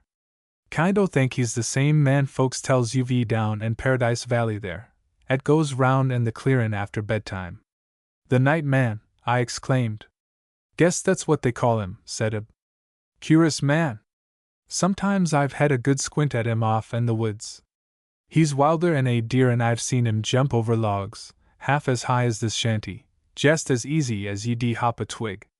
Tried to foller him once or twice, but 'tain't no use. He's quicker 'n a will cat." "What kind of a lookin' man is he?" Tip Taylor asked. "Great, big, broad-shouldered feller," said Ab. 6 feet tall if he's an inch. Had a kind of a deerskin jacket on when I seen him, and breeches and moccasins made o' some kind o' hide. I recollect one day I was over on the ridge 2 mile or more from the Stillwater goin' south. I seen him gittin' a drink at the spring there in the burnt timber. And if I ain't mistaken there was a real live panther playin' round him. If 't wa'n't a panther 'twas pesky nigh it, I can tell ye. The critter see me fast and drew up his back. Then the man got up quick hair in a flash. Soon she see me, Jiminy! Didn't they move? Never see no human critter run as he did. A big tree head fell cross a lot o' bush right in his path. I'll be dummed if 'twa'n't higher 'n my head. But he cleared it, jest as easy as a grasshopper'd go over a straw. I'd like to know where he comes from, dummed if I wouldn't. He's the consarnedest, queerest animal in these woods." Ab emphasized this lucid view of the night man by an animated movement of his fist that held the big hunting knife with which he whittled. Then he emptied his pipe and began cutting more tobacco. "Some says he's a ghost," said Tip Taylor, splitting his sentence with a yawn, as he lay on a buffalo robe in the shanty. "Shucks and shoestrings," said Ab, "he looks too nat'ral. Don't believe no ghost ever wore whiskers and long hair like his en. That don't hold to reason." This remark was followed by dead silence. Tip seemed to lack both courage and information with which to prolong the argument. Gerald had long been asleep, and we were all worn out with uphill traveling and the lack of rest. Uncle Eby went out to look after the horses that were tethered near us. Ab rose, looked up through the treetops, ventured a guess about the weather, and strode off into the darkness. We were 5 days in camp, hunting, fishing, fighting files, and picking blueberries. Gerald's cough had not improved at all. It was, if anything, a bit worse than it had been, and the worry of that had clouded our holiday. We were not in high spirits when, finally, we decided to break camp the next afternoon. The morning of our 4th day at Blueberry, Uncle Eby and I crossed the lake, at daylight, to fish a while in Soda Brook and gather orchids then abundant and beautiful in that part of the woods. We headed for camp at noon and were well away from shore when a wild yell rang in the dead timber that choked the wide inlet behind us. I was rowing and stopped the oars while we both looked back at the naked trees, belly deep in the water. But for the dry limbs here and there, they would have looked like masts of sunken ships. In a moment another wild whoop came rushing over the water. Thinking it might be somebody in trouble, we worked about and pulled for the mouth of the inlet. Suddenly I saw a boat coming in the dead timber. There were 3 men in it, 2 of whom were paddling. They yelled like madmen as they caught sight of us, and one of them waved a bottle in the air. "They're Indians," said Uncle Eby. "Drunk as lords. Guess we'd better get out o' the way." I put about and with a hearty pull made for the other side of the lake, 3 miles away. The Indians came after us, their yells echoing in the far forest. Suddenly one of them lifted his rifle, as if taking aim at us, and bang it went the ball ricocheting across our bows. "Crazy drunk," said Uncle Eby, "and they're in fair trouble. Pull with all your might." I did that same, putting my arms so stiffly to their task I feared the oars would break. In a moment another ball came splintering the gunwales right between us, but fortunately, well above the water line. Being half a mile from shore I saw we were in great peril. Uncle Eby reached for his rifle, his hand trembling. "Sink 'em," I shouted, "and do it quick or they'll sink us." My old companion took careful aim and his ball hit them right on the starboard bow below the water line. A splash told where it had landed. They stopped yelling. The man in the bow clapped his hat against the side of the boat. "Guess we've gin 'em a little business to tend to," said Uncle Eby as he made haste to load his rifle. The Indian at the bow was lifting his rifle again. He seemed to reel as he took aim. He was very slow about it. I kept pulling as I watched him. I saw that their boat was slowly sinking. I had a strange fear that he would hit me in the stomach. I dodged when I saw the flash of his rifle. His ball struck the water, 10 feet away from us, and threw a spray into my face. Uncle Eby had lifted his rifle to shoot again. Suddenly the Indian, who had shot at us, went overboard. In a second they were all in the water, their boat bottom up. "Now take your time," said Uncle Eby coolly, a frown upon his face. "They'll drown," said I. "Don't care if they do, consam 'em," he answered. "There's some o' them St. Regis devils, and when they get whiskey in 'em they jest soon kill ye as look at ye. They am no better 'en rats." We kept on our way and by a wind came up that gave us both some comfort, for we knew it would soon blow them ashore. Ab Thomas had come to our camp and sat with Tip and Gerald when we got there. We told of our adventure and then Ab gave us a bad turn, and a proper appreciation of our luck, by telling us that they were a gang of cutthroats, the worst in the wilderness. "They'd a robbed ye sure," he said. "It's the same gang 'at killed a man on Cat Mountain last summer, and I'll bet $1 on it." Tip had everything ready for our journey home. Each day Gerald had grown paler and thinner. As we wrapped him in a shawl and tenderly helped him into the wagon I read his doom in his face. We saw so much of that kind of thing in our stern climate we knew what it meant. Our fun was over. We sat in silence, speeding down the long hills in the fading light of the afternoon. Those few solemn hours in which I heard only the wagon's rumble and the sweet calls of the whippoorwill waves of music on a sea of silence started me in a way of thought which has led me high and low these many years and still invites me. The day was near its end when we got to the first big clearing. From the top of a high hill we could see above the far forest, the red rim of the setting sun, big with winding from the skein of day, that was now flying off the treetops in the west. We stopped to feed the horses and to take a bite of jerk venison, wrapped ourselves warmer, for it was now dank and chilly, and went on again. The road went mostly downhill, going out of the woods, and we could make good time. It was near midnight when we drove in at our gate. There was a light in the sitting room and Uncle Eby and I went in with Gerald at once. Elizabeth Brower knelt at the feet of her son, unbuttoned his coat and took off his muffler. Then she put her arms about his neck while neither spoke nor uttered any sound. Both mother and son felt and understood, and were silent. The ancient law of God, that rends asunder and makes havoc of our plans, bore heavy on them in that moment, I have no doubt, but neither murmured. Uncle Eby began to pump vigorously at the cistern while David fussed with the fire. We were all quaking inwardly, but neither betrayed a sign of it. It is a way the Puritan has of suffering. His emotions are like the deep undercurrents of the sea. Chapter 17. If I were writing a novel merely, I should try to fill it with merriment and good cheer. I should thrust no sorrow upon the reader save that he might feel for having wasted his time. We have small need of manufactured sorrow when, truly, there is so much of the real thing on every side of us. But this book is nothing more nor less than a history, and by the same token it cannot be all as I would have wished it. In October following the events of the last chapter, Gerald died of consumption, having borne a lingering illness with great fortitude. I, who had come there a homeless orphan in a basket, and who, with the God-given eloquence of childhood, had brought them to take me to their hearts, and the old man that was with me as well, was now the only son left to Elizabeth and David Brower. There were those who called it folly at the time they took us in, I have heard, but he who shall read this history to the end shall see how that kind of folly may profit one or even many here in this hard world. It was a gloomy summer for all of us. The industry and patience with which Hope bore her trial, night and day, is the sweetest recollection of my youth. It brought to her young face a tender soberness of womanhood, a subtle change of expression that made her all the more dear to me. Every day, rain or shine, the old doctor had come to visit his patient, sometimes sitting an hour and gazing thoughtfully in his face, occasionally asking a question, or telling a quaint anecdote. And then came the end. The sky was cold and gray in the late autumn, and the leaves were drifted deep in the edge of the woodlands when Hope and I went away to school together at Hillsborough. Uncle Eby drove us to our boarding place in town. When we bade him goodbye and saw him driving away, alone in the wagon, we hardly dared look at each other for the tears in our eyes. David Brower had taken board for us at the house of one Solomon Rowland, universally known as Cookie Rowland. That was one of the first things I learned at the academy.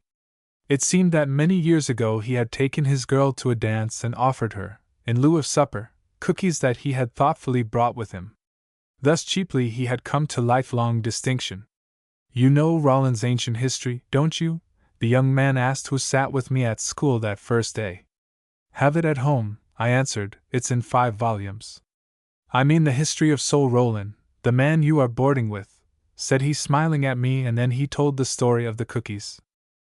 The principal of the Hillsborough Academy was a big, brawny bachelor of Scotch descent, with a stem face and cold, gray, glaring eyes. When he stood towering above us on his platform in the main room of the building where I sat, there was an alertness in his figure, and a look of responsibility in his face, that reminded me of the pictures of Napoleon at Waterloo. He always carried a stout ruler that had blistered a shank of every mischievous boy in school. As he stood by the line that came marching into prayers every morning, he would frequently pull out a boy, administer a loud whack or two, shake him violently, and force him into a seat. The day I began my studies at the academy, I saw him put 2 dents in the wall with the heels of the young man who had failed in his algebra. To a bashful and sensitive youth, just out of a country home, the sight of such violence was appalling. My first talk with him, however, renewed my courage. He had heard I was a good scholar, and talked with me in a friendly way about my plans. Both Hope and I were under him in algebra and Latin. I well remember my first error in his class. I had misconstrued a Latin sentence. He looked at me, a smile and a sneer crowding each other for possession of his face. In a loud, jeering tone he cried, "Mirabile dictu!" I looked at him in doubt of his meaning. "Mirabile dictu," he shouted, his tongue trilling the R. I corrected my error. "Perfect," he cried again. "Pure pulcher." Next. He never went further than that with me in the way of correction. My size and my skill as a wrestler, that shortly ensured for me the respect of the boys, helped me to win the esteem of the master. I learned my lessons and kept out of mischief. But others of equal proficiency were not so fortunate. He was apt to be hard on a light man who could be handled without overexertion. Uncle Eby came in to see me one day and sat a while with me in my seat. While he was there, the master took a boy by the collar and almost literally wiped the blackboard with him. There was a great clatter of heels for a moment. Uncle Eby went away shortly, and was at Sol Rowland's when I came to dinner. "Powerful man, ain't he?" said Uncle Eb. Rather, I said. Turn that boy into a regular horse fiddle, he remarked. Must Ave unsought his reason. Unnecessary, I said. Reminded me o' the time at Tip Taylor got his tooth pulled, said he. Shook him up so 'at he thought he'd had his neck put out OGNT. Sol Roland was one of my studies that winter. He was a carpenter by trade and his oddities were new and delightful. He whistled as he worked, he whistled as he read, he whistled right merrily as he walked up and down the streets, a short, slight figure with a round boyish face and a fringe of iron-gray hair under his chin. The little man had one big passion, that for getting and saving. The ancient thrift of his race had pinched him small and narrow as a foot is stunted by a tight shoe. His mind was a bit out of register, as we say in the printing business. His vocabulary was rich and vivid and stimulating. Somebody broke into the arsenic today, he announced, one evening, at the supper table. The arsenic, said somebody. What arsenic? Why, the place where they keep the powder, he answered. Oh, the arsenal. Yes, the arsenal, he said, cackling with laughter at his error. Then he grew serious. Stole all the ambition out of it, he added. You mean ammunition, don't you, Solomon? His wife inquired. Certainly, said he, wasn't that what I said? When he had said a thing that met his own approval, Sol Roland would cackle most cheerfully, and then crack a knuckle by twisting a finger. His laugh was mostly out of register also. It had a sad lack of relevancy. He laughed on principle rather than provocation. Some sort of secret comedy of which the world knew nothing was passing in his mind. It seemed to have its exits and its entrances, its villain, its clown and its miser who got all the applause. While working, his joy was unconfined. Many a time I have sat and watched him in his little shop, its window dim with cobwebs. Sometimes he would stop whistling and cackle heartily as he worked his plane or drew his pencil to the square. I have even seen him drop his tools and give his undivided attention to laughter. He did not like to be interrupted. He loved his own company the best while he was doing business. I went one day when he was singing the two lines and their quaint chorus, which was all he ever sang in my hearing, which gave him great relief, I have no doubt, when lip-weary with whistling. Mr. Roland, I said. Yes, sirree, said he, pausing in the midst of his chorus to look up at me. Where can I get a piece of yellow pine? See in a minute, he said. Then he continued his sawing and his song. Says I, Dan Skinner, I think you're mighty mean. What do ye want it fair? He asked, stopping abruptly. Going to make a ruler, I answered. Teasing me up the river with a $7 team. He went on, picking out a piece of smooth planed lumber, and handing it to me. How much is it worth? I inquired. He whistled a moment as he surveyed it carefully. About 1 cent, he answered seriously. I handed him the money and sat down a while to watch him as he went on with his work. It was the cheapest amusement I have yet enjoyed. Indeed, Sol Roland became a dissipation, a subtle and seductive habit that grew upon me, and on one pretext or another I went every Saturday to the shop if I had not gone home. What ye goin' TB? He stopped his saw, and looked at me, waiting for my answer. At last the time had come when I must declare myself, and I did. A journalist, I replied. What's that? He inquired curiously. An editor, I said. A printer man? A printer man. Ha, said he. Meb, I'll give ye a job. Sire told me I'd orter t'ave some cards printed. I'll want good plain print, Solomon Roland, Carpenter and J.N.R., Hillsborough, New York, so's putty good, don't it? Beautiful, I answered. I'll get a big lot on 'em, he said. I'll want one for Sister Susan 'at's out in Minnesota. No, I guess I'll send her 2, so she can give one away, and one fair my brother, Eliphalet, and one apiece fair my 3 cousins over in Vermont, and one fair my Aunt Mirandy. These see 2 and 1 is 3 and 3 is 6 and 1 is 7. Then I'll get a few struck off fair the folks here. Guess they'll think I'm gettin' up in the world. He shook and snickered with anticipation of the glory of it. Pure vanity inspired him in the matter, and it had in it no vulgar consideration of business policy. He whistled a lively tune as he bent to his work again. Your sister says ye're a splendid scholar, said he. Hearin' her braggin' 'bout ye t'other night. She thinks a good deal o' her brother, I can tell ye. Guess I know what she's going to give you Christmas. What's that? I asked, with a curiosity more youthful than becoming. Don't you never let on, said he. Never, said I. Hearin' 'em tell, he said 'twas a Geo lock-up, with a picture in it. Oh, a locket, I exclaimed. That's it, he replied, and pure Geo too? I turned to go. Hope she'll grow up a savant woman, he remarked. 'Fraid she won't never be very good to world. Why not? I inquired. Hans are too little and white, he answered. She won't have to, I said. He cackled uproariously for a moment, then grew serious. Her father's rich, he said, the richest man of far away, and I guess she won't never hev anything to do but set and sing and play the melodeon. She can do as she likes, I said. He stood a moment looking down as if meditating on the delights he had pictured. Gol, he exclaimed suddenly. My subject had begun to study me, and I came away to escape further examination. Chapter 18. I ought to say that I have had and shall have to chronicle herein much that would seem to indicate a mighty conceit of myself. Unfortunately, the little word I throws a big shadow in this history. It looms up all too frequently in every page for the sign of a modest man. But indeed I cannot help it, for he was the only observer of all there is to tell. Now there is much, for example, in the very marrow of my history, things that never would have happened, things that never would have been said, but for my fame as a scholar. My learning was of small account, for, it must be remembered, I am writing of a time when any degree of scholarship was counted remarkable among the simple folk of far away. Hope took singing lessons and sang in church every Sunday. David or Uncle Eby came down for us often of a Saturday, and brought us back before service in the morning.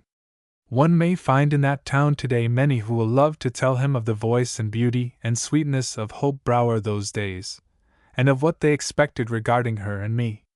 We went out a good deal evenings to concerts, lectures at the churches or the college, or to visit some of the many people who invited us to their homes. We had a recess of 2 weeks at the winter holidays, and David Brower came after us the day the term ended. Oh, the great happiness of that day before Christmas when we came flying home in the sleigh behind a new team of greys and felt the intoxication of the frosty air, and drove in at dusk after the lamps were lit, and we could see Mother and Uncle Eby and Grandma Bisnet looking out of the window, and a steaming dinner on the table. I declare, it is long since then, but I cannot ever think of that time without wiping my glasses and taking a moment off.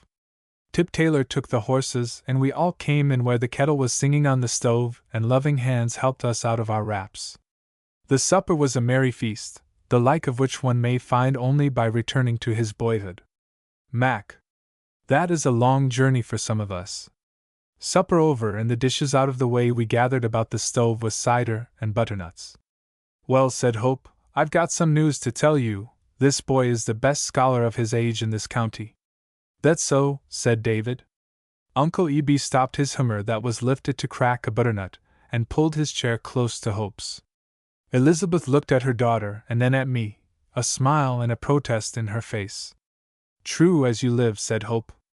The master told me so. He's first in everything, and in the town hall the other night he spelt everybody down. What? In Hillsborough?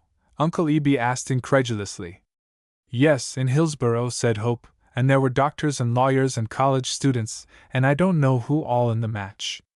Most remarkable, said David Brower. Tremendous, exclaimed Uncle Eby. I heard about it over at the mills today, said Tip Taylor. Merdeux, exclaimed Grandma Bisnet, crossing herself. Elizabeth Brower was unable to stem this tide of enthusiasm. I had tried to stop it, but instantly it had gone beyond my control. If I could be hurt by praise, the mischief had been done. It's very nice, indeed, said she soberly. I do hope it won't make him conceited. He should remember that people do not always mean what they say. He's too sensible for that, Mother, said David. Shucks, said Uncle Eby, he ain't no fool if he is a good speller, not by a dumb sight. Tip, said David, you'll find a box in the sleigh at come by express. I wish you'd go and get it. We all stood looking while Tip brought it in and pried off the top boards with a hatchet. Careful, now, Uncle Eby cautioned him. Might spile something. The top off, Uncle E.B. removed a layer of pasteboard. Then he pulled out a lot of colored tissue paper, and under that was a package, wrapped and tied. Something was written on it. He held it up and tried to read the writing. "Can't see without my spectacles," he said, handing it to me. "For Hope," I read as I passed it to her. "Hooray," said Uncle E.B., as he lifted another, and the last package, from the box. "For Mrs. Brower," were the words I read upon that one. The strings were cut, the wrappers torn away, and 2 big rolls of shiny silk loosened their coils on the table. Hope uttered a cry of delight. A murmur of surprise and admiration passed from one to another. Elizabeth lifted a rustling fold and held it to the lamplight. We passed our hands over the smooth sheen of the silk. "Wall, I swan," said Uncle E.B. "Just like a kitten's ear." "Exactly," said David Brower. Elizabeth lifted the silk and let it flow to her feet. Then for a little she looked down, draping it to her skirt and moving her foot to make the silk rustle. For the moment she was young again. "David," she said, still looking at the glory of glossy black that covered her plain dress. "Well, Mother," he answered. "Was you fool enough to go and buy this stuff for me?" "No, Mother, it come from New York City," he said. "From New York City?" was the exclamation of all. Elizabeth Brower looked thoughtfully at her husband. "Clear from New York City?" she repeated. "From New York City," said he. "Wall, of all things," said Uncle E.B., looking over his spectacles from one to another. "It's from the Livingstone boy," said Mrs. Brower. "I've heard he's the son of a rich man." "'Fraid he took a great fancy to Hope," said David. "Father," said the girl, "you've no right to say that. I'm sure he never cared a straw for me." "I don't think we ought to keep it," said Mrs. Brower, looking up thoughtfully. "Shucks and shavins," said Uncle E.B. "You don't know but what I had it sent myself." Hope went over and put her arms around his neck. "Did you, Uncle E.B.?" she asked. "Now you tell me the truth, Uncle E.B." "Wouldn't say I did," he answered, "but I don't want to see ye go sendin' it back. Ye dunno who sent it." "What'll I do with it?" Mrs. Brower asked, laughing in a way that showed a sense of absurdity. "I'd have been tickled with it 30 years ago, but now folks you'd think I was crazy." "Never heard such fol de rol," said Uncle E.B. "If ye move to the village it'll come handy to go tea meetin' in." That seemed to be unanswerable and conclusive, at least for the time being, and the silk was laid away. We sat talking until late bedtime, Hope and I, telling of our studies and of the many people we had met in Hillsborough. We hung up our stockings just as we had always done Christmas Eve, and were up betimes in the morning to find them filled with many simple but delightful things, and one which I treasure to this day, the locket, and its picture of which I had been surreptitiously informed. At 2 o'clock we had a fine dinner of roast turkey and chicken pie, with plenty of good cider, and a mince pie, of blessed memory, such as only a daughter of New England may dare try to make. Uncle E.B. went upstairs after dinner, and presently we heard him descending with a slow and heavy foot. I opened the stair door, and there he stood with the old bass viol that had long lain neglected in a dusty corner of the attic. Many a night I had heard it groan as the strings loosened, in the years it had lain on its back, helpless and forgotten. It was like a dreamer, snoring in his sleep, and murmuring of that he saw in his dreams. Uncle E.B. had dusted and strung it, and glued its weaker joints. He sat down with it, the severe look of old upon his face, and set the strings roaring as he tuned them. Then he brought the sacred treasure to me and leaned it against my shoulder. "There, that's a Christmas present for ye, Willie," said he. "It may help ye to pass away the time once in a while." I thanked him warmly. "It's a real first-class instrument," he said. "Been a rip snorter in its day." He took from his bosom then the old heart pin of silver that he had always worn of a Sunday. "Goin' to give ye that too," he said. "Dunno's ye'll ever care to wear it, but I want ye should hev something ye can carry in your pocket to remember me by." I did not dare trust myself to speak, and I sat helplessly turning that relic of a better day in my fingers. "It's genuine silver," said he proudly. I took his old hand in mine and raised it reverently to my lips. "Here an am tell 'bout goin' to the village, and I says to myself, 'Uncle E.B.,' says I, 'we'll hev to be goin'. 'Tain't no place fair you in the village.' Holden, said David Brower, don't ye never talk like that, Aegean? You're just the same as married to this family, and ye can't ever get away from us. And he never did until his help was needed in other and fairer fields, I am sure, than those of far away, God knows where. Chapter 19. Tip Taylor was, in the main, a serious-minded man. A cross eye enhanced the natural solemnity of his countenance. He was little given to talk or laughter unless he were on a hunt, and then he only whispered his joy. He had seen a good bit of the world through the peak sight of his rifle, and there was something always in the feel of a gun that lifted him to higher moods. And yet one could reach a tender spot in him without the aid of a gun. That winter vacation I set myself to study things for declamation, specimens of the eloquence of Daniel Webster, and Henry Clay and James Otis and Patrick Henry.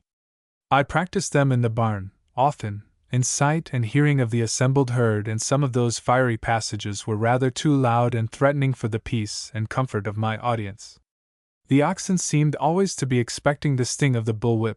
They stared at me timidly, tilting their ears every moment, as if to empty them of a heavy load, while the horses snorted with apprehension.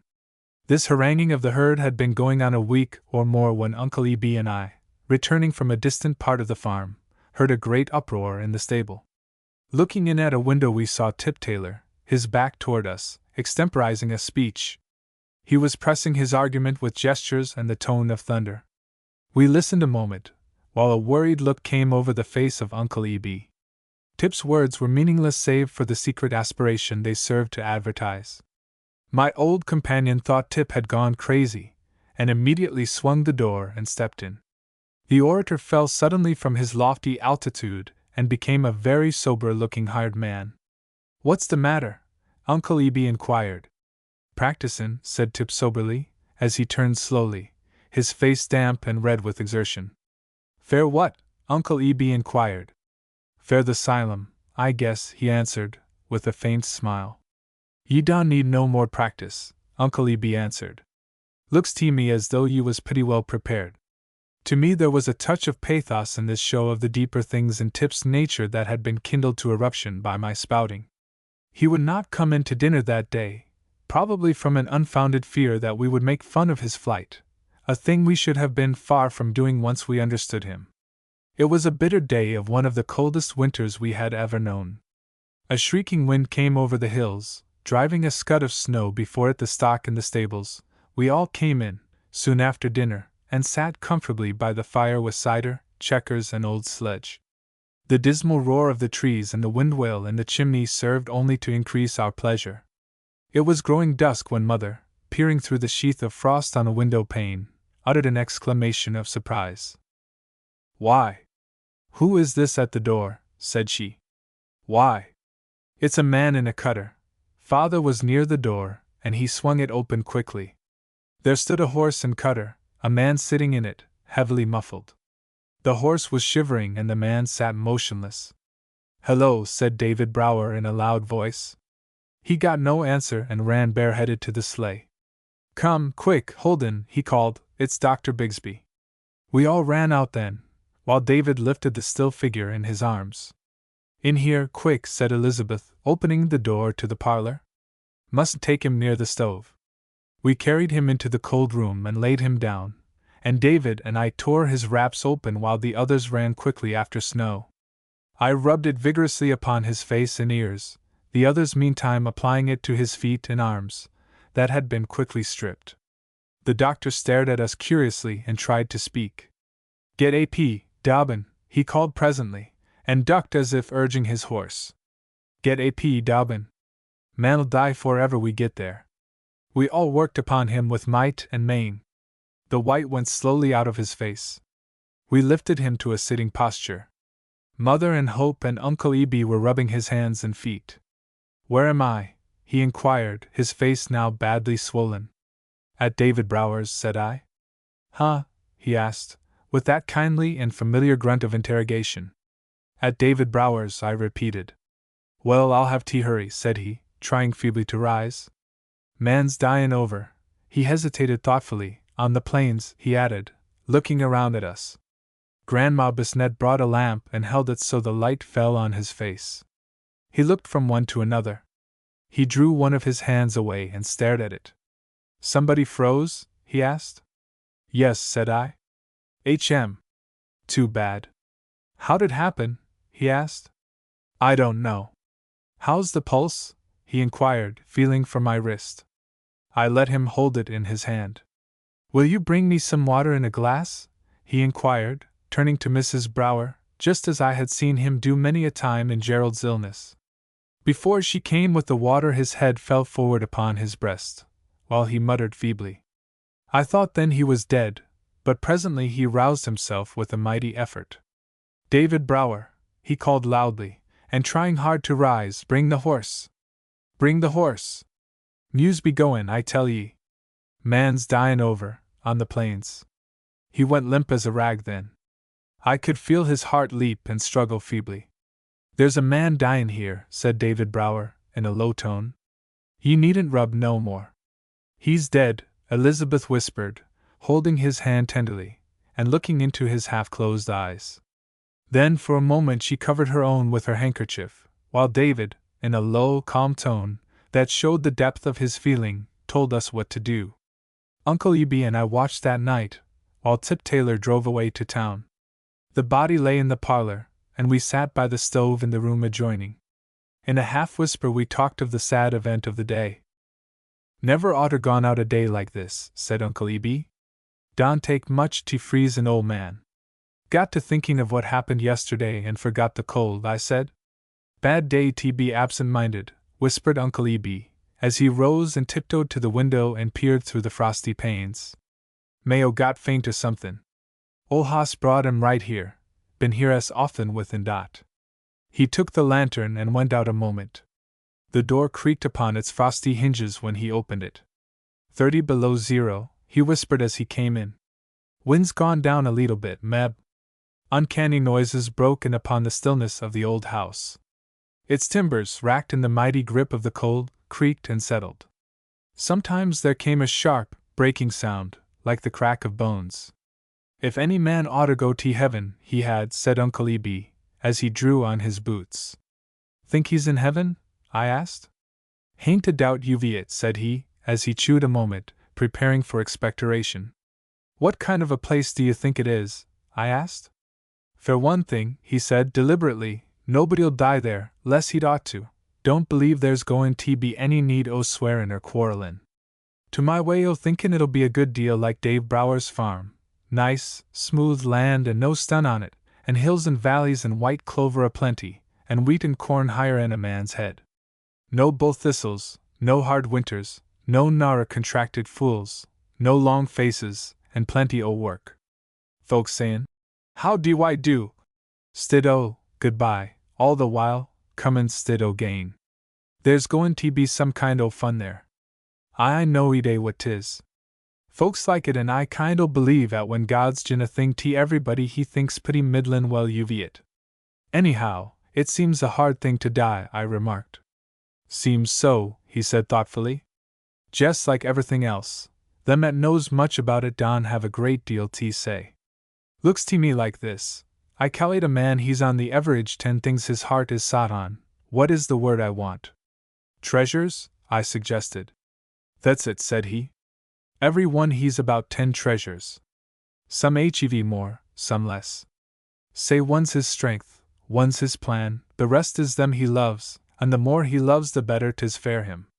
Wall, they begin to go one by one. Some die, some turn agin him. Finds it hard to keep his allowance. When he's only 9 he's lost exactly 1/10 uv his dread o' dyin'. By he counts up, 1 2 3 4 5 and that's all there's left. He figures it up careful.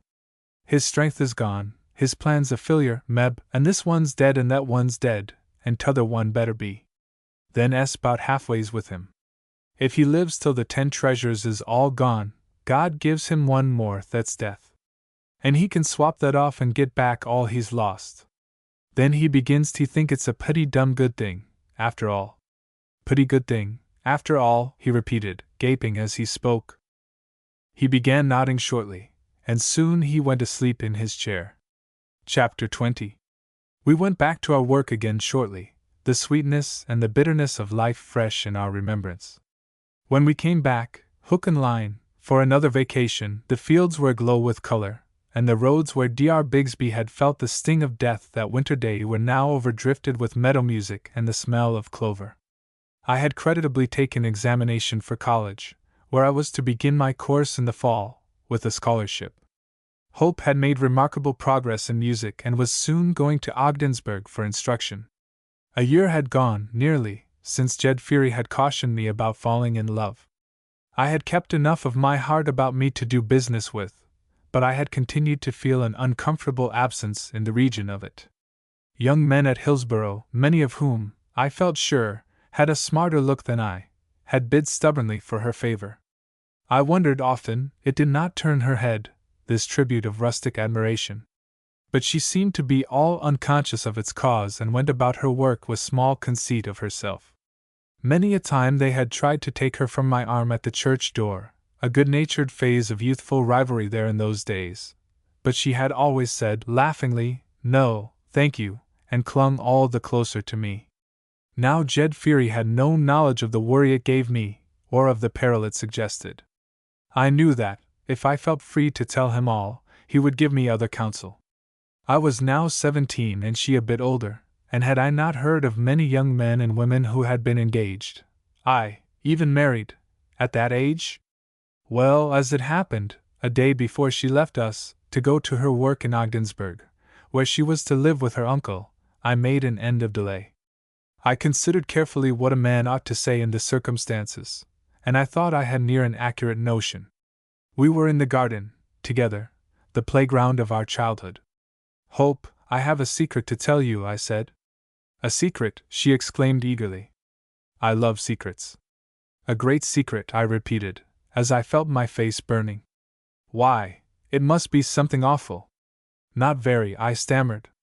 Having missed my cue from the beginning, I was now utterly confused. "William," she exclaimed, "what is the matter of you?" I am in love," said I very awkwardly.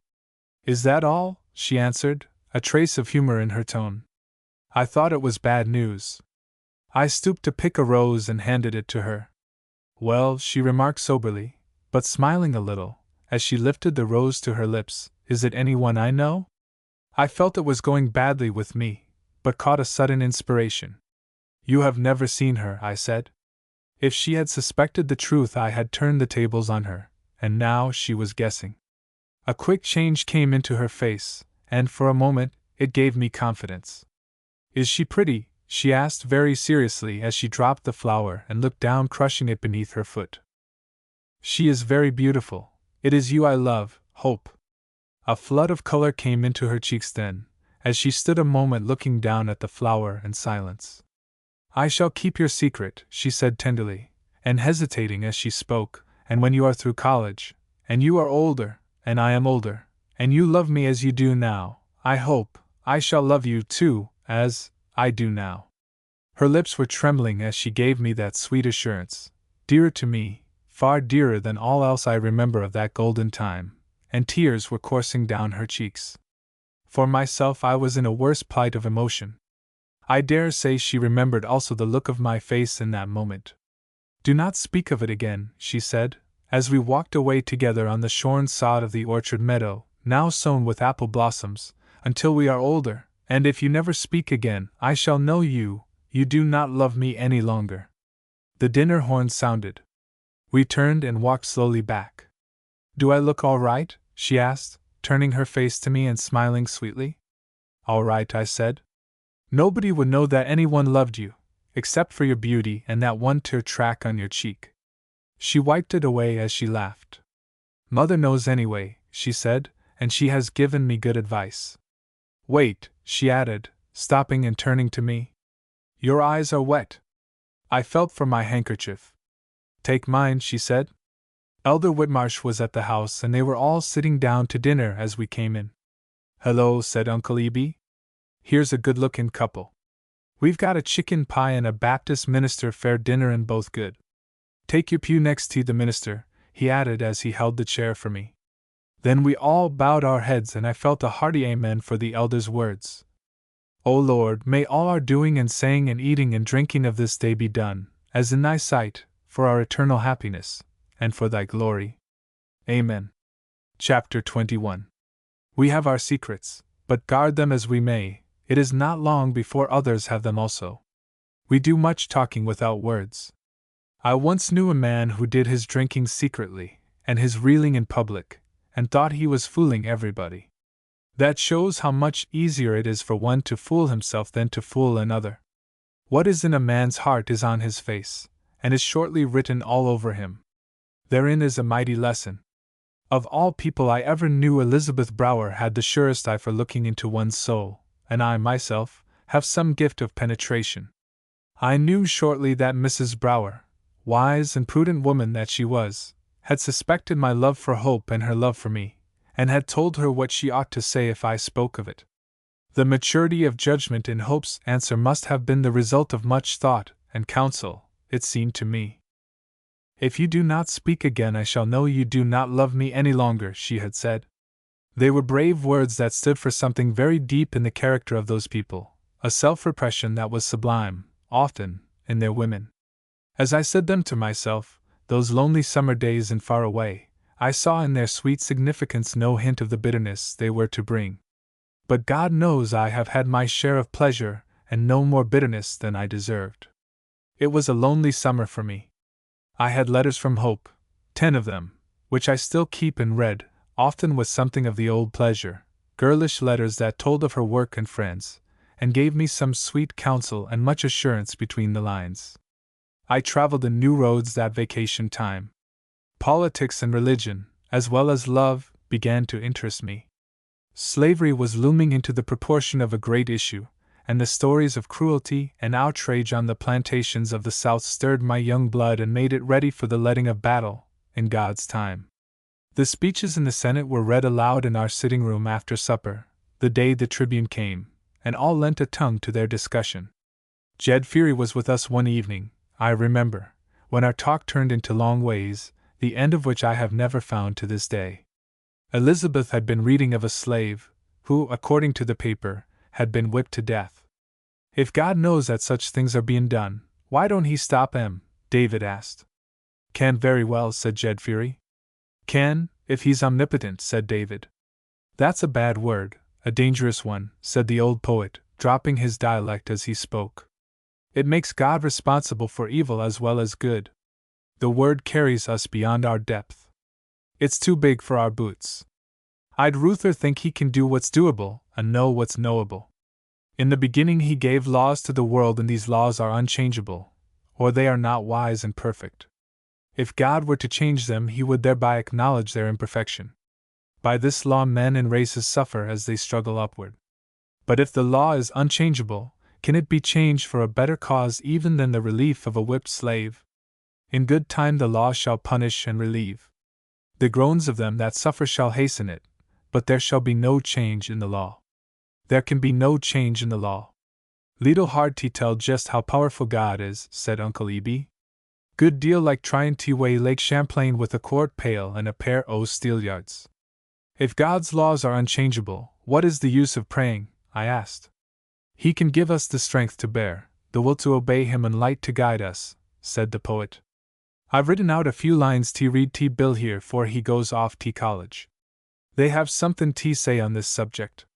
The poem hints at things he'd ought to learn pretty soon, if he don't know 'em now. The old poet felt in his pockets as he spoke, and withdrew a folded sheet of straw-colored wrapping paper and opened it. I was Bill, plain Bill, to everybody in that country, where, as you increased your love of a man, you diminished his name. I had been called Willie, William, and Billy, and finally, when I threw the strong man of the township in a wrestling match, they gave me this full token of confidence. I bent over the shoulder of Jed Feary for a view of the manuscript, closely written with a lead pencil, and marked with many erasures. "Lee's hear it," said David Brower. Then I moved the lamp to his elbow, and he began reading.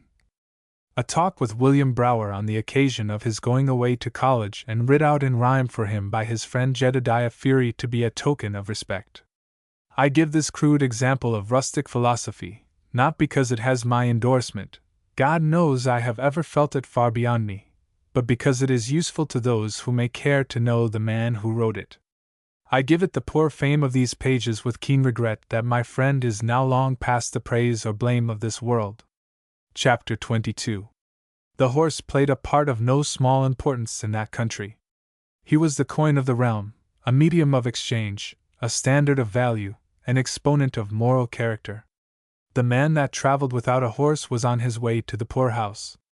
Uncle Eby or David Brower could tell a good horse by the sound of his footsteps, and they brought into St. Lawrence County the haughty Morgans from Vermont. There was more pride in their high heads than in any of the good people. A northern Yankee who was not carried away with a fine horse had excellent self-control.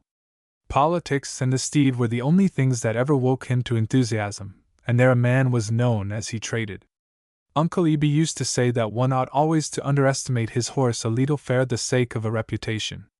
We needed another horse to help with the haying, and Bob Dean, a tricky trader, who had heard of it, drove in after supper one evening, and offered a rangy brown animal at a low figure. We looked him over, tried him up and down the road, and then David, with some shrewd suspicion, as I divined later, said I could do as I pleased. I bought the horse and led him proudly to the stable. Next morning an Irishman, the extra man for the haying, came in with a worried look to breakfast. "That new horse has a chittern kind of a cough," he said. "A cough?" said I. "'Tain't just a cough, neither," he said, "but a kind of tune." With the last word he obligingly imitated the sound of the cough. It threw me into perspiration. "Sounds bad," said Uncle Eby, as he looked at me and snickered. "'Fraid Bill ain't much of a jockey," said David, smiling. "Got a grand appetite, that hoss has," said Tip Taylor. After breakfast Uncle Eby and I hitched him to the light buggy and touched him up for a short journey down the road. In 5 minutes he had begun to heave and whistle. I felt sure one could have heard him half a mile away. Uncle Eby stopped him and began to laugh. "A whistler," said he, "sure's you're born. He ain't with a bag o' beans. But don't ye never let on. When ye get licked ye mustn't never find fault. If anybody asks ye 'bout him tell 'em he's all ye expected." We stood waiting a moment for the horse to recover himself. A team was nearing us. "There's Bob Dean," Uncle Eby whispered. "The dern scalawag. Don't ye say a word now." "Good mornin'," said Dean, smiling as he pulled up beside us. "Nice pleasant mornin'," said Uncle Eby, as he cast a glance into the sky. "What ye standin' here for?" Dean asked. Uncle Eby expectorated thoughtfully. "Just a lookin' at the scenery," said he. "Putty country, right here. I was liked it." "Nice lookin' hoss ye got there," said Dean. "Grand hoss," said Uncle Eby, surveying him proudly. "Most remarkable hoss." "Good stepper, too," said Dean soberly. "Splendid," said Uncle Eby. "Can go a mile without catching his breath." "That's so," said Dean. "Good deal like Lucy Purvis," Uncle Eby added. "She can say the whole multiplication table and only breathe once. Ye can learn somethin' from a hoss like that. He's good as a district school, that hoss is." "Yes, sir, that hoss is all right," said Dean, as he drove away. "Righter'n I expected," Uncle Eby shouted, and then he covered his mouth, shaking with suppressed laughter. "Skunk," he said, as we turned the animal and started to walk him home. "Don't min bein' beat, but I don't like thev a man rub it in on me. I'll get even with him, Meb." And he did. It came about in this way. We turned our new purchase into the pasture, and Uncle Eby and I drove away to Potsdam for a better nag. We examined all the horses in that part of the country. At last we chanced upon one that looked like the whistler, save that he had a white stocking on one hind foot. "Same age, too," said Uncle Eby, as he looked into his mouth. "Can pass anything on the road," said his owner. "Can he?" said Uncle Eby, who had no taste for slow going. "Hitch him up and let's see what he can do." He carried us faster than we had ever ridden before at a trot, and coming up behind another team the man pulled out, let the reins loose on his back, and whistled. If anyone had hit him with a log chain the horse could not have moved quicker. He took us by the other team like a flash, on the dead run and 3 in the buggy. "He'll do all right," said Uncle Eby, and paid for the horse. It was long after dark when we started home, leading him behind, and near midnight when we arrived. In the morning I found Uncle Eby in the stable showing him to the other help. To my surprise, the white stocking had disappeared. Didn't just like that white stocking, he said, as I came in. Wondered how he'd look without it. They all agreed this horse and the whistler were as much alike as two peas in appearance. Breakfast over, Uncle Eb asked the Irishman to hitch him up. Come, Bill, said he, "le's take a ride. De'll be come long be whyam by on his way to town with that trotter o' his en." Drew the like to meet him. I had only a faint idea of his purpose. He let the horse step along at top speed going up the road, and when we turned about he was breathing heavily. We jogged him back down the road a mile or so, and when I saw the blazed face of Dean's mare, in the distance, we pulled up and shortly stopped him. Dean came along in a moment. "Nice mornin'," said he. "Grand," said Uncle Eb. "Lookin' at the landscape, Aegean?" "Yes, I've just begun to see what a putty country this is," said Uncle Eb. "How's the boss?" "Splendid. Gives ye time to think and see what you're passin'. Like to set and think once in a while. We don't do enough thinkin' here in this part o' the country." "Why d'ye orter buy this mare and learn how to ride fast?" said Dean. "That one," said Uncle Eb, squinting at the mare, "why she can't go fast enough." "She can't, hey?" said Dean, bridling with injured pride. "I don't think there's anything in this town can head her." "Thunder," said Uncle Eb, "I can go by her with this old plug easy twixt here and our gate. You didn't know what you was sellin', Dot. If ye pass her once I'll give her to ye," said he. "Mean it?" said Uncle Eb. "Sartin," said he, a little redder in the face. "And if I don't I'll give ye the whistler," said Uncle Eb as he turned about. The mare went away, under the whip, before we had fairly started. She was going a 50 shot, but in a moment we were lapping upon her hind wheel. Dean threw a startled glance over his shoulder. Then he shouted to the mare. She quickened her pace a little, but we kept our position. Uncle Eb was leaning over the dasher, his white locks flying. He had something up his sleeve, as they say, and was not yet ready to use it.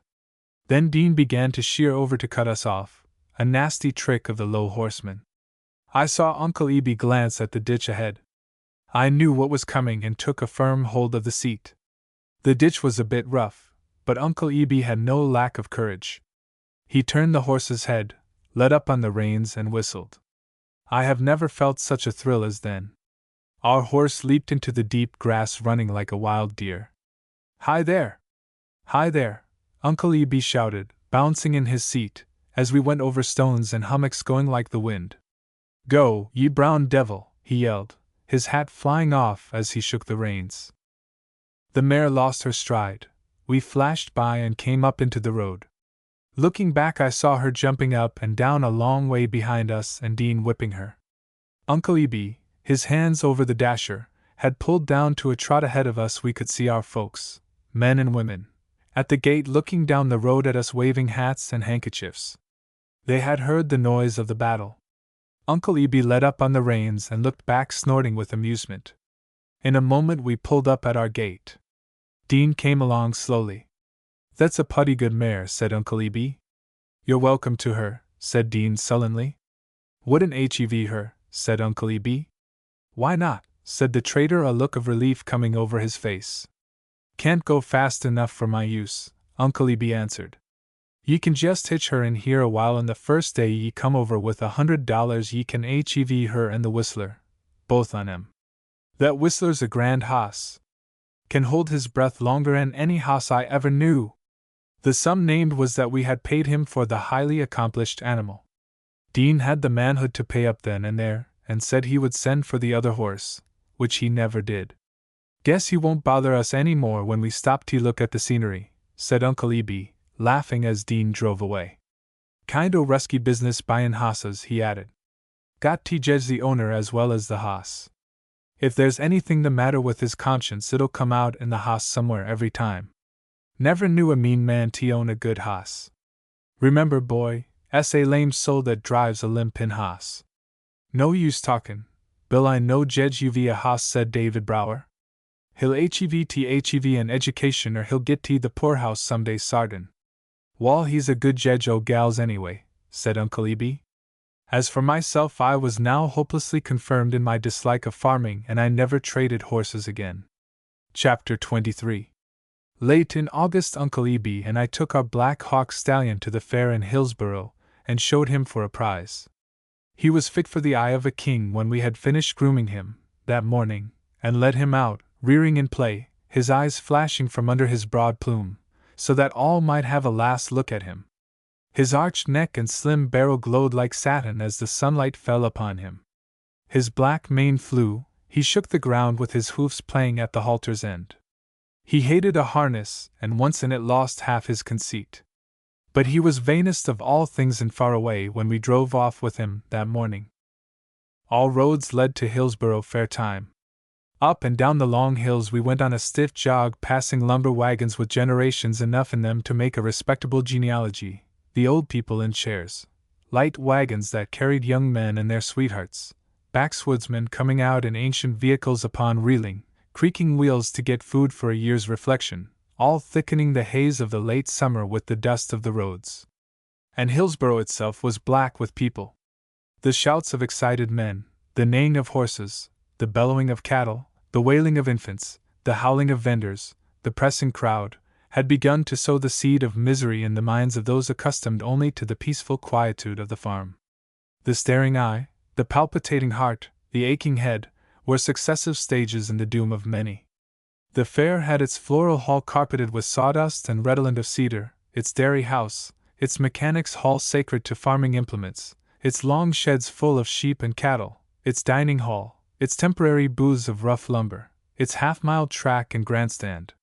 Here voices of beast and vendor mingled in a chorus of cupidity and distress. In Floral Hall Sol Roland was on exhibition. He gave me a cold nod, his lips set for a tune as yet inaudible. He was surveying sundry examples of rustic art that hung on the circular railing of the gallery, and trying to preserve a calm breast. He was looking at Susan Baker's painted cow that hung near us. Very descriptive, he said when I pressed him for his notion of it. Rod Baker's sister Susan made that cow. Gets $2.50 every fair time. Wish I was Dewin as well. That's one of the most profitable cows in this country, I said. Looks a good deal like a new breed. Yes, he answered soberly, then he set his lips, threw a sweeping glance into the gallery, and passed on. Susan Baker's cow was one of the permanent features of the county fair, and was indeed a curiosity not less remarkable than the sacred ox of Mr. Barnum. Here also I met a group of the pretty girls who had been my schoolmates.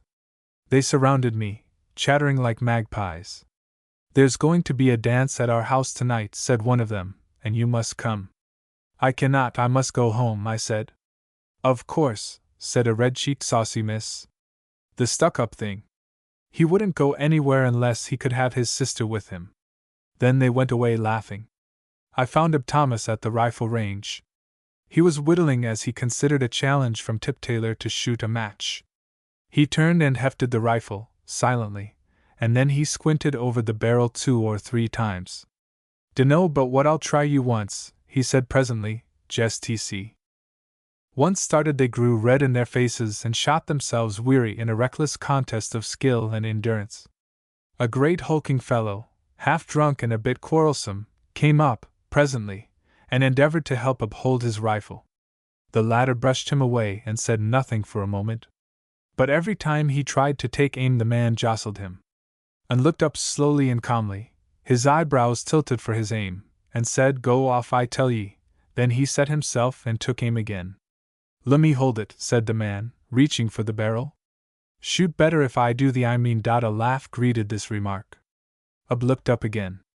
There was a quick start in his great slouching figure. "Take your hand off o' that," he said a little louder than before. The man, aching for more applause, grew more impertinent. Ub quietly handed the rifle to its owner. Then something happened suddenly. It was so quickly over I am not quite sure of the order of business, but anyhow he seized the intruder by the shoulders, flinging him down so heavily it knocked the dust out of the grass.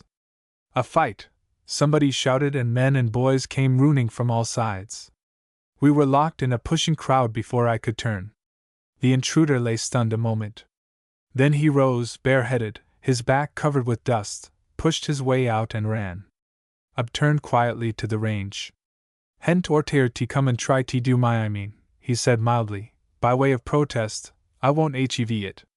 Then he inquired about the score and calmly took aim again. The stallion show came on that afternoon. They can't never beat that hoss, Uncle Eby had said to me. "'Fraid they will," I answered. "They're better hitched for one thing. But they hain't got the ginger in 'em," said he, "or the get up and git. If we can show what's in him, the hawk'll beat 'em easy." If we won, I was to get the prize, but I had small hope of winning. When I saw one after another prance out, in sparkling silver harness adorned with rosettes of ribbon, light stepping, beautiful creatures all of them, I could see nothing but defeat for us. Indeed, I could see we had been too confident. I dreaded the moment when Uncle Eby should drive down with Black Hawk in a plain leather harness, drawing a plainer buggy. I had planned to spend the prize money taking Hope to the harvest ball at Ricard's, and I had worked hard to put the hawk in good fettle. I began to feel the bitterness of failure. "Black Hawk? Where is Black Hawk?" said one of the judges loudly. "Owned by David Brower o' Faraway," said another, looking at his card. Where indeed was Uncle Eby? I got up on the fence and looked all about me anxiously. Then I heard a great cheering up the track. Somebody was coming down, at a rapid pace, riding a splendid moving animal, a knee rising to the nose at each powerful stride. His head and flying mane obscured the rider, but I could see the end of a rope swinging in his hand. There was something familiar in the easy high stride of the horse. The cheers came on ahead of him like foam before a breaker. Upon my eyes! It was Black Hawk, with nothing but a plain rope halter on his head, and Uncle Eby riding him. "Geelang there!" he shouted, swinging the halter stale to the shining flank. "Geelang there!" and he went by, like a flash, the tail of Black Hawk straight out behind him, its end feathering in the wind. It was a splendid thing to see, that white-haired man, sitting erect on the flying animal, with only a rope halter in his hand. Every man about me was yelling. I swung my hat, shouting myself hoarse. When Uncle Eby came back, the hawk was walking quietly in a crowd of men and boys eager to feel his silken sides. I crowded through and held the horse's nose while Uncle Eby got down. "Thought I wouldn't put no Luther on him," said Uncle Eby.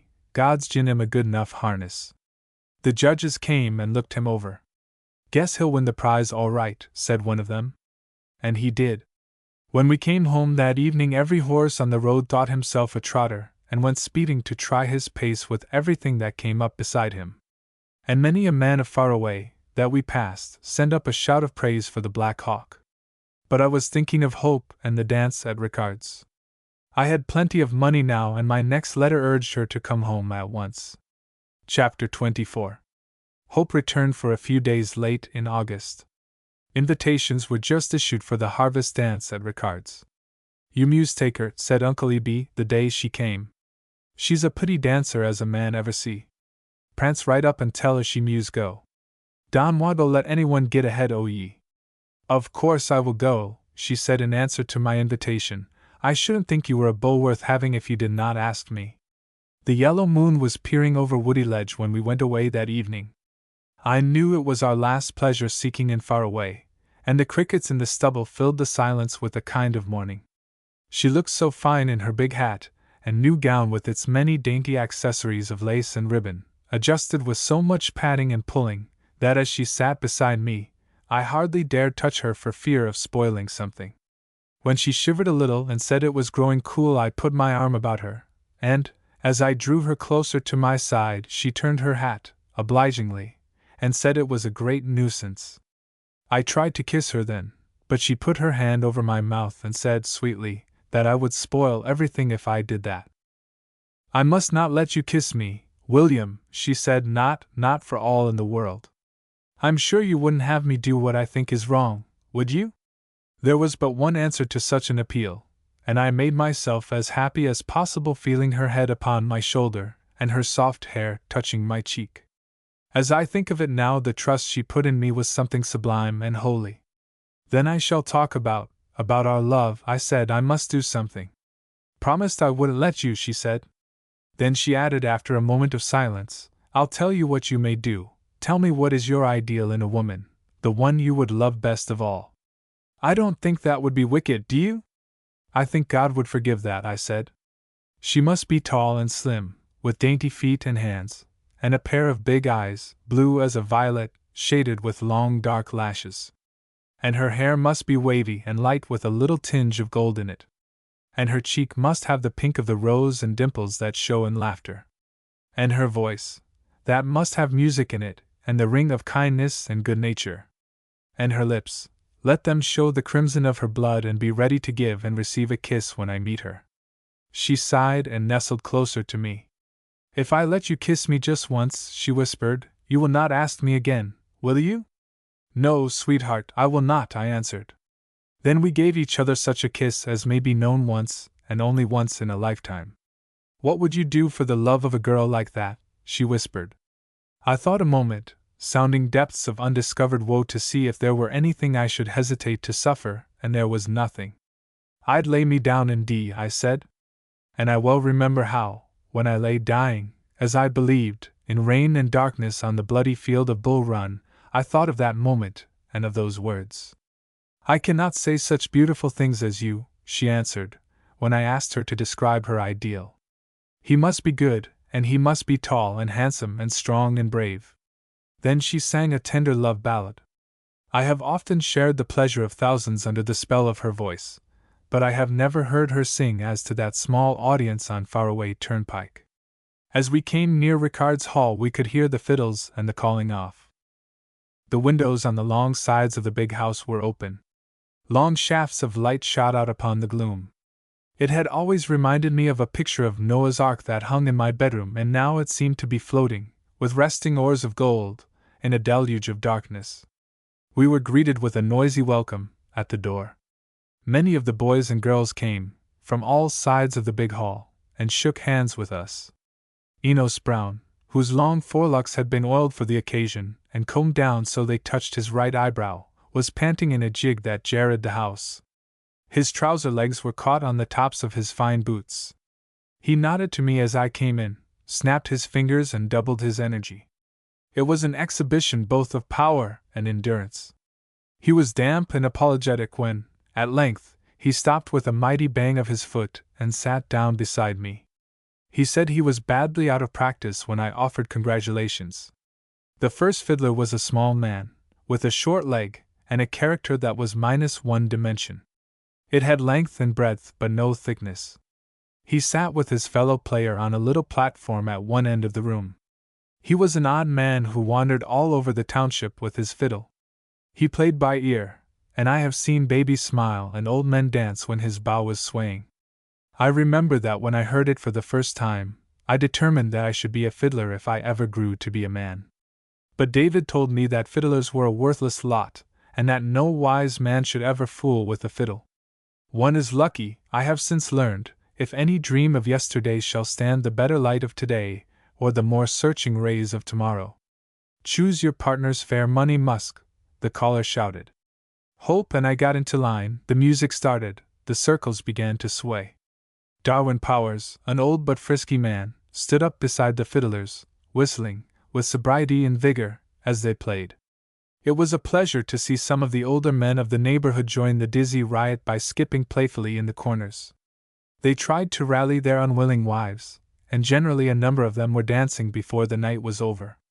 The life and color of the scene, the fresh, young faces of the girls, some of them models of rustic beauty, the playful antics of the young men, the merrymaking of their fathers, the laughter, the airs of gallantry, the glances of affection, there is a magic in the thought of it all that makes me young again. There were teams before and behind us when we came home, late at night, so sleepy that the stars went reeling as we looked at them. This night is the end of many things, I remarked. And the beginning of better ones, I hope, was her answer. Yes, but they are so far away, I said. You leave home to study, and I am to be 4 years in college. Possibly I can finish in 3. Perfectly terrible, she said, and then she added the favorite phrase and tone of her mother, we must be patient. I am very sorry of one thing, I said. What's that? I promised not to ask you for one more kiss. Well then, said she, you needn't ask me, and in a moment I helped her out at the door. Chapter 25. David Brower had prospered, as I have said before, and now he was chiefly concerned in the welfare of his children. So, that he might give us the advantages of the town, He decided either to lease or sell his farm, by far the handsomest property in the township. I was there when a buyer came, in the last days of that summer. We took him over the smooth acres from Lone Pine to Woody Ledge, from the top of Bowman's Hill to Tinky Brook in the far valley. He went with us through every tidy room of the house. He looked over the stock and the stables. "Wall, what's it worth?" he said, at last, as we stood looking down the fair green acres sloping to the sugar bush. David picked up a stick, opened his knife, and began to whittle thoughtfully, a familiar squint of reflection in his face. I suppose he thought of all it had cost him, the toil of many years, the strength of his young manhood, the youth and beauty of his wife, 100 things that were far better than money. $15,000, he said slowly, not a cent less. The man parleyed a little over the price. "Don't care to take any less today," said David calmly. "No harm done." "How much down?" David named the sum. "In possession?" "Next week." "Everything as it stands?" "Everything as it stands 'cept the beds and bedding." "Here's some money on account," he said. "We'll close Timor?" "Close Timor," said David, a little sadness in his tone, as he took the money. It was growing dusk as the man went away. The crickets sang with a loud, accusing clamor. Slowly we turned and went into the dark house, David whistling under his breath. Elizabeth was resting in her chair. She was humming an old hymn as she rocked. "Sold the farm, Mother," said David. She stopped singing but made no answer. In the dusk, as we sat down, I saw her face leaning upon her hand. Over the hills and out of the fields around us came many voices: the low chant in the stubble, the baying of a hound in the far timber, the cry of the tree toad, a tiny drift of odd things, like that one sees at sea, on the deep eternal silence of the heavens. There was no sound in the room save the low creaking of the rocker in which Elizabeth Saturday, after all the going, and coming, and doing, and saying of many years, here was a little spell of silence, and beyond lay the untried things of the future. For me it was a time of reckoning. "Been hard at work here all these years, Mother," said David. "Oughter be glad to get away." "Yes," said she sadly, "it's been hard work. Years ago I thought I never could stand it. But now I've got kind o' used to it." "Time ye got used to pleasure and comfort," he said. "Come kind o' hard at fast, but ye muse try to stan' it. If we're goin' to hev sec Flynn in heaven as Deacon Hosper tells on, we oughter begin to practice or we'll be shamed uv ourselves." The worst was over. Elizabeth began to laugh. At length a strain of song came out of the distance. "Maxwelton's braes are bonny where early falls the dew." "It's Hope and Uncle Ebe," said David while I went for the lantern. "Wonder what's kep' 'em late." When the lamps were lit, the old house seemed suddenly to have got a sense of what had been done. The familiar creak of the stairway as I went to bed had an appeal and a protest. The rude chromo of the voluptuous lady, with red lips and the name of Spring, that had always hung in my chamber had a mournful, accusing look. The stain upon her cheek that had come one day from a little leak in the roof looked now like the path of a tear-drop. And when the wind came up in the night, and I heard the creaking of Lone Pine, it spoke of the doom of that house, and its own that was not far distant. We rented a new home in town that week, and were soon settled in it.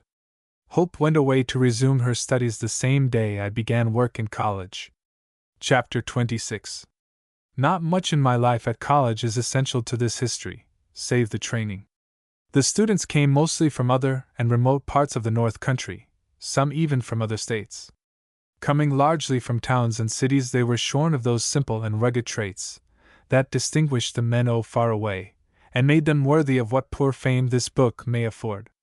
In the main they were like other students the world over, I take it, and mostly, as they have shown, capable of wiling their own fame. It all seemed very high and mighty and grand to me, especially the names of the courses. I had my baptism of sophomoric scorn and many a heated argument over my title to life, liberty, and the pursuit of learning. It became necessary to establish it by force of arms, which I did decisively and with as little delay as possible. I took much interest in athletic sports, and was soon a good ball player, a boxer of some skill, and the best wrestler in college. Things were going on comfortably when an upperclassman met me and suggested that on a coming holiday, the freshmen ought to wear stovepipe hats. Those hats were the seed of great trouble. Stovepipe hats, I said thoughtfully. They're a good protection, he assured me. It seemed a very reasonable, not to say a necessary precaution. A man has to be young and innocent sometime, or what would become of the devil? I did not see that the stovepipe hat was the red rag of insurrection, and, when I did see it, I was up to my neck in the matter. You see, the Sophs are apt to be very nasty that day, he continued. I acknowledged they were quite capable of it. And they don't care where they hit, he went on. I felt of my head that was still sore, from a forceful argument of the preceding day, and admitted there was good ground for the assertion. When I met my classmen that afternoon, I was an advocate of the stovepipe as a means of protection. There were a number of husky fellows, in my class, who saw its resisting power and seconded my suggestion. We decided to leave it to the ladies of the class, and they greeted our plan with applause. So, that morning, we arrayed ourselves in high hats, heavy canes, and fine linen, marching together up College Hill. We had hardly entered the gate before we saw the Sophs forming in a thick rank outside the door, prepared, as we took it, to resist our entrance. They outnumbered us and were, in the main, heavier, but we had a foot or more of good stiff material between each head and arm. Of just what befell us, when we got to the enemy, I have never felt sure. Of the total inefficiency of the stovepipe hat as an article of armor, I have never had the slightest doubt since then. There was a great flash and rattle of canes. Then the air was full of us. In the heat of it all, prudence went to the winds. We hit out right and left, on both sides, smashing hats and bruising heads and hands. The canes went down in a jiffy, and then we closed with each other hip and thigh. Collars were ripped off, coats were torn, shirts were gory from the blood of noses, and in this condition the most of us were rolling and tumbling on the ground. I had flung a man, heavily, and broke away, and was tackling another when I heard a hush in the tumult, and then the voice of the president. He stood on the high steps, his gray head bare, his right hand lifted. It must have looked like carnage from where he stood. Young gentlemen, he called. Cease, I command you. If we cannot get along without this thing, we will shut up shop. Well, that was the end of it, and came near being the end of our careers in college. We looked at each other, torn and panting and bloody, and at the girls, who stood by, pale with alarm. Then we picked up the shapeless hats and went away for repairs. I had heard that the path of learning was long and beset with peril, but I hoped, not without reason, the worst was over. As I went off the campus, the top of my hat was hanging over my left ear, my collar and cravat were turned awry, my trousers gaped over one knee. I was talking with a fellow sufferer and patching the skin on my knuckles, when suddenly I met Uncle Eb.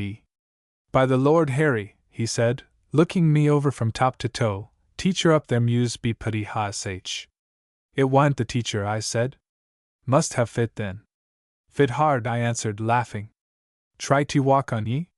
Tried to walk on me.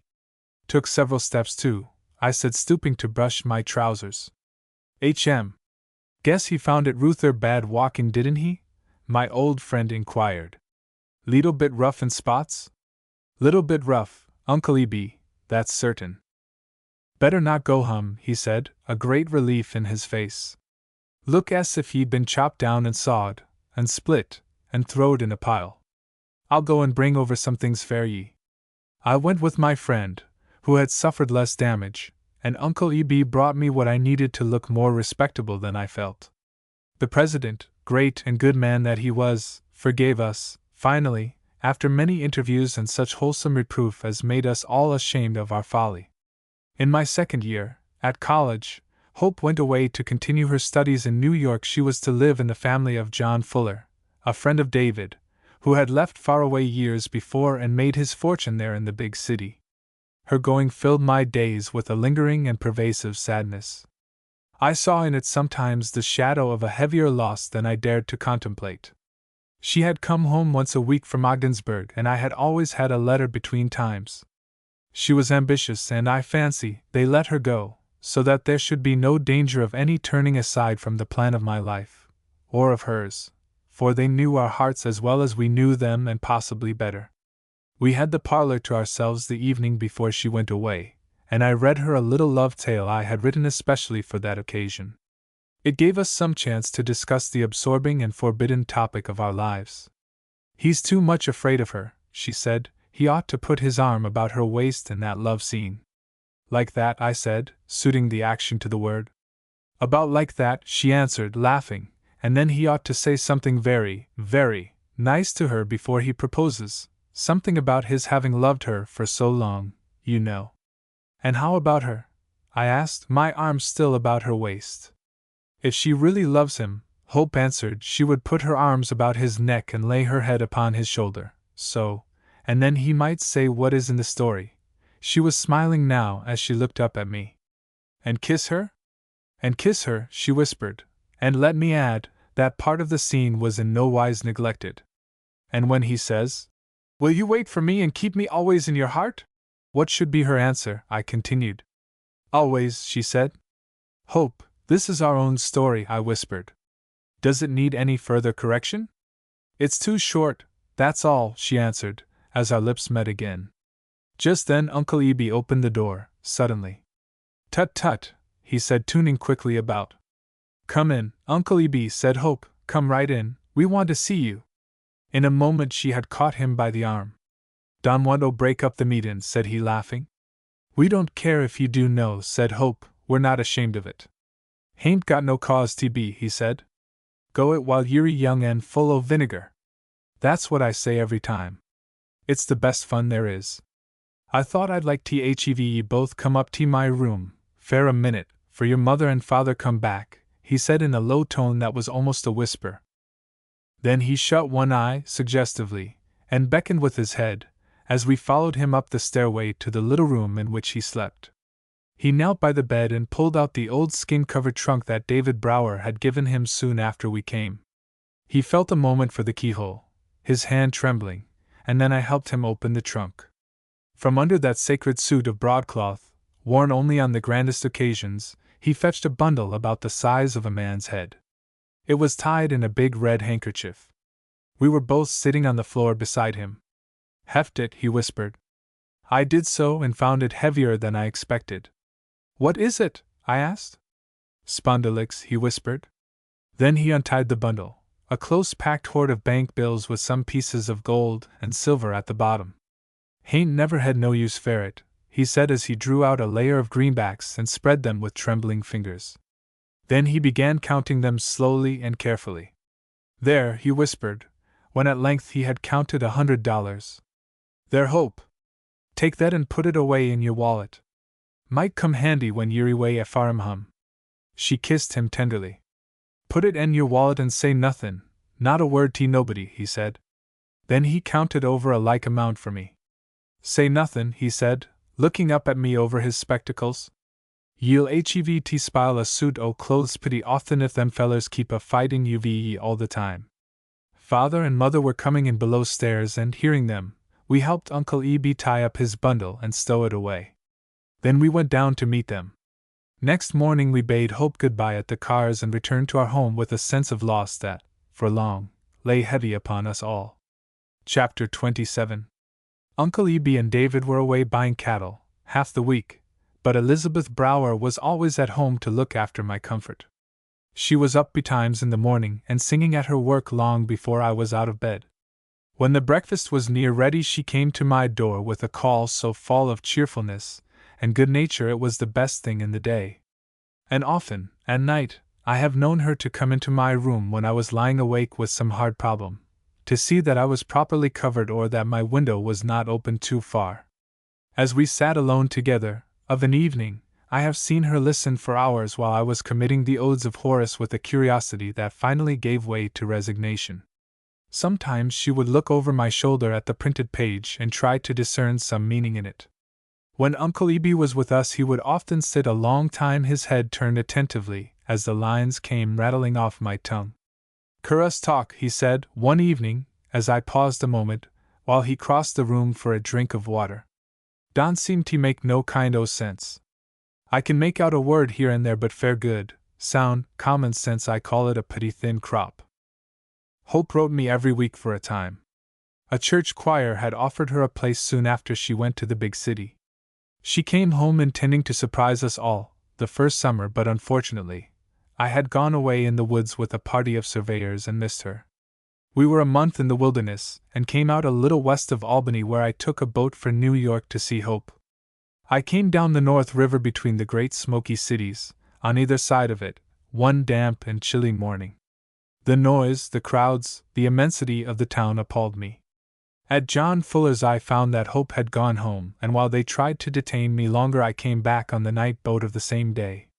Hope and I passed each other in that journey, and I did not see her until the summer preceding my third and last year in college, the faculty having allowed me to take 2 years in one. Her letters had come less frequently, and when she came I saw a grand young lady of fine manners, her beauty shaping to an ample mold, her form straightening to the dignity of womanhood. At the depot our hands were cold and trembling with excitement, either of us, I fancy, knowing quite how far to go in our greeting. Our correspondence had been true to the promise made her mother. There had not been a word of love in it, only now and then a suggestion of our tender feeling. We hesitated only for the briefest moment. Then I put my arm about her neck and kissed her. "I am so glad to see you," she said. Well, she was charming and beautiful, but different, and probably not more different than was I. She was no longer the laughing, simple-mannered child of far away, whose heart was as one's hand before him in the daylight. She had now a bit of the woman's reserve, her prudence, her skill in hiding the things of the heart. I loved her more than ever, but somehow I felt it hopeless, that she had grown out of my life. She was much in request among the people of Hillsborough, and we went about a good deal and had many callers. But we had little time to ourselves. She seemed to avoid that, and had much to say of the grand young men who came to call on her in the great city. Anyhow, it all hurt me to the soul and even robbed me of my sleep. A better lover than I would have made an end of dallying and got at the truth, come what might. But I was of the Puritans, and not of the Cavaliers, and my way was that which God had marked for me, albeit I must own no man had ever a keener eye for a lovely woman or more heart to please her. A mighty pride had come to me, and I had rather have thrown my heart to vultures than see it an unwelcome offering. And I was quite out of courage with Hope. She, I dare say, was as much out of patience with me. She returned in the late summer, and I went back to my work at college in a hopeless fashion that gave way under the whip of a strong will. I made myself as contented as possible. I knew all the pretty girls and went about with some of them to the entertainments of the college season. At last came the long-looked-for day of my graduation, the end of my student life. The streets of the town were thronged, every student having the college colors in his coat lapel. The little company of graduates trembled with fright as the people crowded into the church, whispering and fairing themselves, in eager anticipation.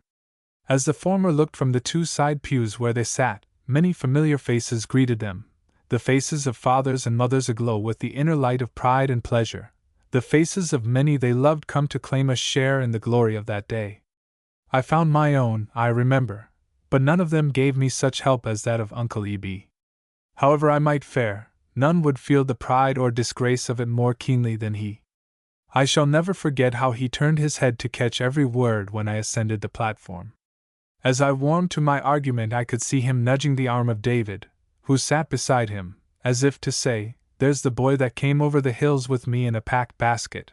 When I stopped a moment, groping for the next word, he leaned forward, embracing his knee, firmly, as if intending to draw off a boot. It was all the assistance he could give me. When the exercises were over, I found Uncle E.B. by the front door of the church, waiting for me. "Willie, ye done noble," said he. "Did my very best, Uncle E.B.," I replied. "Liked it grand, I did, sartin." "Glad you liked it, Uncle E.B." "Showed great larning." H.O. was the man at give out the pictures. He meant the president who had conferred the degrees. I spoke the name. "Deceivin' lookin' man, ain't he? Seen him often, but never took no particular notice of him before." "How deceiving?" I inquired. "Talk so kind of plain," he replied. I could understand him as easy as though he'd been swappin' hosses. "But when you got up, Bill, why, you jest riz right up in the air and there couldn't no dumb fool tell what you was talkin' 'bout." Whereat I concluded that Uncle E.B.'s humor was as deep as it was kindly, but I have never been quite sure whether the remark was a compliment or a bit of satire. Chapter 28. The folks of Faraway have been carefully if rudely pictured, but the look of my own person, since I grew to the stature of manhood, I have left wholly to the imagination of the reader. I will wager he knew long since what manner of man I was and has measured me to the fraction of an inch, and knows even the color of my hair and eyes from having been so long in my company. If not, well, I shall have to write him a letter. When Uncle E.B. and I took the train for New York that summer day in 1860, some 15 years after we came down Paradise Road with the dog and wagon and pack basket, my head, which, in that far day, came only to the latitude of his trouser pocket, had now mounted 6 inches above his own. That is all I can say here on that branch of my subject. I was leaving to seek my fortune in the big city. Uncle E.B. was off for a holiday, and to see Hope and bring her home for a short visit. I remember with what sadness I looked back that morning at Mother and Father as they stood by the gate slowly waving their handkerchiefs. Our home at last was emptied of its young, and even as they looked the shadow of old age must have fallen suddenly before them. I knew how they would go back into that lonely room and how, while the clock went on with its ticking, Elizabeth would sit down and cover her face a moment, while David would make haste to take up his chores. We sat in silence a long time after the train was off, a mighty sadness holding our tongues. Uncle E.B., who had never ridden a long journey on the cars before, had put on his grand suit of broadcloth. The day was hot and dusty, and before we had gone far he was sadly soiled. But a suit never gave him any worry, once it was on. He sat calmly, holding his knee in his hands and looking out of the open window, a squint in his eyes that stood for some high degree of interest in the scenery. "What do you think of this country?" I inquired. "Looks pretty fair," said he, as he brushed his face with his handkerchief and coughed to clear his throat of the dust, "but 'tain't quite so pleasant to the taste as some other parts o' the country. I ruther like the flavor of St. Lawrence all through, but Jefferson is a leetle gritty." He put down the window as he spoke. "A leetle tobacco'll improve it some," he added, as his hand went down for the old silver box. "The way these cars do rip along! Consarned if it ain't like flyin'. Kind o' makes me feel like a bird." The railroad was then not the familiar thing it is now in the North Country. The bull in the fields had not yet come to an understanding of its rights, and was frequently tempted into argument with a locomotive. Bill Fountain, who came out of a back township, one day had even tied his faithful hound to the rear platform. Our train came to a long stop for wood and water near midday, and then we opened the lunch basket that Mother had given us. "Neighbor," said a solemn-faced man, who sat in front of us, "do you think the cars are agey in the Bible? D'you think a Christian orter ride on 'em?" "Sartin," said Uncle E.B. "Lest the constable's after him, then I think he orter be on a balky hoss." "Wife and I he's talked it over a good deal," said the man. "Some says it's agey in the Bible. The minister at preaches over in our neighborhood says if God had wanted men to fly he'd gi'n 'em wings. I s'pose if he'd ever wanted 'em to skate he'd had 'em born with skates on," said Uncle E.B. "Danno," said the man. "It behooves us all to be careful. The Bible says, 'Go not after new things.'" "My friend," said Uncle E.B., "between bites of a doughnut, I don't care what I ride in so long as 'tain't a hearse. I want something that's comfortable and putty middlin' spry. It'll do us good up here to get jerked a few 100 miles and back every leetle while. Keep our giants limber. We'll live longer for it, and that'll please God sure, 'cause I don't think he's hankerin' for our society, not a bit. Don't make no difference to him whether we ride in a spring wagon or on the cars so long's we're right side up and movin'. We need more steam, we're too dumb slow. Kind o' think a leetle more steam in our religion wouldn't hurt us a bit. It's pretty fur behind." We got to Albany in the evening, just in time for the night boat. Uncle E.B. was a sight in his dusty broadcloth when we got off the cars, and I know my appearance could not have been prepossessing. Once we were aboard the boat and had dusted our clothes and bathed our hands and faces, we were in better spirits. "Consarn it," said Uncle E.B., as we left the washroom, "le's have a dern good supper. I'll stand treat. Comes a leetle bit high," he said, as he paid the bill, "but I don't care if it does. For we left, I says to myself. Uncle Eb, says I, you go right and fare a good time and don ye count the pennies. Everybody's a right to be reckless once in 75 year. We went to our stateroom a little after 9. I remember the berths had not been made up, and removing our boots and coats we lay down upon the bare mattresses. Even then I had a lurking fear that we might be violating some rule of steamboat etiquette. When I went to New York before I had dozed all night in the big cabin. A dim light came through the shuttered door that opened upon the dinning saloon where the rattle of dishes for a time put away the possibility of sleep. I'll be awful glad to see Hope, said Uncle Eb, as he lay gaping. Guess I'll be happier to see her than she will to see me, I said. What put that in your head? Uncle Eb inquired. Fraid we've got pretty far apart, said I. Shame on ye, Bill, said the old gentleman. If that's so, ye ain't done right. Hent or to let a girl like that get away from ye. Ain't another like her in this world. I know it, I said, but I can't help it. Somebody's cut me out, Uncle Eb. Tain't so, said he emphatically.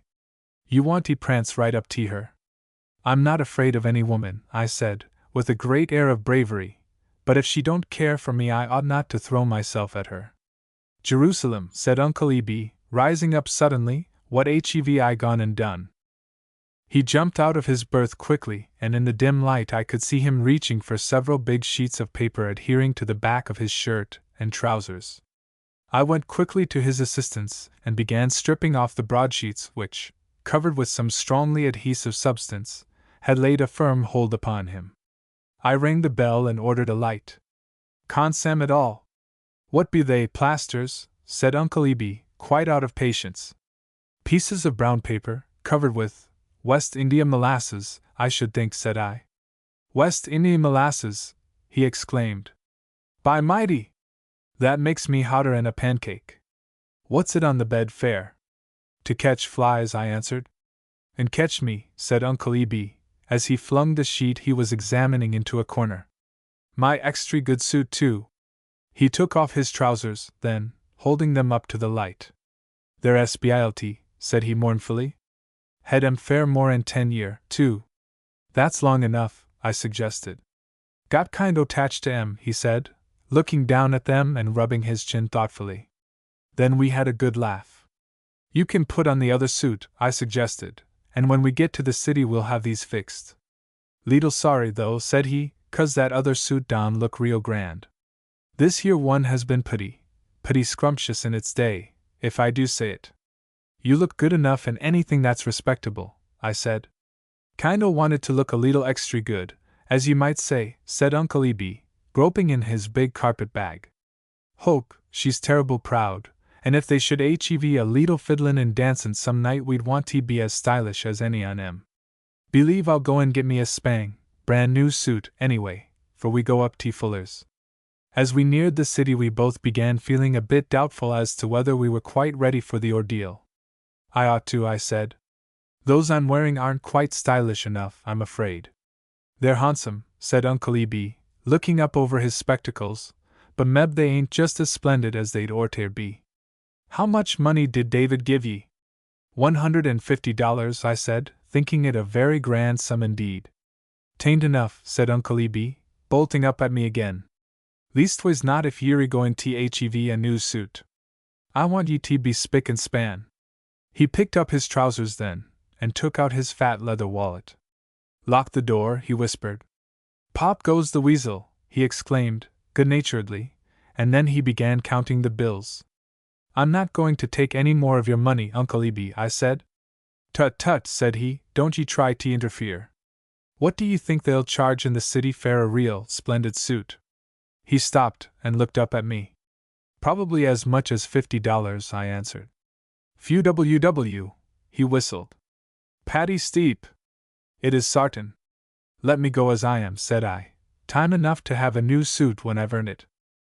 Wall, he said, as he continued counting, I guess you've earned it already? You've studied hard and tuck first honors and you're going where folks are pretty middlin' proud and haughty. I want ye to be a reg'lar high stepper, with a nice, slick coat. There, he whispered, as he handed me the money, take that. And don't ye never tell at IG in a tea. I could not speak for a little while, as I took the money, for thinking of the many, many things this grand old man had done for me. "Do you think these boots'll do?" he asked, as he held up to the light the pair he had taken off in the evening. "They look all right," I said. "Ain't got no decent squeak to 'em now, and they seem to look kind o' clumsy." "How are your'n?" he asked.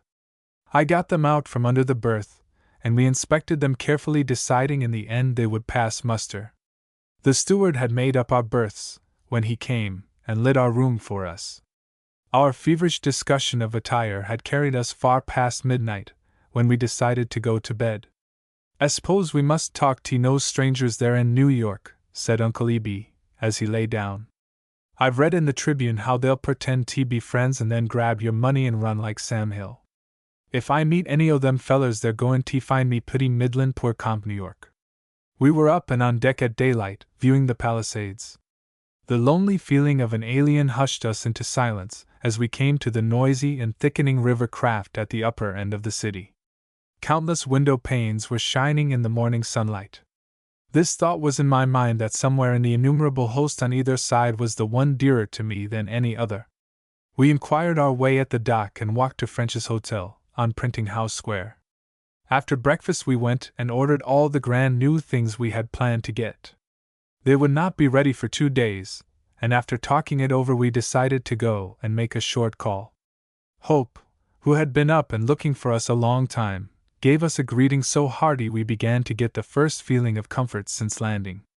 She was put out about our having had breakfast, I remember, and said we must have our things brought there at once. "I shall have to stay at the hotel a while," I said, thinking of the new clothes. "Why," said Mrs. Fuller, "this girl has been busy a week fixing your rooms and planning for you. We could not hear of your going elsewhere. It would be downright ingratitude to her." A glow of red came into the cheeks of Hope that made me ashamed of my remark. I thought she looked lovelier in her pretty blue morning gown, covering a broad expanse of crinoline, than ever before. "And you've both got to come and hear me sing tonight at the church," said she. "I wouldn't have agreed to sing if I had not thought you were to be here."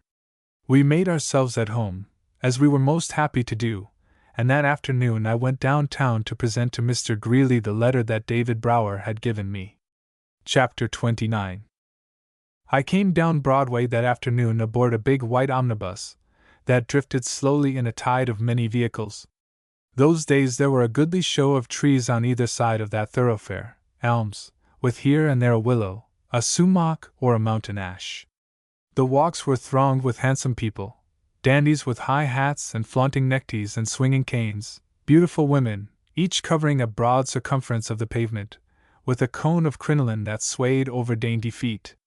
From Grace Church down it was much of the same thing we see now, with a more ragged skyline.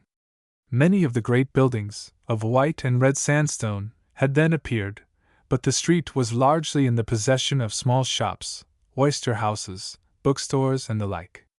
Not until I neared the sacred temple of the Tribune did I feel a proper sense of my own littleness. There was the fountain of all that wisdom which had been read aloud and heard with reverence in our household since a time I could but dimly remember. There sat the prophet who had given us so much, his genial views of life and government, his hopes, his fears, his mighty wrath at the prospering of cruelty and injustice. "I would like to see Mr. Horace Greeley," I said, rather timidly, at the counter. "Walk right up those stairs and turn to the left," said a clerk, as he opened a gate for me. Ascending, I met a big man coming down, hurriedly, and with heavy steps. We stood dodging each other a moment with that unfortunate coordination of purpose men sometimes encounter when passing each other. Suddenly the big man stopped in the middle of the stairway and held both of his hands above his head. "In God's name, young man," said he, "take your choice." He spoke in a high, squeaky voice that cut me with the sharpness of its irritation. I went on past him and entered an open door near the top of the stairway. "Is Mr. Horace Greeley in?" I inquired of a young man who sat reading papers.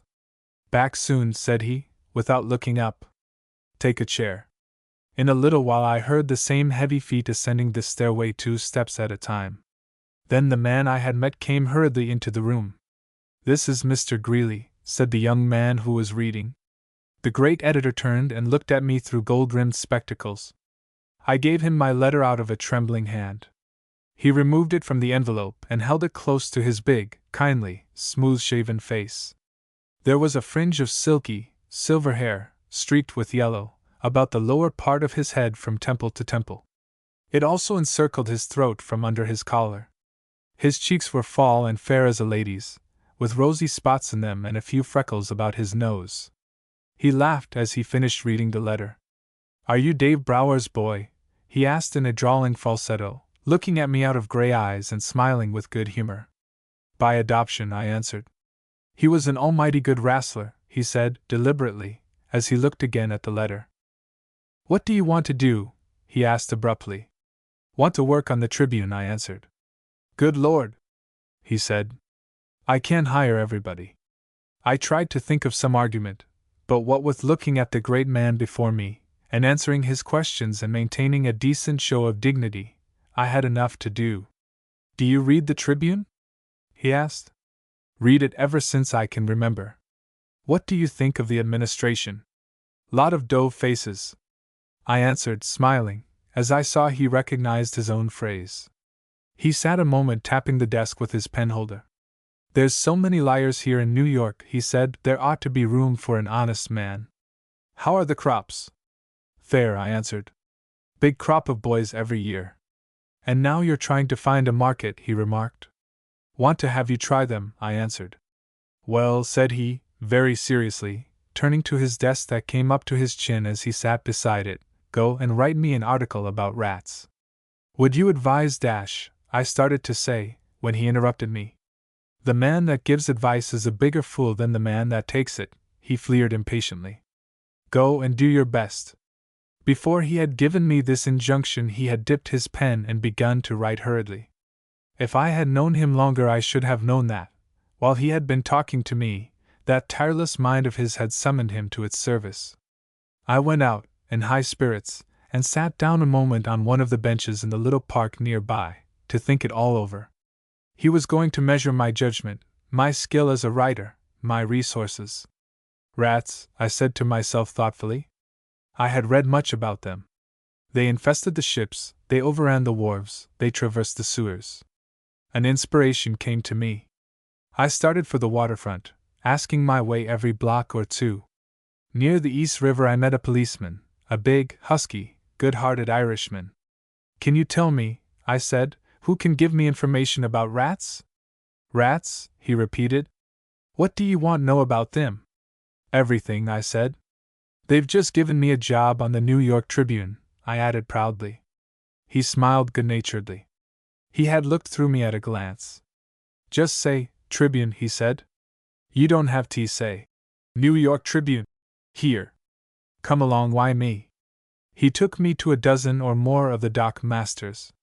"Give him a lift, my hearty," he said to the first of them. "He's a green." I have never forgotten the kindness of that Irishman, whom I came to know well in good time. Remembering that day and others, I always greeted him with a hearty "God bless the Irish" every time I passed him, and he would answer, "Amen," and save your reverence. He did not leave me until I was on my way home, loaded with fact and fable and good dialect with a savor of the sea in it. Hope and Uncle Eby were sitting together in his room when I returned. "Guess I've got a job," I said, trying to be very cool about it. "A job?" said Hope eagerly as she rose. "Where?" "With Mr. Horace Greeley," I answered, my voice betraying my excitement. "Jerusalem," said Uncle Eby. "Is it possible?" "That's grand," said Hope. "Tell us about it." Then I told them of my interview with the great editor, and of what I had done since. "You done wonderful," said Uncle Eby, and Hope showed quite as much pleasure in her own sweet way. I was for going to my room and beginning to write at once, but Hope said it was time to be getting ready for dinner. When we came down at 6:30, we were presented to our host and the guests of the evening, handsome men and women in full dress, and young Mr. Livingstone was among them.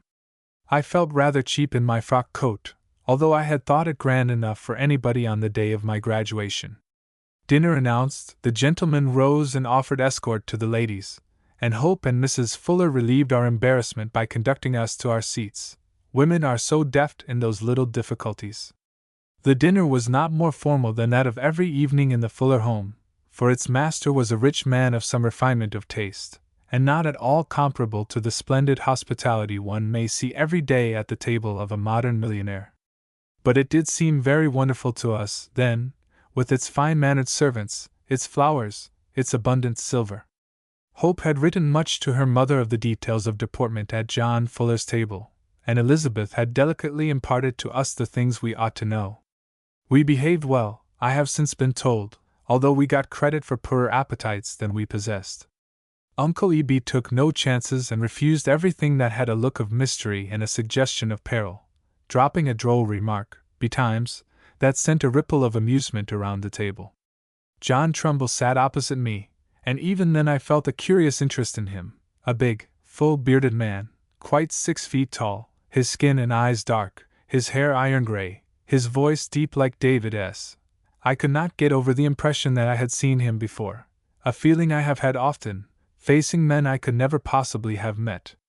No word came out of his firm mouth unless he were addressed, and then all in hearing listened to the little he had to say. It was never more than some very simple remark. In his face and form and voice there was abundant heraldry of rugged power and ox-like vitality. I have seen a bronze head of Daniel Webster which, with a full blonde beard and an ample covering of gray hair, would have given one a fairly perfect idea of the look of John Trumbull.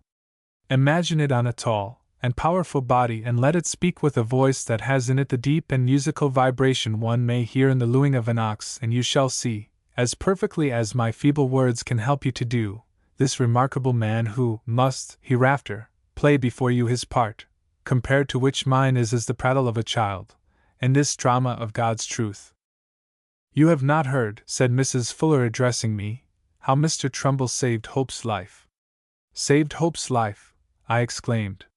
Saved her life, she repeated, there isn't a doubt of it. We never sent word of it for fear it would give you all needless worry.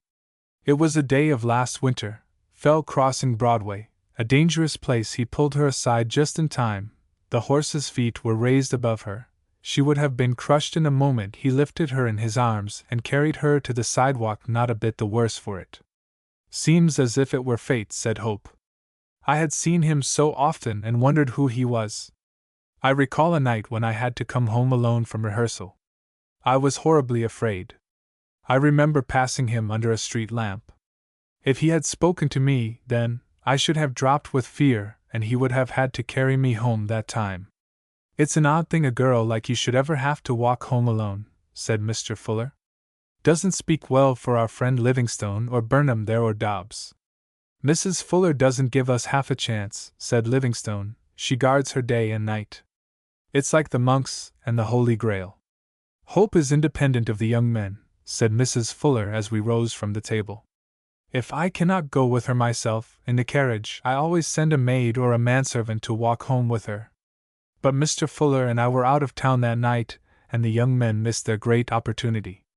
Had a different way o' sparking years ago, said Uncle Eb. Didn't never hev it please anybody but the girl then. If you liked a girl, you went and sot up with her and gin her a smack and told her right out plain and square what ye wanted. And that settled it one way or t'other. And her mother, she stepped in the next room with the door half open and never paid no attention. Recollect one call night when I was sparkin', the mother hollered out o' bed, Lucy, hev ye got anythin' round ye? And she hollered back, Ease, mother. And she had too, but 'twa'n't nothin' but my arm. They laughed merrily over the quaint reminiscence of my old friend and the quainter way he had of telling it. The rude dialect of the backwoods man might have seemed oddly out of place there, but for the quiet, unassuming manner and the fine old face of Uncle Eb, in which the dullest eye might see the soul of a gentleman. What became of Lucy? Mr. Fuller inquired, laughingly. You never married her. Lucy died, he answered soberly. That was long, long ago. Then he went away with John Trumbull to the smoking room, where I found them, talking earnestly in a corner, when it was time to go to the church with Hope. Chapter 30. Hope and Uncle Eb and I went away in a coach with Mrs. Fuller. There was a great crowd in the church that covered, with sweeping arches, an interior more vast than any I had ever entered. Hope was gowned in white silk, a crescent of diamonds in her hair, A birthday gift from Mrs. Fuller, her neck and a part of her full breast unadorned by anything save the gifts of God, their snowy whiteness, their lovely curves. First Henry Cooper came on with his violin, a great master, as I now remember him. Then Hope ascended to the platform, her dainty kid slippers showing under her gown, and the odious Livingstone escorting her. I was never so madly in love or so insanely jealous. I must confess it, for I am trying to tell the whole truth of myself. I was a fool. And it is the greater folly that one says ever I was, and never I am in that plea. I could even see it myself then and there. But I was so great a fool I smiled and spoke fairly to the young man, although I could have wrung his neck with rage.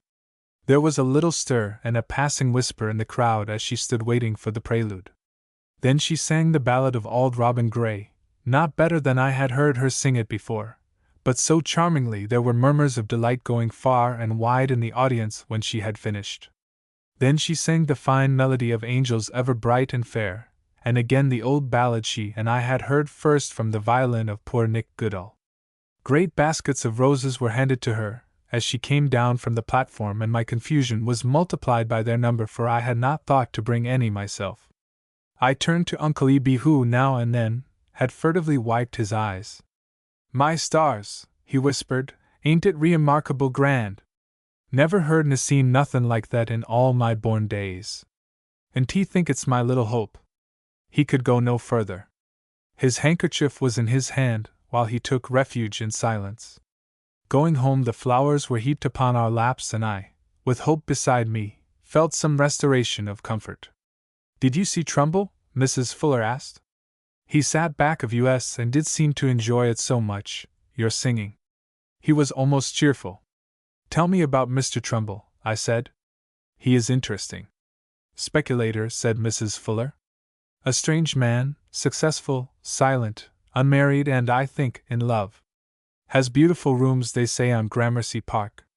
Lives alone with an old servant. We got to know him through the accident. Mr. Fuller and he have done business together, a great deal of it since then. Operates in the stock market. A supper was waiting for us at home, and we sat a long time at the table. I was burning for a talk with Hope, but how was I to manage it? We rose with the others and went and sat down together in a corner of the great parlor. We talked of that night at the White Church in Faraway when we heard Nick Goodall play, and she had felt the beginning of a new life. "I've heard how well you did last year," she said, "and how nice you were to the girls. A friend wrote me all about it. How attentive you were to that little Miss Brown." "But decently polite," I answered. "One has to have somebody, or be a monk." "One has to have somebody," she said quickly, as she picked at the flower on her bosom and looked down at it soberly. "That is true, one has to have somebody, and you know, I haven't had any lack of company myself. By the way, I have news to tell you." She spoke slowly and in a low voice with a touch of sadness in it. I felt the color mounting to my face. "News," I repeated. "What news, Ilope?" "I am going away to England," she said, "with Mrs. Fuller if Mother will let me. I wish you would write and ask her to let me go." I was unhorsed. What to say I knew not, what it meant I could vaguely imagine. There was a moment of awkward silence. "Of course I will ask her if you wish to go," I said. "When do you sail?"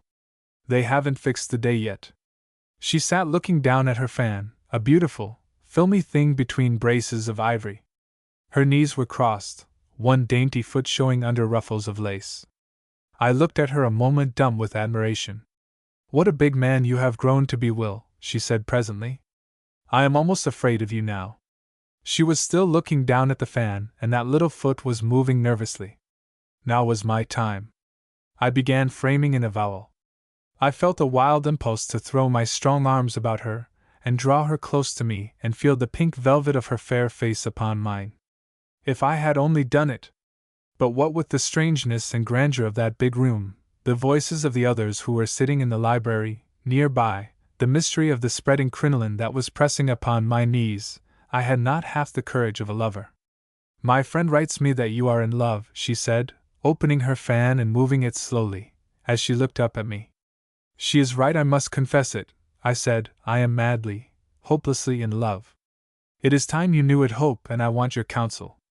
She rose quickly and turned her face away. Do not tell me, do not speak of it again, I forbid you, she answered coldly. Then she stood silent. I rose to take her hand and ask her to tell me why. A pretty rankling in my heart, soft footsteps and the swish of a gown were approaching. Before I could speak, Mrs. Fuller had come through the doorway. Come, Hope, she said, I cannot let you sit up late. You are worn out, my dear. Then Hope bade us both good night and went away to her room. If I had known as much about women then, as now, I should have had it out, with short delay, to some understanding between us. But in that subject one loves and learns. And one thing I have learned is this, that jealousy throws its illusions on every word and look and act. I went to my room and sat down for a bit of reckoning. Hope had ceased to love me, I felt sure, and how was I to win her back? After all my castle building, what was I come to? I heard my door open presently, and then I lifted my head. Uncle Eb stood near me in his stocking feet and shirt sleeves. In trouble, he whispered. In trouble, I said. About Hope. It's about Hope. Don't be hasty. Hope'll never go back on you, he whispered. She doesn't love me, I said impulsively. She doesn't care the snap of her finger for me. Don't believe it, he answered calmly. Not a single word of it. That woman, she's trying to keep her away from ye, but 't'n't make no difference ye. Not a bit. I must try to win her back, some way, somehow, I whispered.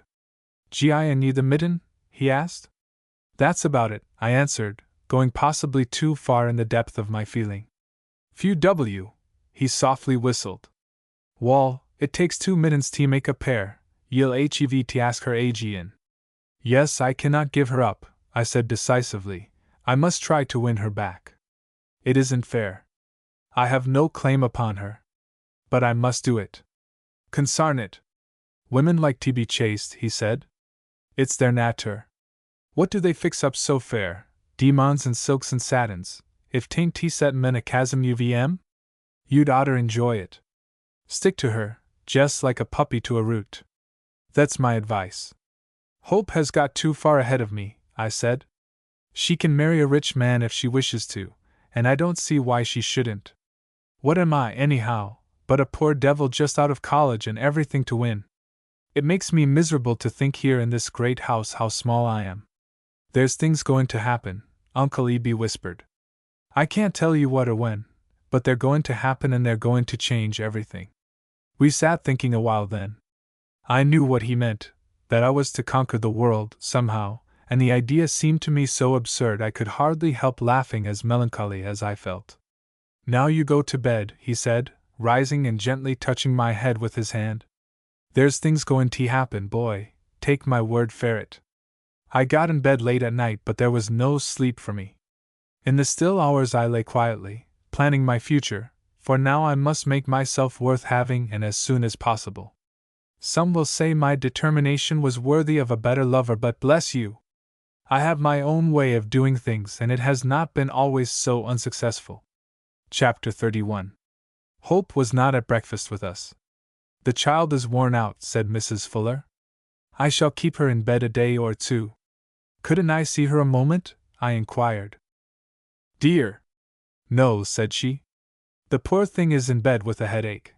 If Hope had been ill at home I should have felt free to go and sit by her as I had done more than once. It seemed a little severe to be shut away from her now, but Mrs. Fuller's manner had foreanswered any appeal and I held my peace. Having no children of her own, she had assumed a sort of proprietorship over Hope that was evident. That probably was why the girl had ceased to love me and to write to me as of old. A troop of mysteries came clear to me that morning. Through many gifts and favors she had got my sweetheart in a sort of bondage, and would make a marriage of her own choosing if possible. Is there anything you would like particularly for your breakfast? Mrs. Fuller inquired. Hain't no way particular, said Uncle Eb. I generally eat buckwheat pancakes and maple sugar with a good strong cup o' tea. Mrs. Fuller left the room a moment. Dunno, but I'll go out to the barn a minute and take a look at the hosses, he said when she came back. The stable is a mile away, she replied smiling. Grand good team ye druv us out with last night, he said. had a chance to look em over a leetle there at the door. The off hoss is puffed some frard, but if your husband'll put on a cold bandage every night it'll make them legs smoother and a hound's tooth. She thanked him and invited us to look in at the conservatory. Where's your husband? Uncle Eb inquired. He's not up yet, said she. I fear he did not sleep well. Now, Miss Fuller, said Uncle Eb, as we sat waiting, if there's anything I can do to help Jessamine know what 'tis. She said there was nothing. Presently Uncle Eb sneezed so powerfully that it rattled the crystals on the chandelier and rang in the brass medallions. The first and second butlers came running in with a frightened look. There was also a startled movement from somebody above stairs. I do sneeze powerful, sometimes, said Uncle Eb from under his red bandana. "'S enough if scare anybody." They brought in our breakfast then, a great array of tempting dishes. "Just hev 4 pancakes and a boiled egg," said Uncle Eb as he sipped his tea. "Grand tea," he added, "strong enough if float a silver dollar too." "Mrs. Fuller," I said, rising, when we had finished, "I thank you for your hospitality, but as I shall have to work nights, probably, I must find lodgings near the office." "You must come and see us again," she answered cordially. "On Saturday I shall take Hope away for a bit of rest to Saratoga probably, and from there I shall take her to Hillsborough myself for a day or two." "Thought she was goin' home with me," said Uncle Eb. "Oh dear no," said Mrs. Fuller, "she cannot go now. The girl is ill and it's such a long journey." The postman came then with a letter for Uncle Eb. It was from David Brower. He would have to be gone a week or so buying cattle and thought Uncle Eb had better come home as soon as convenient. "They're lonesome," he said thoughtfully, after going over the letter again. "'Tain't no wonder, they're gettin' old." Uncle Eb was older than either of them, but he had not thought of that. "Lee see, 's about 8 o'clock," said he, presently. "I've got to go and tend to some business o' my own. I'll be back here sometime if Dame is Fuller and I'll hev if see that girl. You mustn't never try if keep me way from her. She's sot on my knee too many year fair that, altogether too many." We arranged to meet there at 4. Then a servant brought us our hats. I heard Hope calling as we passed the stairway. "Won't you come up a minute, Uncle Eb? I want to see you very much." Then Uncle Eb hurried upstairs and I came away. I read the advertisements of board and lodging, a perplexing task for one so ignorant of the town. After many calls I found a place to my liking on Monkey Hill, near Printing House Square. Monkey Hill was the east end of William Street, and not in the least fashionable. There were some neat and cleanly-looking houses on it of wood, and brick, and brown stone inhabited by small tradesmen, a few shops, a big stable and the chalet sitting on a broad, flat roof that covered a portion of the stable yard. The yard itself was the summit of Monkey Hill. It lay between 2 brick buildings, and up the hill, from the walk, one looked into the gloomy cavern of the stable, and under the low roof, on one side there were dump carts and old coaches in varying stages of infirmity. There was an old iron shop that stood flush with the sidewalk, flanking the stable yard. A lantern and a mammoth key were suspended above the door, and hanging upon the side of the shop was a wooden stair ascending to the chalet. The latter had a sheathing of weather-worn clapboards. It stood on the rear end of the brick building, communicating with the front rooms above the shop. A little stair of 5 steps ascended from the landing to its red door that overlooked an ample yard of roofing, adorned with potted plants. The main room of the chalet, where we ate our meals and sat and talked, of an evening, had the look of a ship's cabin. There were stationary seats along the wall covered with leathern cushions. There were port and starboard lanterns and a big one of polished brass that overhung the table. A ship's clock that had a noisy and cheerful tick was set in the wall. A narrow passage led to the room in front, and the latter had slanting sides. A big window of little panes, in its further end, let in the light of William Street. Here I found a home for myself, humble but quaint and cleanly. A thrifty German who, having long followed the sea, had married and thrown out his anchor for good and all, now dwelt in the chalet with his wife and 2 boarders, both newspaper men.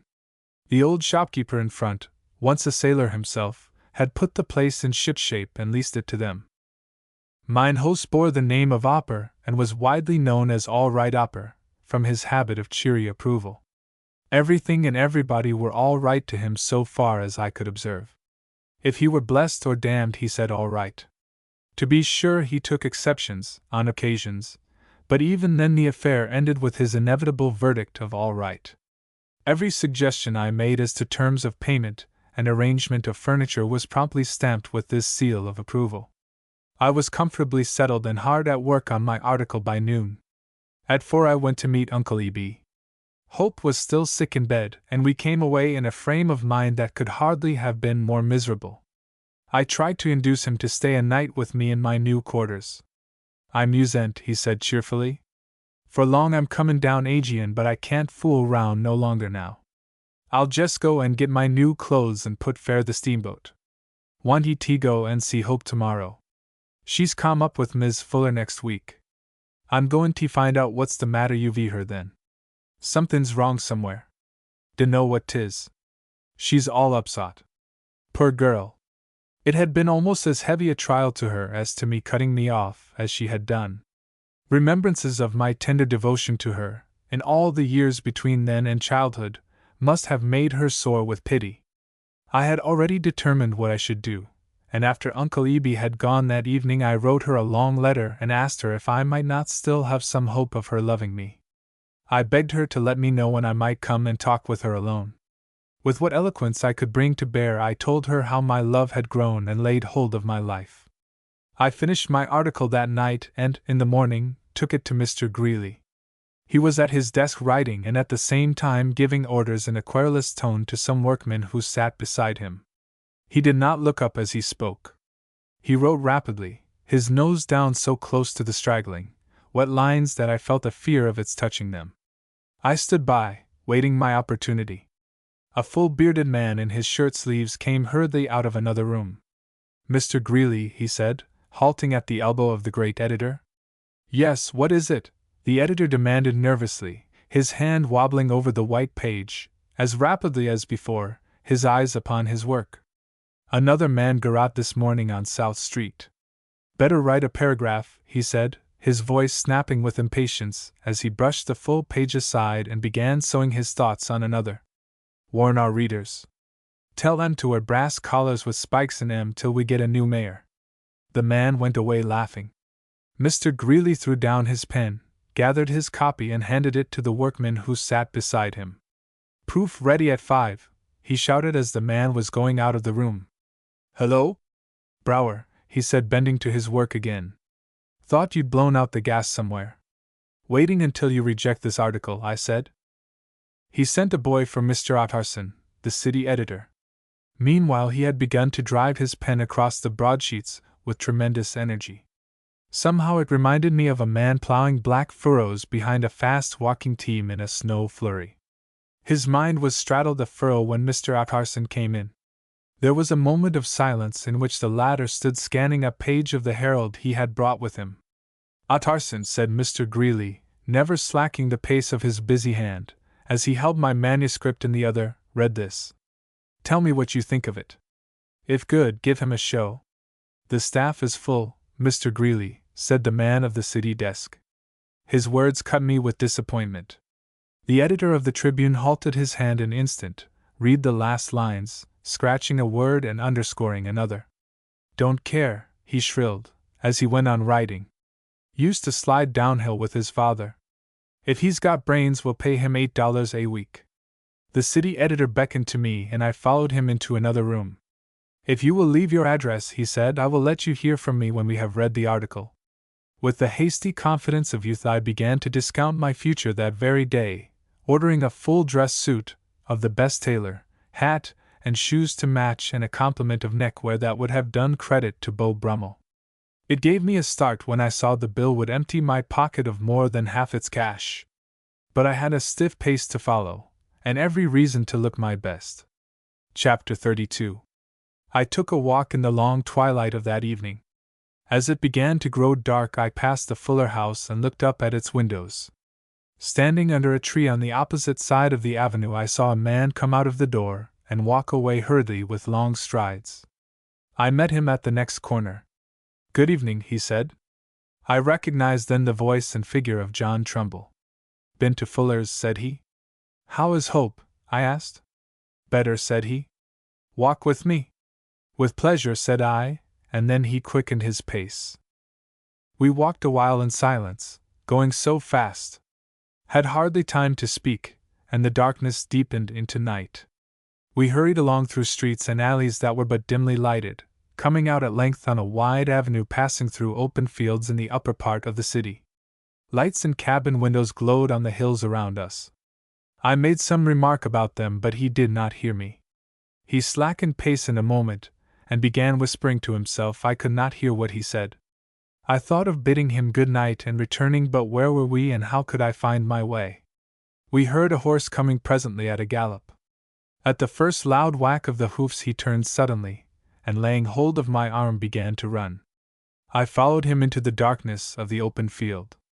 It gave me a spell of rare excitement, for I thought at once of highwaymen, having read so much of them in the Tribune. He stopped suddenly, and stooped low, his hands touching the grass, and neither spoke until the horse had gone well beyond us. Then he rose, stealthily, and looked about him in silence, even turning his face to the dark sky where only a few stars were visible. Well, said he with a sort of grunt. Beats the devil. I thought it was. A wonderful thing was happening in the sky. A great double moon seemed to be flying over the city, hooded in purple haze. A little spray of silver light broke out of it, as we looked, and shot backward and then floated after the two shining disks that were falling eastward in a long curve. They seemed to be so near I thought they were coming down upon the city. It occurred to me they must have some connection with the odd experience I had gone through. In a moment they had passed out of sight. We were not aware that we had witnessed a spectacle the like of which had not been seen in centuries, if ever, since God made the heavens. The great meteor of 1860. Let's go back, said Trumbull. We came too far. I forgot myself. Dangerous here? I inquired. Not at all, said he, but a long way out of town. Tired? Rather, I said, grateful for his evident desire to quiet my alarm. Come, said he as we came back to the pavement, his hand upon my shoulder. Talk to me. Tell me, what are you going to do? We walked slowly down the deserted avenue, I, meanwhile, talking of my plans.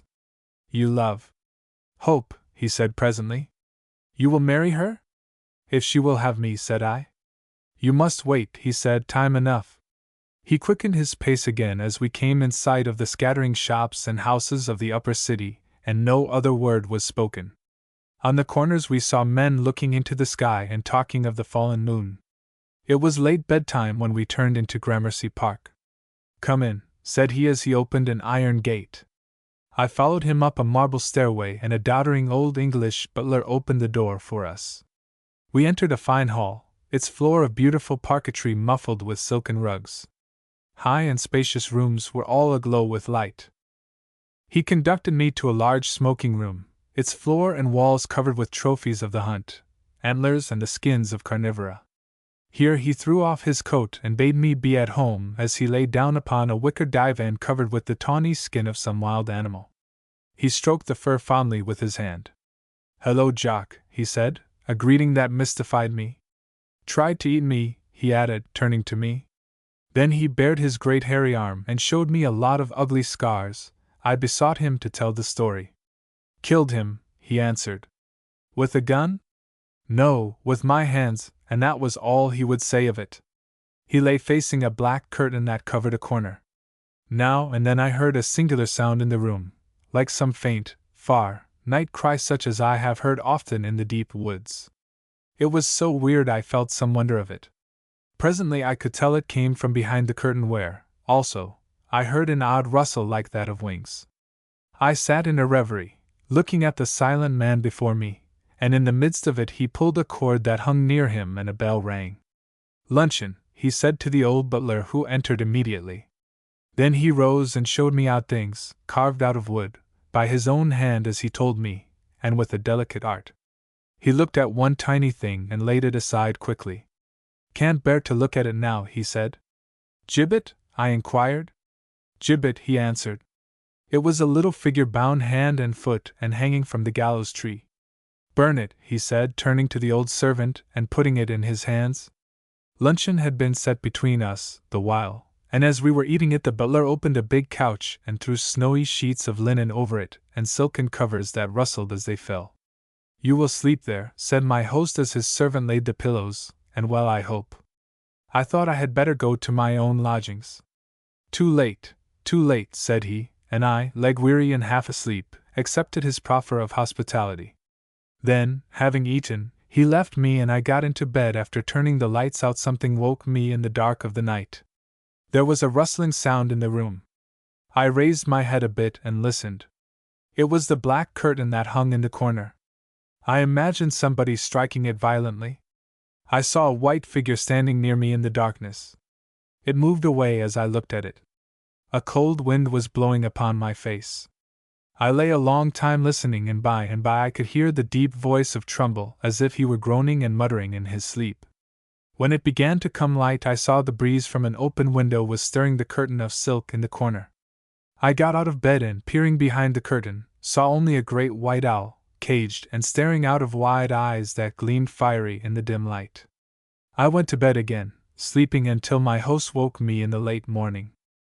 After breakfasting, I went to the chalet. The postman had been there, but he had brought no letter from Hope. I waited about home, expecting to hear from her, all that day, only to see it end in bitter disappointment. Chapter 33. That very night, I looked in at the little shop beneath us and met Riggs. It was no small blessing, just as I was entering upon dark and unknown ways of life, to meet this hoary-headed man with all his lanterns. He would sell you anchors and fathoms of chain and rope enough to hang you to the moon, but his lights were the great attraction of Riggs's. He had every kind of lantern that had ever swung on land or sea. After dark, when light was streaming out of its open door and broad window, Riggs's looked like the side of an old lantern itself. It was a door, low and wide, for a time when men had big round bellies and nothing to do but fill them and heads not too far above their business. It was a window gone blind with dust and cobwebs, so it resembled the dim eye of age. If the door were closed, its big brass knocker and massive iron latch invited the passer. An old ship's anchor and a coil of chain lay beside it. Blocks and heavy bolts, steering wheels, old brass compasses, coils of rope and rusty chain lay on the floor and benches, inside the shop. There were rows of lanterns, hanging on the bare beams. And there was Riggs. He sat by a dusty desk and gave orders in a sleepy, drawling tone to the lad who served him.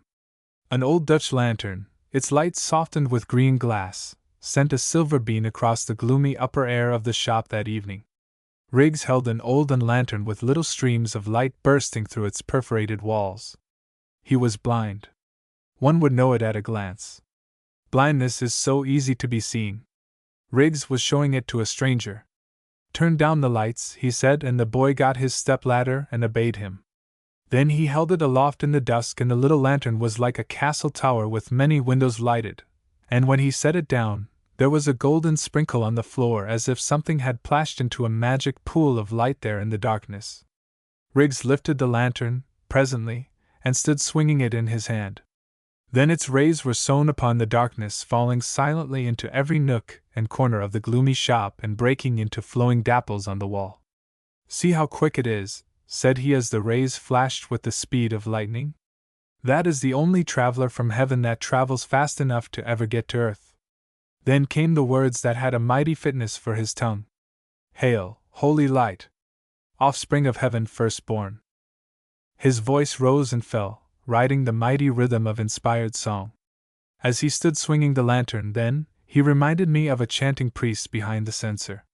In a moment he sat down, and, holding the lantern between his knees, opened its door and felt the candle. Then, as the light streamed out upon his hands, he rubbed them a time, silently, as if washing them in the bright flood.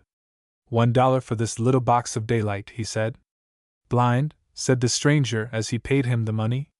"No," said Riggs, "only dreaming as you are." I wondered what he meant by the words dreaming as you are.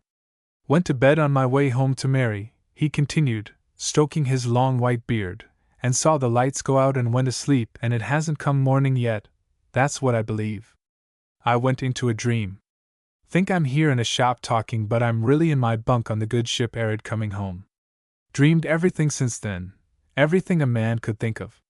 Dreamed I came home and found Annie dead, dreamed of blindness, of old age, of poverty, of eating and drinking and sleeping, and of many people who pass like dim shadows and speak to me. You are one of them. And sometimes I forget I am dreaming and am miserable, and then I remember and am happy. I know when the morning comes I shall wake and laugh at all these phantoms. And I shall pack my things and go up on deck, for we shall be in the harbor probably. Maybe Annie and Mother will be waving their hands on the dock.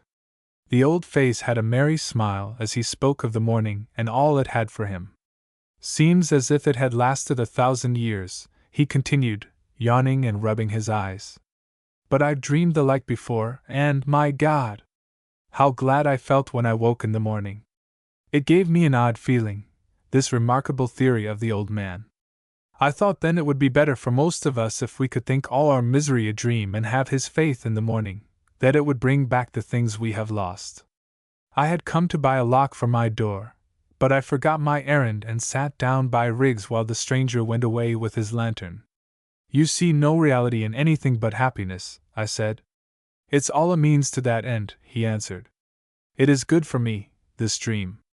I shall be all the happier when I do wake, and I shall love Annie all the better, I suppose. I wish I could take my bad luck as a dream and have faith only in good things, I said. All that is good shall abide, said he, stroking his white beard, and all evil shall vanish as the substance of a dream. In the end the only realities are God and love and heaven. To die is just like waking up in the morning. But I know I'm awake, I said. You think you are, that's a part of your dream. Sometimes I think I'm awake, it all seems so real to me. But I have thought it out, and I am the only man I meet that knows he is dreaming.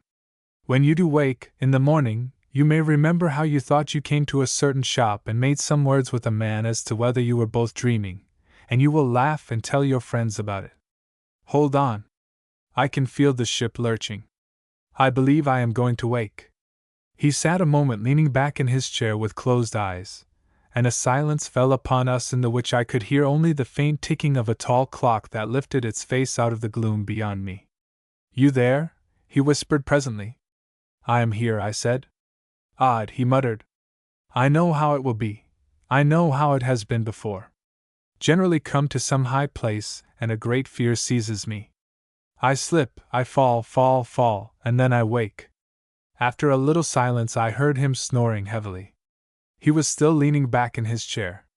I walked on tiptoe to the door where the boy stood looking out. Crazy? I whispered. Dunno, said he, smiling. I went to my room above and wrote my first tale, which was nothing more or less than some brief account of what I had heard and seen down at the little shop that evening. I mailed it next day to the Knickerbocker, with stamps for return if unavailable. Chapter 34. New York was a crowded city, even then, but I never felt so lonely anywhere outside a camp in the big woods. The last day of the first week came, but no letter from Hope. To make an end of suspense, I went that Saturday morning to the home of the Fullers. The equation of my value had dwindled sadly that week. Now a small fraction would have stood for it, nay, even the square of it. Hope and Mrs. Fuller had gone to Saratoga, the butler told me. I came away with some sense of injury. I must try to be done with Hope. There was no help for it. I must go to work at something and cease to worry and lie awake of nights. But I had nothing to do but read and walk and wait. No word had come to me from the Tribune. Evidently it was not languishing for my aid. That day my tale was returned to me with nothing but thanks printed in black type on a slip of paper. Cold, formal, prompt, ready-made thanks. And I, myself, was in about the same fix, rejected with thanks, politely, firmly, thankfully rejected. For a moment I felt like a man falling.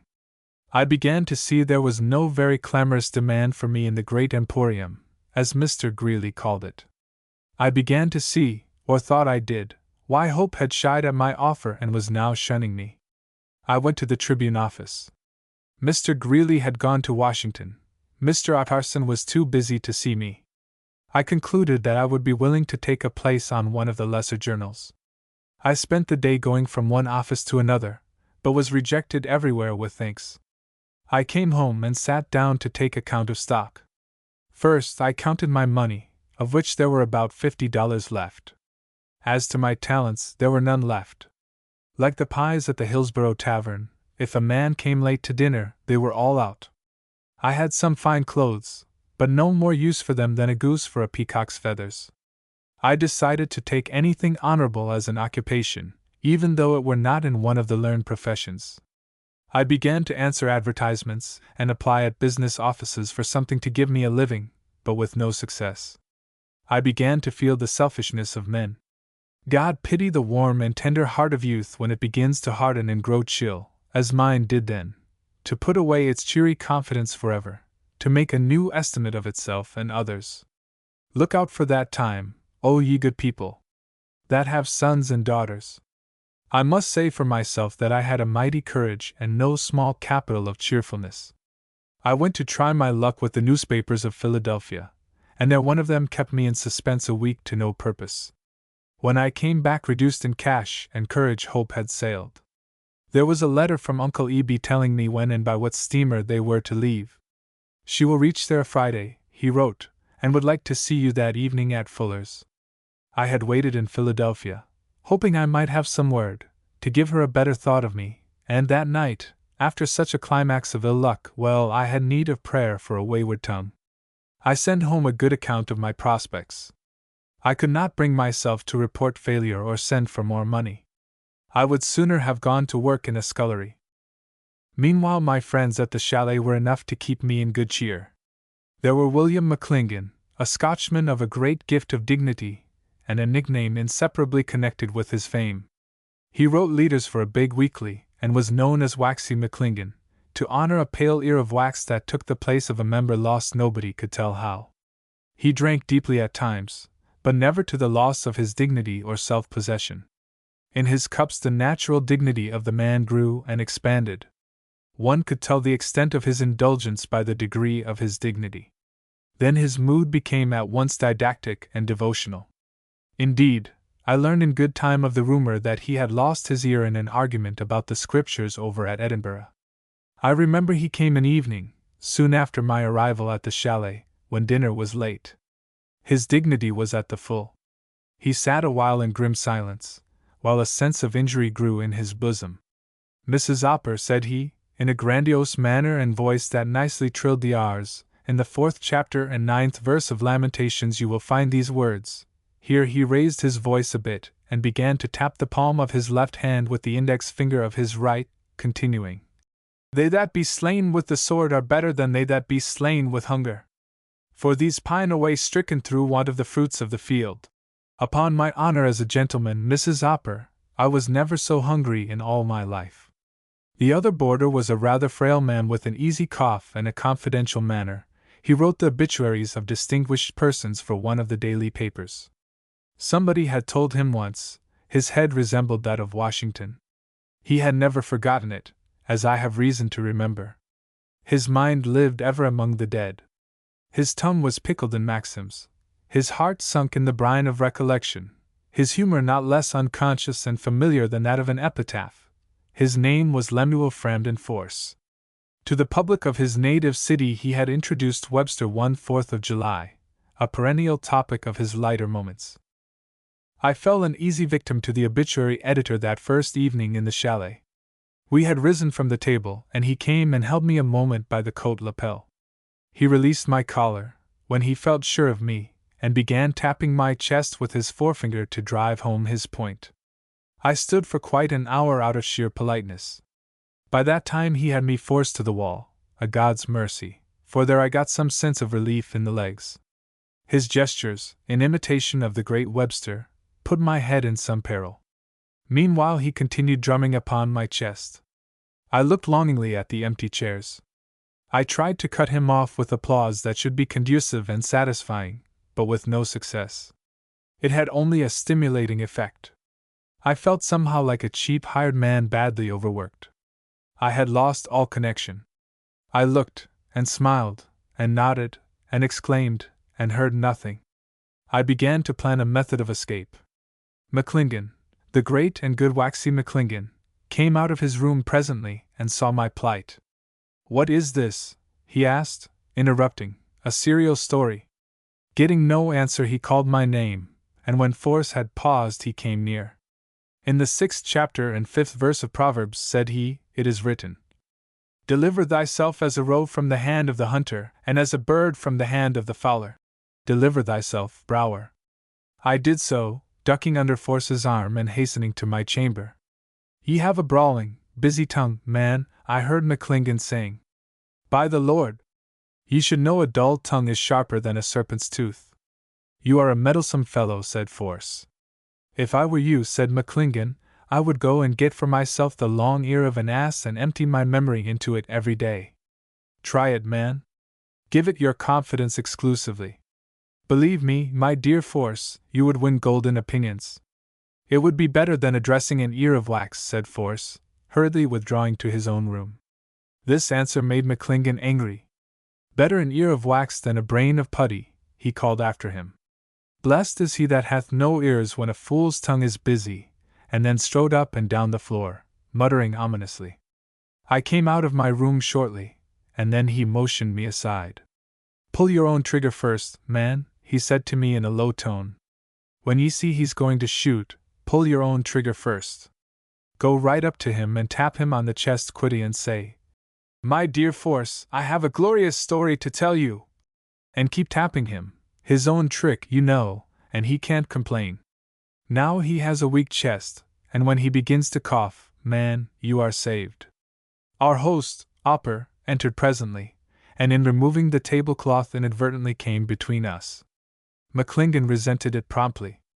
Mr. Opper, said he, leering at the poor German, as a matter of personal obligement, will you cease to interrupt us? All right. All right.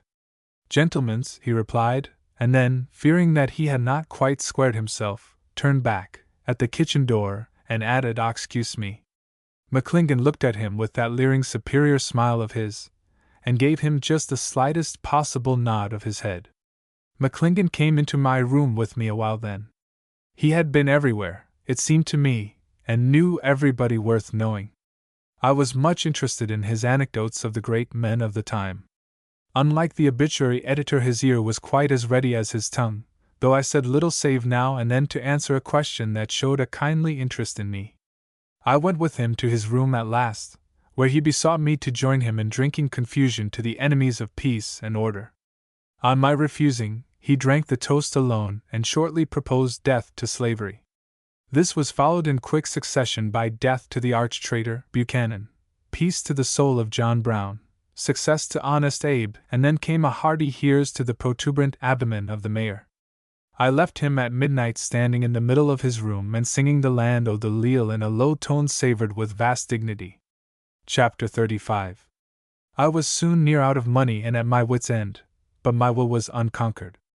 In this plight I ran upon Fogarty, the policeman who had been the good angel of my one hopeful day in journalism.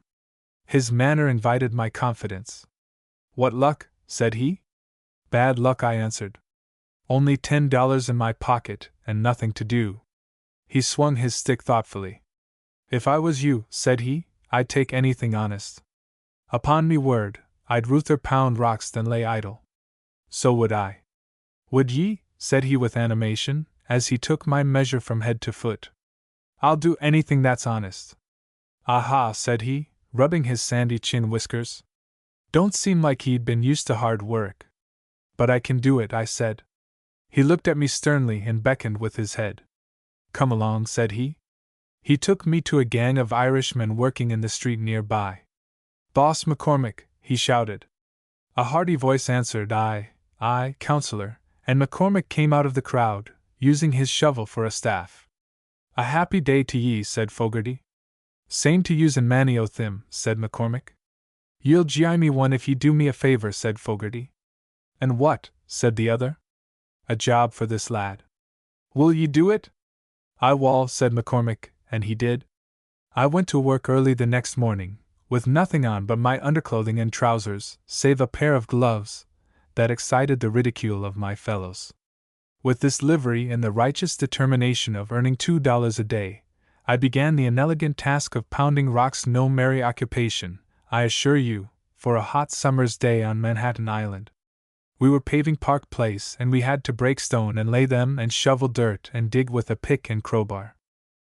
My face and neck were burned crimson when we quit work at 5, and I went home with a feeling of having been run over by the cars. I had a strong sense of soul and body, the latter dominated by a mighty appetite. McClingan viewed me at first with suspicion in which there was a faint flavor of envy. He invited me at once to his room, and was amazed at seeing it was no lark. I told him frankly what I was doing and why and where. I would not mind the loaning of a few dollars, he said. As a matter of personal obligement I would be most happy to do it. Most happy, Brower, indeed I would. I thanked him cordially, but declined the favor, for at home they had always taught me the danger of borrowing, and I was bound to have it out with ill luck on my own resources.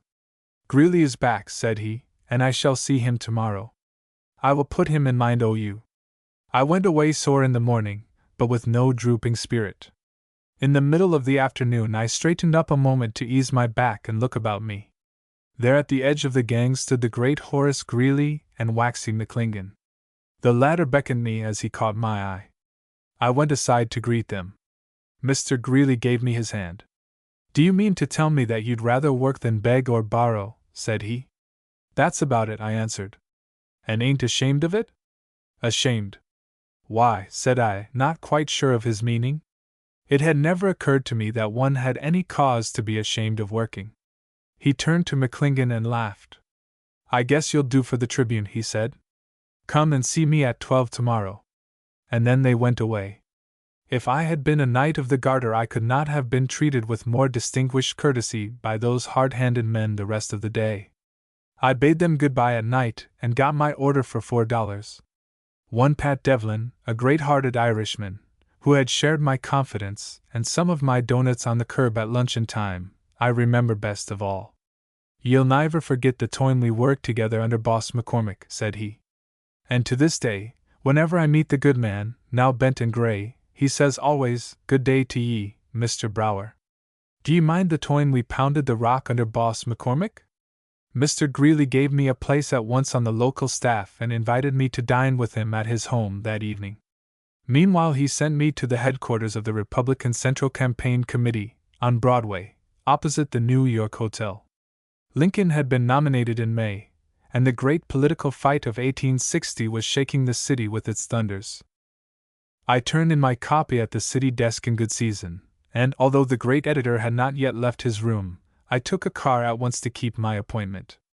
A servant showed me to a seat in the big back parlor of Mr. Greeley's home, where I spent a lonely hour before I heard his heavy footsteps in the hall.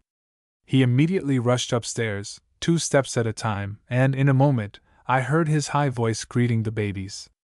He came down shortly with one of them clinging to his hand. "Thunder," said he, "I had forgotten all about you. Let's go right into dinner." He sat at the head of the table, and I next to him. I remember how, wearied by the day's burden, he sat, lounging heavily, in careless attitudes.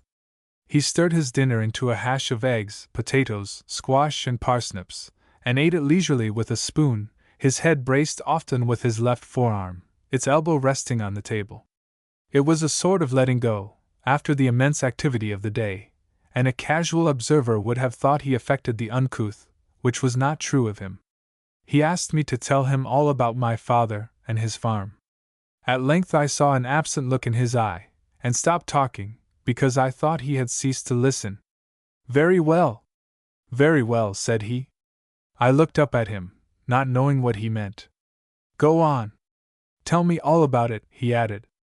"I like the country best," said he, when I had finished, "because there I see more truth in things.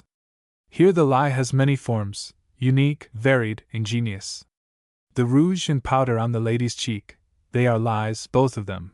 The baronial and ducal crests are lies, and the fools who use them are liars. The people who soak themselves in rum have nothing but lies in their heads. The multitude who live by their wits, and the lack of them in others, they are all liars. The many who imagine a vain thing and pretend to be what they are not, liars, every one of them. It is bound to be so in the great cities, and it is a mark of decay. The skirts of Elagabalus, the wigs and rouge pots of Madame Pompadour, the crucifix of Machiavelli, and the innocent smile of Fernando would stand for something horribly and vastly false in the people about them. For truth, you've got to get back into the woods. You can find men there a good deal as God made them, genuine, strong, and simple. When those men cease to come here, you'll see grass growing in Broadway. I made no answer, and the great commoner stirred his coffee a moment in silence. Vanity is the curse of cities, he continued, and flattery is its handmaiden. Vanity, flattery, and deceit are the three disgraces. I like a man to be what he is, out and out. If he's ashamed of himself, it won't be long before his friends'll be ashamed of him. There's the trouble with this town. Many a fellow is pretending to be what he isn't. A man cannot be strong unless he is genuine. One of his children, a little girl, came and stood close to him as he spoke. He put his big arm around her, and that gentle, permanent smile of his broadened as he kissed her and patted her red cheek. "Anything new in the South?" Mrs. Greeley inquired. "Worse and worse every day," he said. "Serious trouble coming. The Charleston dinner yesterday was a feast of treason and a flow of criminal rhetoric. The Union was the chief dish. Everybody slashed it with his knife and jabbed it with his fork. It was slaughtered, roasted, made into mincemeat, and devoured. One orator spoke of rolling back the tide of fanaticism that finds its root in the conscience of the people. Their metaphors are as bad as their morals." He laughed heartily at this example of fervid eloquence, and then we rose from the table. He had to go to the office that evening, and I came away soon after dinner. I had nothing to do and went home reflecting upon all the great man had said. I began shortly to see the truth of what he had told me: men licking the hand of riches with the tongue of flattery, men so stricken with the itch of vanity that they grovelled for the touch of praise, men even who would do perjury for applause. I do not say that most of the men I saw were of that ilk, but enough to show the tendency of life in a great town. I was filled with wonder at first by meeting so many who had been everywhere and seen everything, who had mastered all sciences and all philosophies and endured many perils on land and sea. I had met liars before. It was no Eden there in the North Country, and some of them had attained a good degree of efficiency, but they lacked the candor and finish of the metropolitan school. I confess they were all too much for me at first. They borrowed my cash, they shared my confidence, they taxed my credulity, and I saw the truth at last. "Tom's breaking down," said a co-laborer on the staff one day. "How is that?" I inquired. "Served me a mean trick." "Indeed?" "Deceived me," said he sorrowfully. "Lied, I suppose?" "No, he told the truth, as God's my witness." Tom had been absolutely reliable up to that time. Chapter 36. Those were great days in mid-autumn.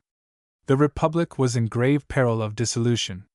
Liberty that had hymned her birth in the last century now hymned her destiny in the voices of bard and orator.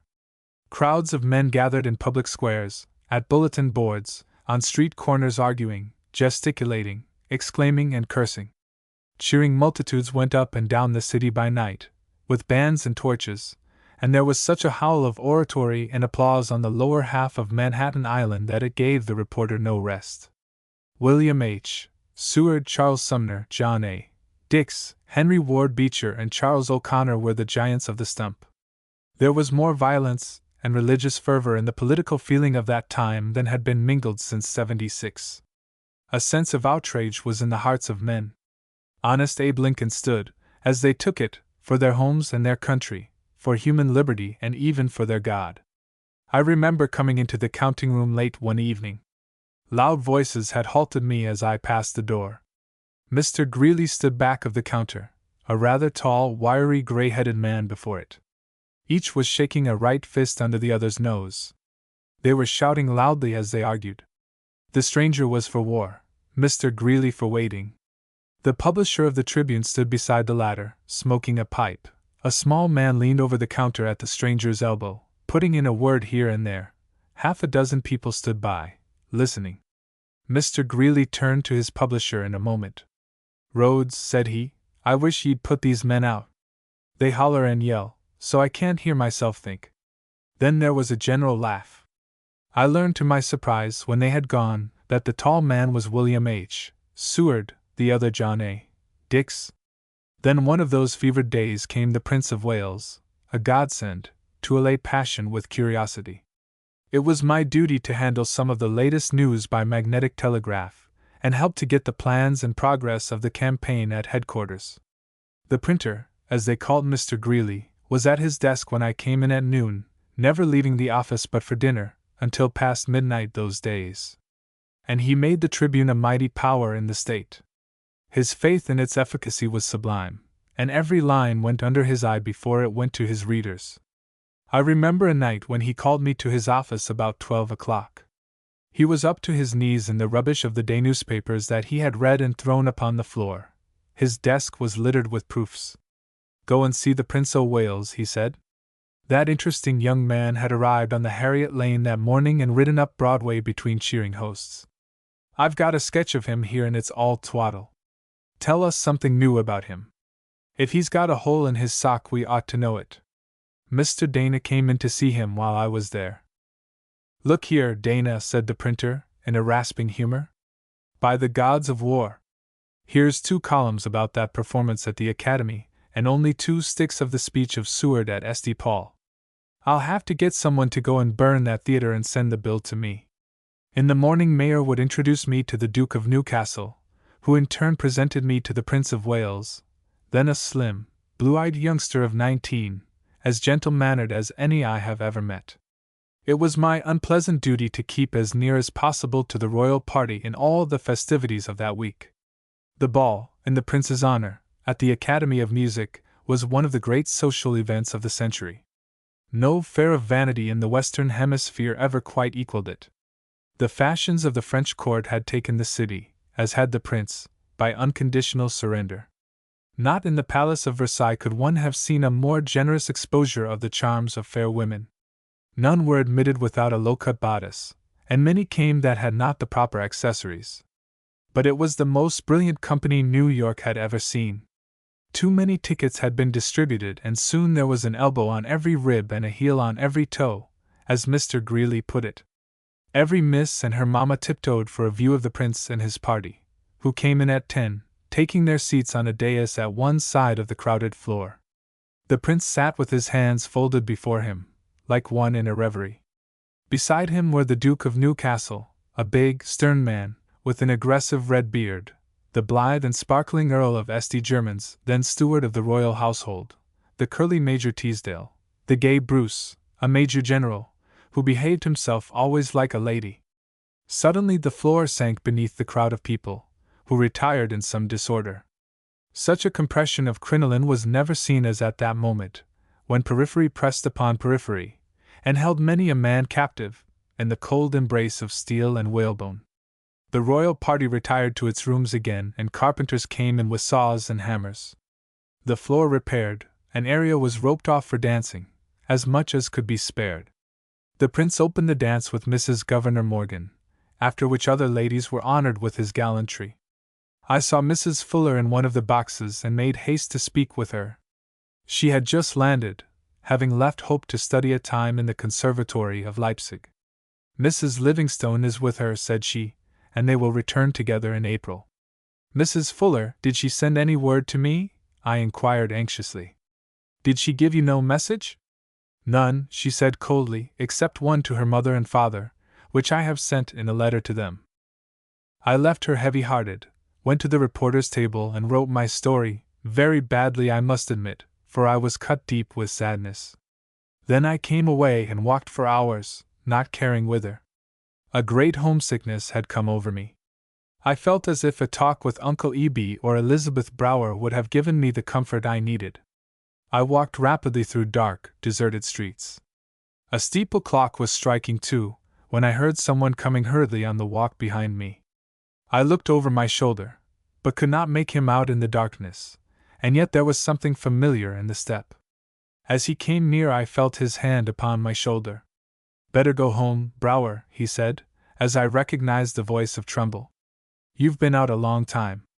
Passed you before tonight. Why didn't you speak?" "You were preoccupied." "Not keeping good hours yourself," I said. "Rather late," he answered, "but I am a walker, and I love the night. It is so still in this part of the town." We were passing the 5 Points. When do you sleep? I inquired. Never sleep at night, he said, unless uncommonly tired. Out every night more or less. Sleep 2 hours in the morning and 2 in the afternoon, that's all I require. Seen the hands o' that clock yonder on every hour of the night. He pointed to a lighted dial in a near tower. Stopping presently, he looked down at a little waif asleep in a doorway, a bundle of evening papers under his arm. He lifted him tenderly. Here, boy, he said, dropping corns in the pocket of the ragged little coat, I'll take those papers, you go home now. We walked to the river, passing few save members of the force, who always gave Trumbull a cheery hello. Cap, we passed wharves where the great sea-horses lay stalled, with harnesses hung high above them, their noses nodding over our heads. We stood a while looking up at the looming masts, the lights of the river craft. Guess I've done some good, said he, turning into Peck's Slip. Saved 2 young women? Took 'em off the streets. Fine women now, both of them, respectable, prosperous, and one is beautiful. Man who's got a mother, or a sister, can't help feeling sorry for such people. We came up Frankfurt to William Street, where we shook hands and parted, and I turned up Monkey Hill. I had made unexpected progress with Trumbull that night. He had never talked to me so freely before, and somehow he had let me come nearer to him than I had ever hoped to be. His company had lifted me out of the slough a little, and my mind was on a better footing as I neared the chalet. Riggs's shop was lighted, an unusual thing at so late an hour. Peering through the window, I saw Riggs sleeping at his desk. An old tin lantern sat near, its candle burning low, with a flaring flame that threw a spray of light upon him as it rose and fell. Far back in the shop another light was burning dimly. I lifted the big iron latch and pushed the door open. Riggs did not move. I closed the door softly and went back into the gloom. The boy was also sound asleep in his chair. The lantern light flared and fell again as water leaps in a stopping fountain. As it dashed upon the face of Riggs, I saw his eyes half open. I went close to his chair. As I did so, the light went out and smoke rose above the lantern with a rank odor. Riggs, I called, but he sat motionless and made no answer. The moonlight came through the dusty window, lighting his face and beard. I put my hand upon his brow and withdrew it quickly. I was in the presence of death. I opened the door and called the sleeping boy. He rose out of his chair and came toward me, rubbing his eyes. Your master is dead, I whispered. Go and call an officer. Riggs's dream was over. He had waked at last. He was in port, and I doubt not Annie and his mother were hailing him on the shore, for I knew now they had both died far back in that long dream of the old sailor. My story of Riggs was now complete. It soon found a publisher because it was true. All good things are true in literature, said the editor after he had read it. Be a servant of truth always, and you will be successful. Chapter 37. As soon as Lincoln was elected, the attitude of the South showed clearly that the irrepressible conflict, of Mr. Seward's naming, had only just begun. The Herald gave columns every day to the news of the coming revolution, as it was pleased to call it. There was loud talk of war at and after the great Pine Street meeting of December 15th. South Carolina seceded 5 days later, and then we knew what was coming, albeit we saw only the dim shadow of that mighty struggle that was to shake the earth for nearly 5 years. The printer grew highly irritable those days and spoke of Buchanan and Davis and Toombs in language so violent it could never have been confined in type. But while a bitter foe, none was more generous than he, and, when the war was over, his money went to bail the very man he had most roundly damned. I remember that one day, when he was sunk deep in composition, a Negro came and began with grand airs to make a request as delegate from his campaign club. The printer sat still, his eyes close to the paper, his pen flying at high speed. The colored orator went on lifting his voice in a set petition. Mr. Greeley bent to his work as the man waxed eloquent. A nervous movement now and then betrayed the printer's irritation. He looked up shortly, his face kindling with anger. Help! For God's sake! He shrilled impatiently, his hands flying in the air. The printer seemed to be gasping for breath. Go and stick your head out of the window and get through, he shouted hotly to the man. He turned to his writing, a thing dearer to him than a new bone to a hungry dog. Then you may come and tell me what you want, he added in a milder tone. Those were days when men said what they meant and their meaning had more fight in it than was really polite or necessary. Fight was in the air, and before I knew it there was a wild, devastating spirit in my own bosom, insomuch that I made haste to join a local regiment. It grew apace, but not until I saw the first troops on their way to the war was I fully determined to go and give battle with my regiment. The town was afire with patriotism. Sumter had fallen. Lincoln had issued his first call. The sound of the fife and drum rang in the streets. Men gave up work to talk and listen or go into the sterner business of war. Then one night in April, a regiment came out of New England, on its way to the front. It lodged at the Astor House to leave at 9 in the morning. Long before that hour the building was flanked and fronted with tens of thousands, crowding Broadway for 3 blocks, stuffing the wide mouth of Park Row and braced into Vesey and Barty streets. My editor assigned me to this interesting event. I stood in the crowd, that morning, and saw what was really the beginning of the war in New York. There was no babble of voices, no impatient call, no sound of idle jeering such as one is apt to hear in a waiting crowd. It stood silent, each man busy with the rising current of his own emotions, solemnified by the faces all around him. The soldiers filed out upon the pavement, the police having kept a way clear for them. Still there was silence in the crowd, save that near me I could hear a man sobbing. A trumpeter lifted his bugle and sounded a bar of the reveille. The clear notes clove the silent air, flooding every street about us with their silver sound. Suddenly the band began playing. The tune was Yankee Doodle. A wild, dismal, tremulous cry came out of a throat near me. It grew and spread to a mighty roar, and then such a shout went up to heaven, as I had never heard, and as I know full well I shall never hear again. It was like the riving of thunderbolts above the roar of floods, elemental, prophetic, threatening, ungovernable. It did seem to me that the holy wrath of God Almighty was in that cry of the people. It was a signal. It declared that they were ready to give all that a man may give for that he loves, his life and things far dearer to him than his life. After that, they and their sons begged for a chance to throw themselves into the hideous ruin of war. I walked slowly back to the office and wrote my article. When the printer came in at 12, I went to his room before he had had time to begin work. "Mr. Greeley," I said, "here is my resignation. I am going to the war." His habitual smile gave way to a sober look as he turned to me, his big white coat on his arm. He pursed his lips and blew thoughtfully. Then he threw his coat in a chair and wiped his eyes with his handkerchief. "Well, God bless you, my boy," he said. "I wish I could go, too." Chapter 38. I worked some weeks before my regiment was sent forward. I planned to be at home for a day, but they needed me on the staff, and I dreaded the pain of a parting, the gravity of which my return would serve only to accentuate. So I wrote them a cheerful letter and kept at work. It was my duty to interview some of the great men of that day as to the course of the government. I remember Commodore Vanderbilt came down to see me in shirt sleeves and slippers that afternoon, with a handkerchief tied about his neck in place of a collar, a blunt man, of simple manners and a big heart, one who spoke his mind in good, plain talk, and I suppose he got along with as little profanity as possible, considering his many cares. He called me boy and spoke of a certain public man as a big sucker. I soon learned that to him a sucker was the lowest and meanest thing in the world. He sent me away with nothing but a great admiration of him. As a rule, the giants of that day were plain men of the people, with no frills upon them, and with a way of hitting from the shoulder. They said what they meant and meant it hard.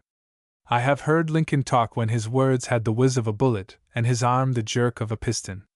John Trumbull invited McClingan, of whom I had told him much, and myself to dine with him an evening that week. I went in my new dress suit, that mark of sinful extravagance for which fate had brought me down to the pounding of rocks under Boss McCormick. Trumbull's rooms were a feast for the eye, aglow with red roses. He introduced me to Margaret Hull and her mother, who were there to dine with us.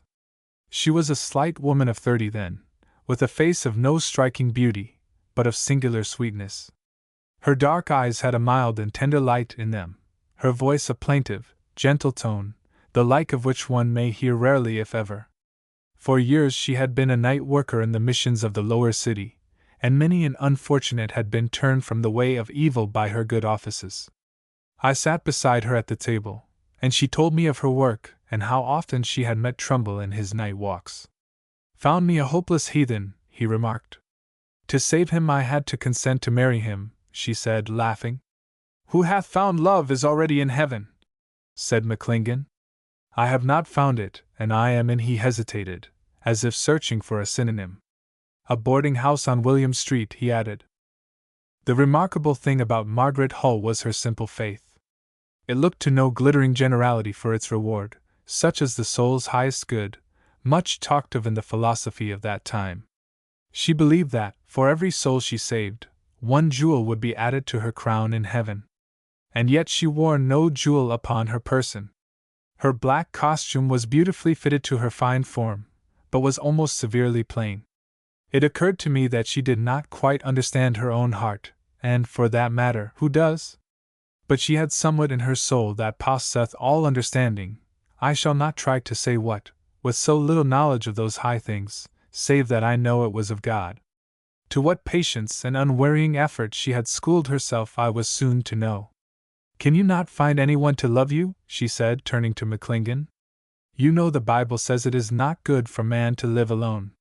"It does, madam," said he, "but I have a mighty fear in me," remembering the 24th verse of the 25th chapter of Proverbs. "It is better to dwell in the corner of the housetops than with a brawling woman in a wide house. We cannot all be so fortunate as our friend Trumbull. But I have felt the great passion." He smiled at her faintly as he spoke in a quiet manner, his RS coming off his tongue with a stately roll.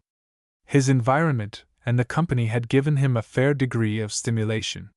There was a fine dignity in his deep voice, and his body bristled with it, from his stiff and heavy shock of blonde hair parted carefully on the left side, to his high-heeled boots.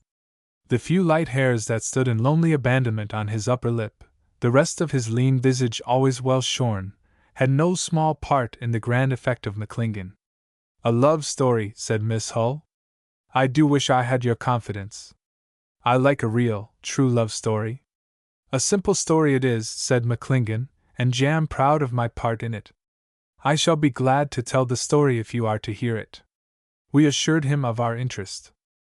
"Well," said he, "there was one Tom Douglas at Edinburgh who was my friend and classmate. We were together a good bit of the time, and when we had come to the end of our course we both went to engage in journalism at Glasgow. We had a mighty conceit of ourselves, you know how it is, Brouwer, with a green lad, but we were a mind to be modest, with all our learning, so we made an agreement. I would blaw his horn and he would blaw mine. We were not to lack appreciation. He was on one paper and I on another, and every time he wrote an article I went up and down the office praising him for a man o' mighty skill, and he did the same for me. If anyone spoke of him in my hearing I said every word of flattery at my command. 'What Tom Douglas?' I would say. 'The man o' the Herald that's written those wonderful articles from the law court. A genius, sir! An absolute genius!' Well, we were rapidly gaining reputation. One of those days I found myself in love with as comely a lass as ever a man courted. Her mother had a proper curiosity as to my character. I referred them to Tom Douglas of the Herald. He was the only man there who had known me well. The girl and her mother both went to him. 'Your friend was just here,' said the young lady, when I called again. 'He is a very handsome man.' 'And a noble man,' I said. 'And didn't I hear you say that he was a very skillful man, too?' 'A genius,' I answered. 'An absolute genius.' McClingan stopped and laughed heartily as he took a sip of water. 'What happened then?' said Miss Illo. 'She took him on my recommendation,' he answered. 'She said that, while he had the handsomer face, I had the more eloquent tongue. And they both won for him. And upon me honor as a gentleman, it was the luckiest thing that ever happened to me, for she became a brawler and a scold. My mother says there is no the like o' her in Scotland.' I shall never forget how fondly Margaret Hull patted the brown cheek of Trumbull with her delicate white band, as we rose. 'We all have our love stories,' said McClingan. 'Mine is better than yours,' she answered, 'but it shall never be told.' Except one little part of it, said Trumbull, as he put his hands upon her shoulders and looked down into her face. It is the only thing that has made my life worth living. Then she made us to know many odd things about her work for the children of misfortune, inviting us to come and see it for ourselves. We were to go the next evening. I finished my work at 9 that night, and then we walked through noisome streets and alleys. New York was then far from being so clean a city as now, to the big mission house. As we came in at the door, we saw a group of women kneeling before the altar at the far end of the room, and heard the voice of Margaret Hull praying, a voice so sweet and tender that we bowed our heads at once, and listened while it quickened the life in us. She pleaded for the poor creatures about her, to whom Christ gave always the most abundant pity, seeing they were more sinned against than sinning. There was not a word of cant in her petition. It was full of a simple, unconscious eloquence, a higher feeling than I dare try to define. And when it was over, she had won their love and confidence so that they clung to her hands and kissed them and wet them with their tears. She came and spoke to us presently, in the same sweet manner that had charmed us the night before. There was no change in it. We offered to walk home with her, but she said Trumbull was coming at 12. So that is the little mother, of whom I have heard so often, said McClingan, as we came away. What do you think of her? I inquired. Wonderful woman, he said. I never heard such a voice. It gives me visions. Every other is as the crackling of thorns under a pot. I came back to the office and went into Mr. Greeley's room to bid him good-bye. He stood by the gas jet, in a fine new suit of clothes, reading a paper, while a boy was blacking one of his boots. I sat down, awaiting a more favorable moment. A very young man had come into the room and stood timidly holding his hat. I wish to see Mr. Greeley, he said. There he is, I answered, go and speak to him. Mr. Greeley, said he, I have called to see if you can take me on the Tribune.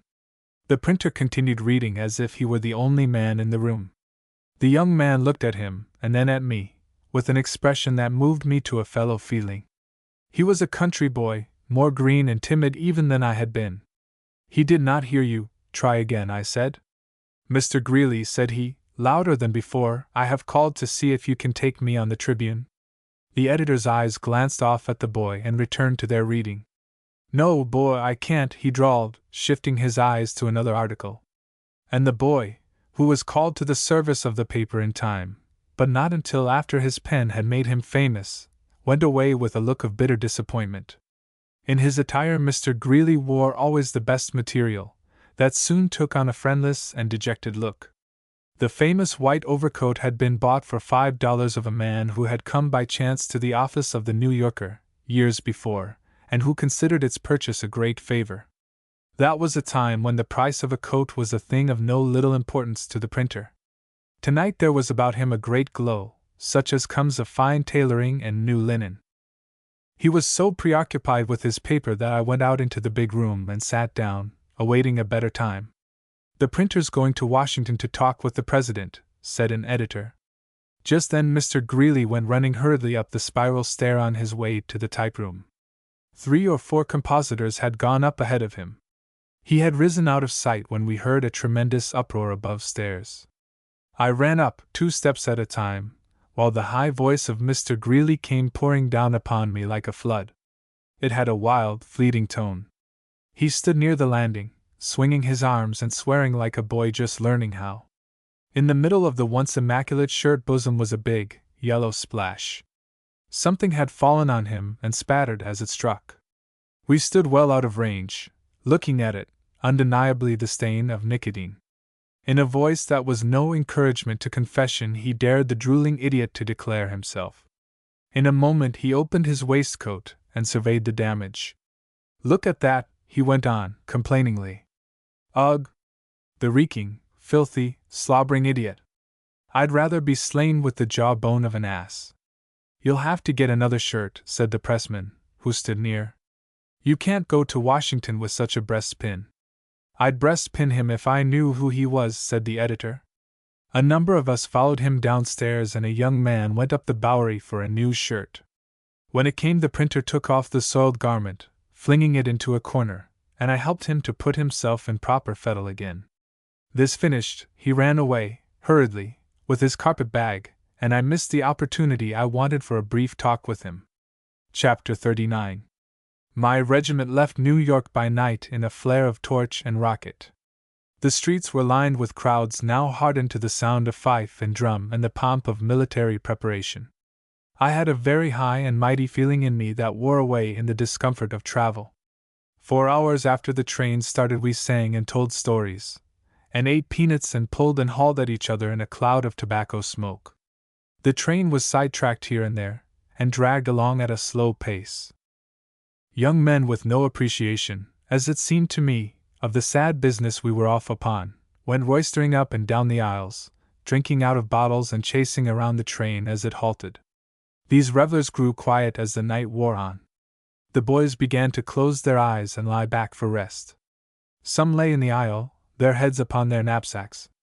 The air grew chilly and soon I could hear them snoring all about me and the chatter of frogs in the near marshes. I closed my eyes and vainly courted sleep. A great sadness had lain hold of me.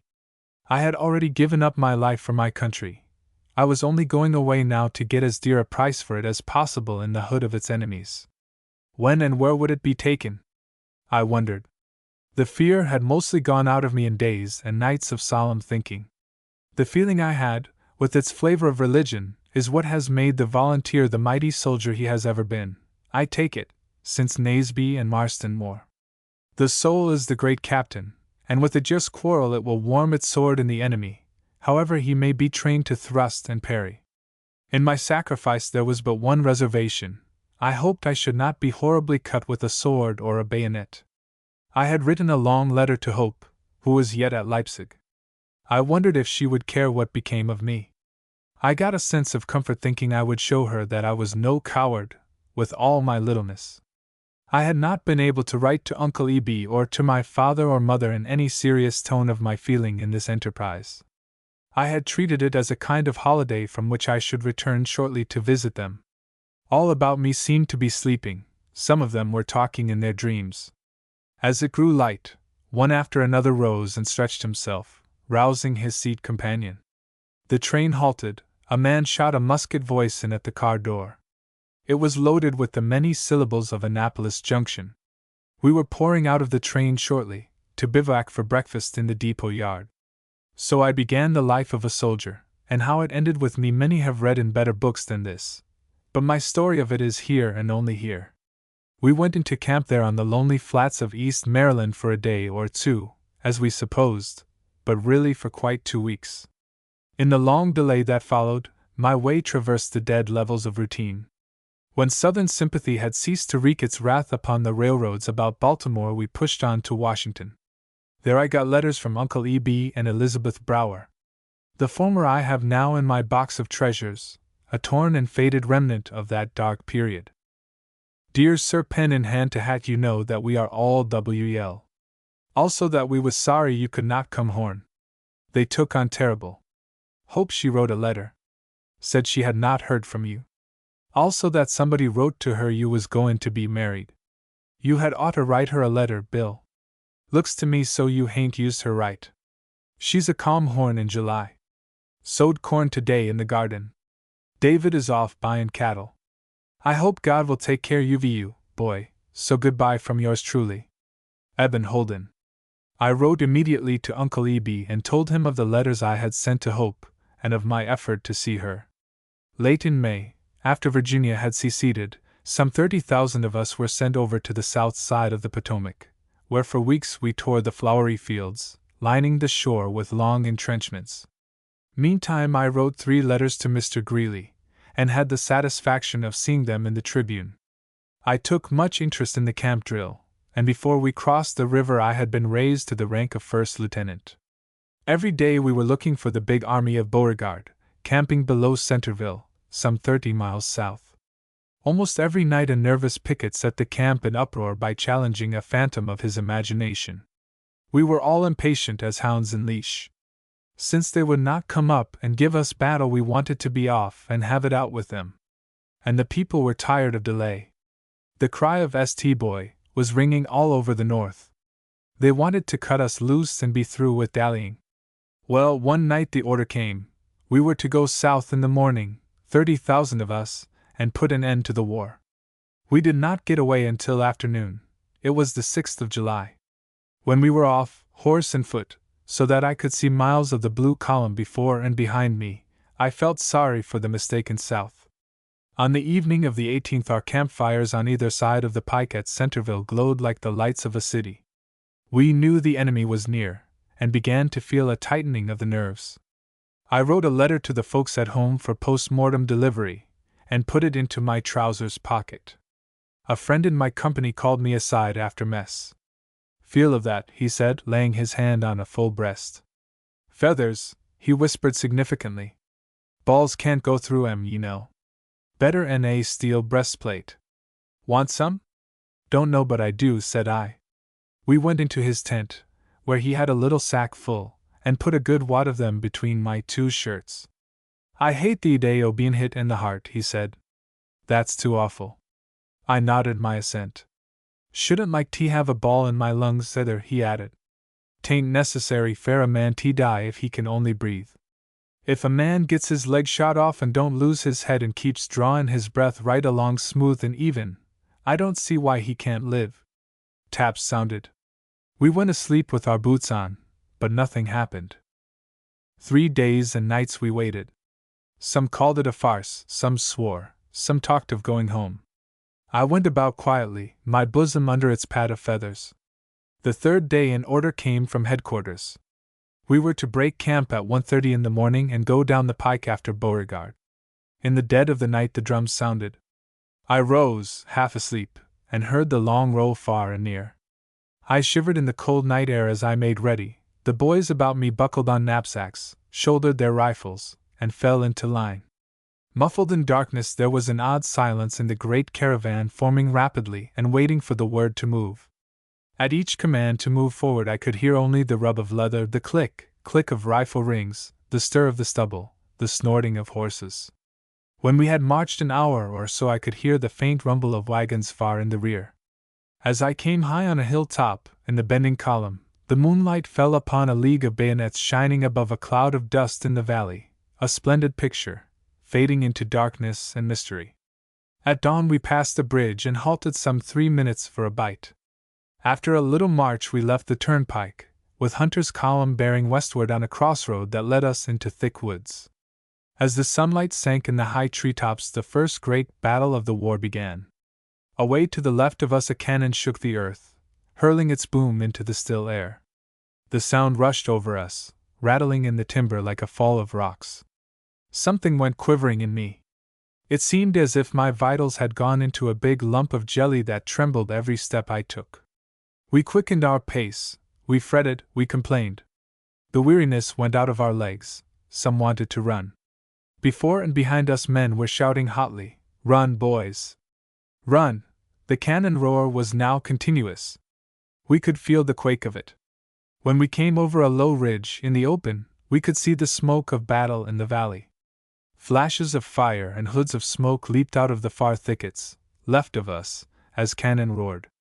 Going at double quick, we began loosening blankets and haversacks, tossing them into heaps along the line of march, without halting. In half an hour we stood waiting in battalions, the left flank of the enemy in front. We were to charge at a run. Halfway across the valley we were to break into companies and, advancing, spread into platoons and squads, and at last into line of skirmishers, lying down for cover between rushes. "Forward," was the order, and we were off, cheering as we ran. Oh, it was a grand sight! Our colors flying, our whole front moving, like a blue wave on a green, immeasurable sea. And it had a voice like that of many waters. Out of the woods ahead of us came a lightning flash. A ring of smoke reeled upward. Then came a deafening crash of thunders, one upon another, and the scream of shells overhead. Something stabbed into our column right beside me. Many went headlong, crying out as they fell. Suddenly the colors seemed to halt and sway like a treetop in the wind. Then down they went, squad and colors, and we spread to pass them. At the order we halted and laid down, and fired volley after volley at the gray coats in the edge of the thicket. A bullet struck in the grass ahead of me, throwing a bit of dirt into my eyes. Another brushed my hat off, and I heard a wailing death yell behind me. The colonel rode up waving a sword. "Get up and charge," he shouted. On we went, cheering loudly, firing as we ran. Bullets went by me hissing in my ears, and I kept trying to dodge them. We dropped again flat on our faces. A squadron of black horse cavalry came rushing out of the woods at us, the riders yelling as they waved their swords. Fortunately, we had not time to rise. A man near me tried to get up. "Stay down," I shouted. In a moment I learned something new about horses. They went over us like a flash. I do not think a man was trampled. Our own cavalry kept them busy as soon as they had passed.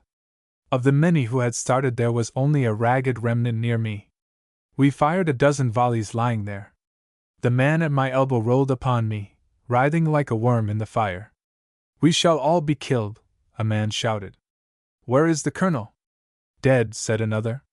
"Better retreat," said a third. "Charge," I shouted as loudly as ever I could, jumping to my feet and waving my saber as I rushed forward. Charge! It was the one thing needed. They followed me. In a moment we had hurled ourselves upon the gray line, thrusting with sword and bayonet. They broke before us, some running, some fighting desperately. A man threw a long knife at me out of a sling. Instinctively I caught the weapon as if it had been a ball hot off the bat. In doing so I dropped my saber and was cut across the fingers. He came at me fiercely, clubbing his gun, a raw-boned, swarthy giant, broad as a barn door. I caught the barrel as it came down. He tried to wrench it away, but I held firmly. Then he began to push up to me. I let him come, and in a moment we were grappling hip and thigh. He was a powerful man, but that was my kind of warfare. It gave me comfort when I felt the grip of his hands. I let him tug a jiffy, and then caught him with the old hip lock, and he went under me so hard I could hear the crack of his bones. Our support came then. We made him prisoner, with some 200 other men. Reserves came also and took away the captured guns. My comrades gathered about me, cheering, but I had no suspicion of what they meant. I thought it a tribute to my wrestling. Men lay thick there back of the guns, some dead, some calling faintly for help. The red puddles about them were covered with flies. Ants were crawling over their faces. I felt a kind of sickness and turned away. What was left of my regiment formed in fours to join the advancing column. Horses were galloping riderless, rein and stirrup flying, some horribly wounded. One hobbled near me, a front leg gone at the knee. Shells were flying overhead. Cannonballs were ricocheting over the level valley, throwing turf in the air, tossing the dead and wounded that lay thick and helpless. Some were crumpled like a rag, as if the pain of death had withered them in their clothes, some swollen to the girth of horses, some bent backward, with arms outreaching like one trying an odd trick, some lay as if listening eagerly, an ear close to the ground, some like a sleeper, their heads upon their arms. One shrieked loudly, gesturing with bloody hands, "Lord God Almighty, have mercy on me!" I had come suddenly to a new world, where the lives of men were cheaper than blind puppies. I was a new sort of creature, and reckless of what came, careless of all I saw and heard. A staff officer stepped up to me as we joined the main body. "You've been shot, young man," he said, pointing to my left hand. Before he could turn I felt a rush of air and saw him fly into pieces, some of which hit me as I fell backward. I did not know what had happened. I know not now more than that I have written. I remember feeling something under me, like a stick of wood, bearing hard upon my ribs. I tried to roll off it, but somehow, it was tied to me and kept hurting. I put my hand over my hip and felt it there behind me, my own arm. The hand was like that of a dead man, cold and senseless. I pulled it from under me and it lay helpless. It could not lift itself. I knew now that I, too, had become one of the bloody horrors of the battle. I struggled to my feet, weak and trembling, and sick with nausea. I must have been lying there a long time. The firing was now at a distance. The sun had gone half down the sky. They were picking up the wounded in the near field. A man stood looking at me. "Good God!" he shouted, and then ran away like one afraid. There was a great mass of our men back of me some 20 rods. I staggered toward them, my knees quivering. I can never get there, I heard myself whisper. I thought of my little flask of whiskey, and pulling the cork with my teeth, drank the half of it. That steadied me and I made better headway. I could hear the soldiers talking as I neared them.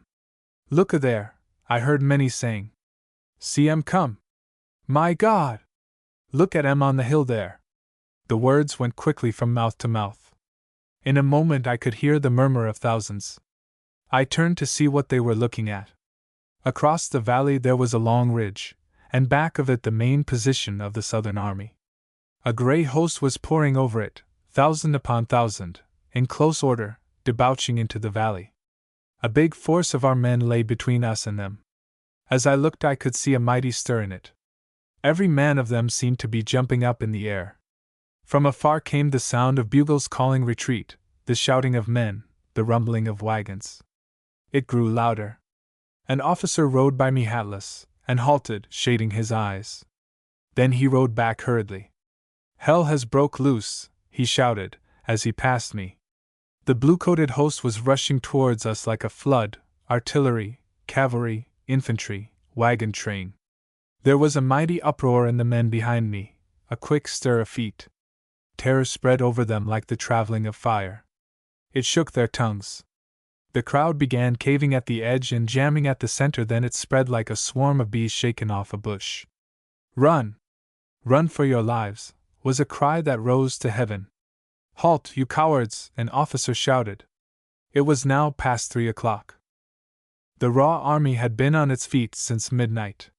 For hours it had been fighting hunger, a pain in the legs, a quivering sickness at the stomach, a stubborn foe. It had turned the flank of Beauregard. Victory was in sight. But lo! A new enemy was coming to the fray, innumerable, unwearied, eager for battle. The long slope bristled with his bayonets. Our army looked and cursed and began letting go. The men near me were pausing on the brink of awful rout. In a moment they were off, pell-mell, like a flock of sheep. The earth shook under them.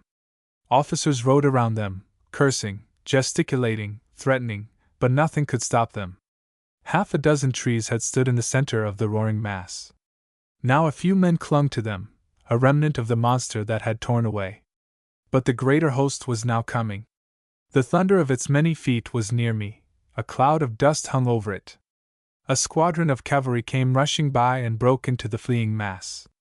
Heavy horses, cut free from artillery, came galloping after them, straps flying over foamy flanks.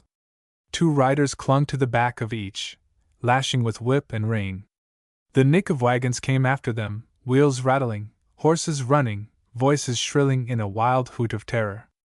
It makes me tremble even now, as I think of it, though it is muffled under the cover of nearly 40 years.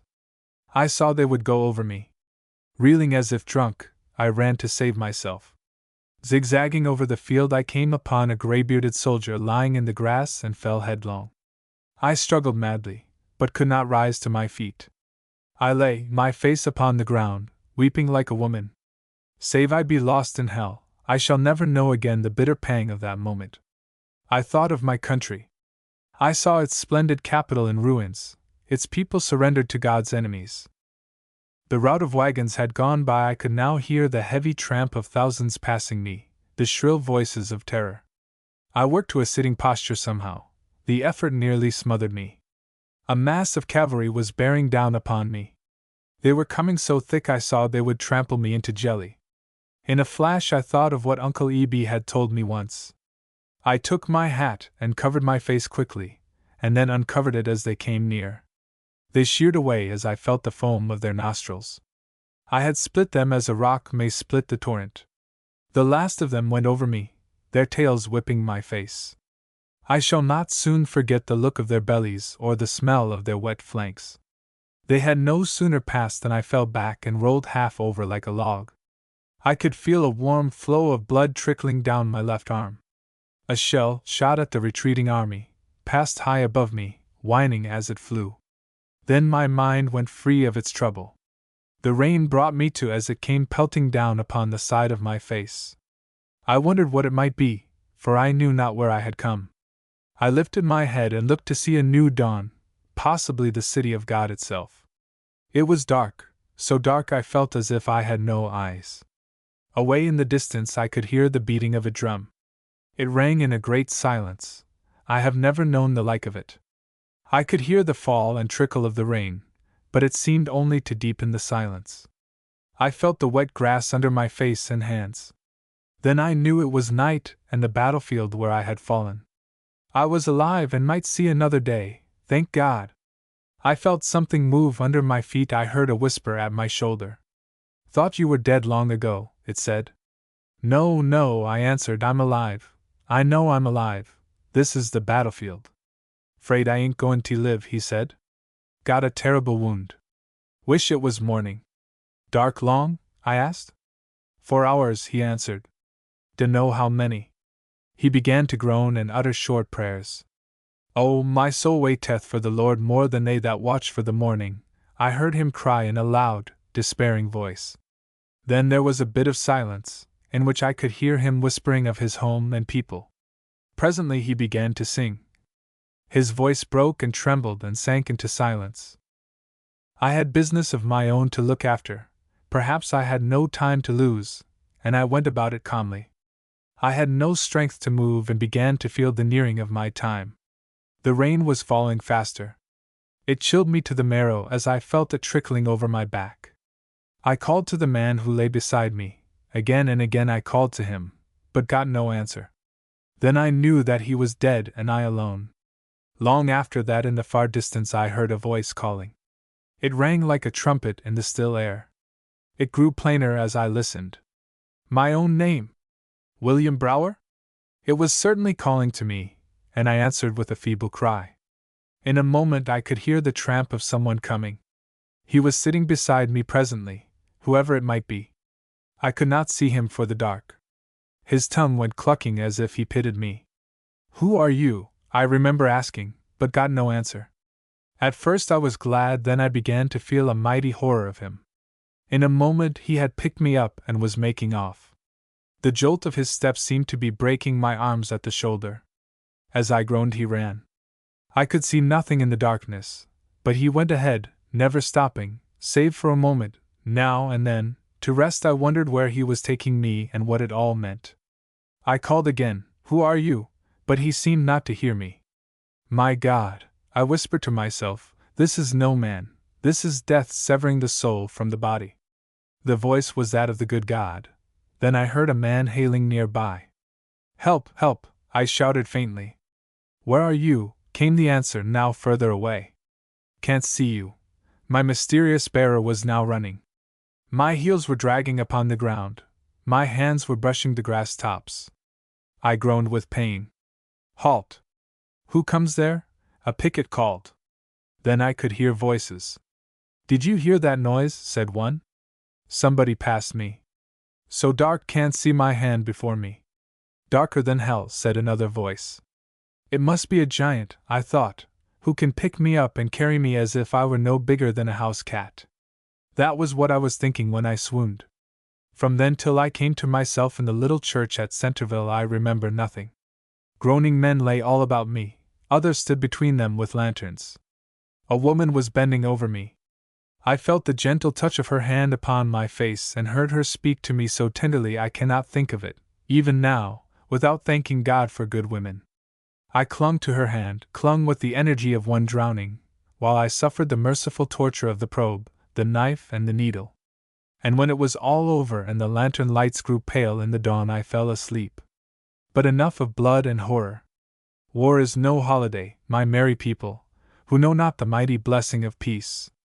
Counting the cost, let us have war, if necessary, but peace, peace if possible. Chapter 40. But now I have better things to write of, things that have some relish of good in them. I was very weak and low from loss of blood for days, and suddenly the tide turned. I had won recognition for distinguished gallantry, they told me. That day they took me to Washington. I lay 3 weeks there in the hospital. As soon as they heard of my misfortune at home, Uncle E.B. wrote he was coming to see me. I stopped him by a telegram, assuring him that I was nearly well and would be home shortly. My term of enlistment had expired when they let me out a fine day in mid-August. I was going home for a visit as sound as any man, but, in the hoarse talk of far away, I had a little blemish on the left shoulder. Uncle Eb was to meet me at the Jersey City depot. Before going, I, with others who had been complimented for bravery, went to see the president. There were some 20 of us summoned to meet him that day. It was warm, and the great Lincoln sat in his shirt sleeves at a desk in the middle of his big office. He wore a pair of brown carpet slippers, the rolling collar and black stock now made so familiar in print. His hair was tumbled. He was writing hurriedly when we came in. He laid his pen away and turned to us without speaking. There was a careworn look upon his solemn face. "Mr. President," said the general, who had come with us, "here are some of the brave men of our army, whom you wish to see." He came and shook hands with each and thanked us in the name of the Republic, for the example of courage and patriotism we and many others had given to the army. He had a lean, tall, ungraceful figure, and he spoke his mind without any frill or flourish. He said only a few words of good plain talk and was done with us. "Which is Brower?" he inquired presently. I came forward more scared than ever I had been before. "My son," he said, taking my hand in his, "why didn't you run?" "Didn't dare," I answered. I knew it was more dangerous to run away than to go forward. "Reminds me of a story," said he, smiling. "Years ago there was a bully in Sangamon County, Illinois, that had the reputation of running faster and fighting harder than any man there. Everybody thought he was a terrible fighter. He'd always get a man on the run, then he'd catch up and give him a licking. One day he tagged a lame man. The lame man licked him in a minute. 'Why didn't ye run?' somebody asked the victor. 'Didn't dast,' said he. 'Run once when he tackled me and I've been lame ever since.' 'How did ye manage to lick him?' said the other. 'Wall,' said he, 'I had to, and I done it easy.' 'That's the way it goes,' said the immortal president, 'ye do it easy if ye have to.' He reminded me in and out of Horace Greeley, although they looked no more alike than a hawk and a handsaw. But they had a like habit of forgetting themselves and of saying neither more nor less than they meant. They both had the strength of an ox and as little vanity. Mr. Greeley used to say that no man could amount to anything who worried much about the fit of his trousers. Either of them ever encountered that obstacle. Early next morning I took a train for home. I was in soldier clothes I had with me, no others, and all in my car came to talk with me about the now famous Battle of Bull Run. The big platform at Jersey City was crowded with many people as we got off the train. There were other returning soldiers, some with crutches, some with empty sleeves. A band at the further end of the platform was playing, and those near me were singing the familiar music. Somebody shouted my name. Then there rose a cry of 3 cheers for Brower. "It's some of the boys of the Tribune," I thought. I could see a number of them in the crowd. One brought me a basket of flowers. I thought they were trying to have fun with me. "Thank you," said I, "but what is the joke?" "No joke," he said. "It's to honor a hero." "Oh, you wish me to give it to somebody?" I was warming with embarrassment. "We wish you to keep it," he answered. In accounts of the battle I had seen some notice of my leading a charge, but my fame had gone farther, much farther indeed, than I knew. I stood a moment laughing, an odd sort of laugh it was that had in it the salt of tears, and waving my hand to the many who were now calling my name. In the uproar of cheers and waving of handkerchiefs I could not find Uncle Eb for a moment. When I saw him in the breaking crowd he was cheering lustily, and waving his hat above his head. His enthusiasm increased when I stood before him. As I was greeting him I heard a lively rustle of skirts. 2 dainty, gloved hands laid hold of mine, a sweet voice spoke my name. There, beside me, stood the tall, erect figure of Hope. Our eyes met, and before there was any thinking of propriety, I had her in my arms and was kissing her, and she was kissing me. It thrilled me to see the splendor of her beauty that day, her eyes wet with feeling as they looked up at me, to feel again the trembling touch of her lips. In a moment I turned to Uncle Eb. "Boy," he said, "I thought you—" And then he stopped and began brushing his coat sleeve. "Come on now," he added as he took my grip away from me. "We're going to have a grand good time. I'll take ye all to a splendid tavern somewheres. And I ain't going to count the cost nother." He was determined to carry my grip for me. Hope had a friend with her who was going north in the morning on our boat. We crossed the ferry and took a Broadway omnibus, while query followed query. "Makes me feel like a flapjack tea-ride in them things," said Uncle Eby as we got out. He hired a parlor and 2 bedrooms for us all at the St. Nicholas. "Pretty middlin' steep," he said to me as we left the office. "It is, sartin. But I don't care, not a bit. When folks has to hev a good time they've got to hev it." We were soon seated in our little parlor. There was a great glow of health and beauty in Hope's face. It was a bit fuller but had nobler outlines and a coloring as delicate as ever.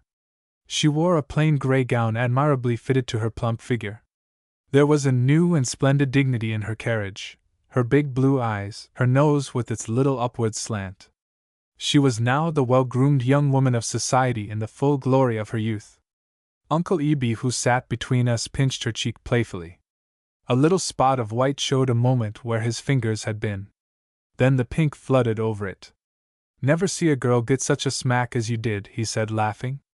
"Well," said she, smiling, "I guess I gave as good as I got." "Served him right," he said. "You kissed back good and hard. Grand sport," he added, turning to me. "Best I ever had," was my humble acknowledgment. "Seldom ever see a girl kiss so powerful," he said as he took Hope's hand in his. "Now if the Bible said when a body kissed ye on one cheek ye muse turn if other I wouldn't find no fault. But there's a heap o' differency 'tween a whack and a smack." When we had come back from dinner, Uncle Eby drew off his boots and sat comfortably in his stocking feet, while Hope told of her travels and I of my soldiering. She had been at the conservatory nearly the whole period of her absence, and hastened home when she learned of the battle and of my wound. She had landed 2 days before. Hope's friend and Uncle Eby went away to their rooms in good season. Then I came and sat beside Hope on the sofa. "Let's have a good talk," I said. There was an awkward bit of silence. "Well," said she, her fan upon her lips, "tell me more about the war." "Tired of war," I answered. "Love is a better subject." She rose and walked up and down the room, a troubled look in her face. I thought I had never seen a woman who could carry her head so proudly. "I don't think you are very familiar with it," said she presently. "I ought to be," I answered, "having loved you all these years." "But you told me that you loved another girl," she said, her elbow leaning on the mantel, her eyes looking down soberly. "When? Where?" I asked. "In Mrs. Fuller's parlor." "Hope," I said, "you misunderstood me. I meant you." She came toward me, then, looking up into my eyes. I started to embrace her, but she caught my hands and held them apart, and came close to me. "Did you say that you meant me?" she asked in a whisper. "I did." "Why did you not tell me that night?" "Because you would not listen to me and we were interrupted." "Well, if I loved a girl," she said, "I'd make her listen." "I would have done that, but Mrs. Fuller saved you." "You might have written," she suggested in a tone of injury. "I did. And the letter never came, just as I feared." She looked very sober and thoughtful then. "You know our understanding that day in the garden," she added. "If you did not ask me again, I was to know you did not love me any longer. That was long, long ago." "I never loved any girl but you," I said. "I love you now, Hope, and that is enough. I love you so there is nothing else for me. You are dearer than my life. It was the thought of you that made me brave in battle. I wish I could be as brave here. But I demand your surrender. I shall give you no quarter now." "I wish I knew," she said, whether you really love me or not?" "Don't you believe me, Hope?" "Yes, I believe you," she said, but you might not know your own heart." "It longs for you," I said, "it keeps me thinking of you always. Once it was so easy to be happy. Since you have been away it has seemed as if there were no longer any light in the world or any pleasure. It has made me a slave. I did not know that love was such a mighty thing." "Love is no Cupid, he is a giant," she said, her voice trembling with emotion as mine had trembled. "I tried to forget, and he crushed me under his feet as if to punish me." She was near to crying now, but she shut her lips firmly and kept back the tears. God grant me I may never forget the look in her eyes that moment. She came closer to me. Our lips touched. My arms held her tightly. I have waited long for this, I said, the happiest moment of my life. I thought I had lost you. What a foolish man, she whispered. I have loved you for years and years, and you could not see it, I believe now. She hesitated a moment, her eyes so close to my cheek I could feel the beat of their long lashes. That God made you for me, she added. Love is God's helper, I said. He made us for each other. I thank Him for it. I do love you so, she whispered. The rest is the old, old story. They that have not lived it are to be pitied. When we sat down at length, she told me what I had long suspected, that Mrs. Fuller wished her to marry young Livingstone. But for Uncle E.B., she added, I think I should have done so, for I had given up all hope of you. Good old Uncle E.B., I said. Let's go and tell him. He was sound asleep when we entered his room, but woke as I lit the gas. What's the matter? He whispered, lifting his head. Congratulate us, I said.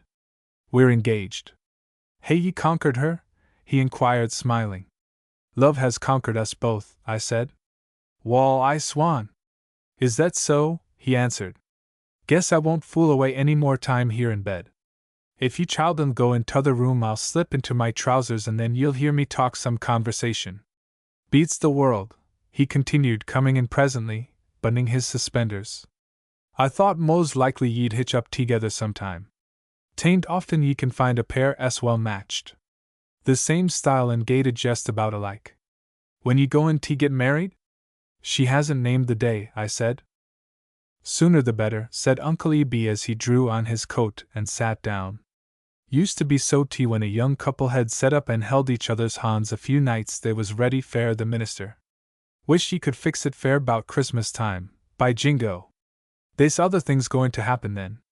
I s'pose you're as happy now ye can stand a little bad news.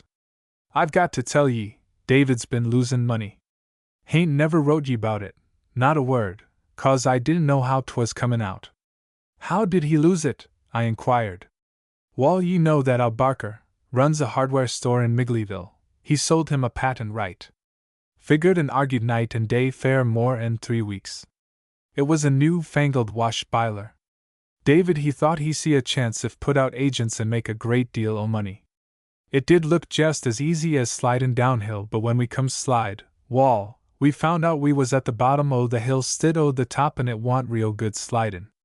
He paid $5,000 fair the right o' 10 counties. Then BYM by Barker he wanted him to go security fair 1,500 bilers that he was heaven made. I too, David he hadn't better go in no deeper, but Barker, he promised big things and seemed to be a nice man at Finley. David he up and done it. Wall, he's had MT pay fair, and the fact is it costs as much if sell and it eats up all the profits. Looks like a swindle, I said indignantly. No, said Uncle E.B., 'tain't no swindle. Barker thought he had a grand good thing. He got fooled and the fool complaint is very catchin'. Got it myself years ago and I've been doctorin' fair it ever since. The story of David's undoing hurt us sorely. He had gone the way of most men who left the farm late in life with unsatisfied ambition. They shall never want for anything, so long as I have my health, I said. I have $400 in the bank, said Hope, and shall give them every cent of it. 'Tain't nothin' if worry over, said Uncle E.B. If I don't never lose more'n a little money I shan't feel terrible bad. We're all young yet.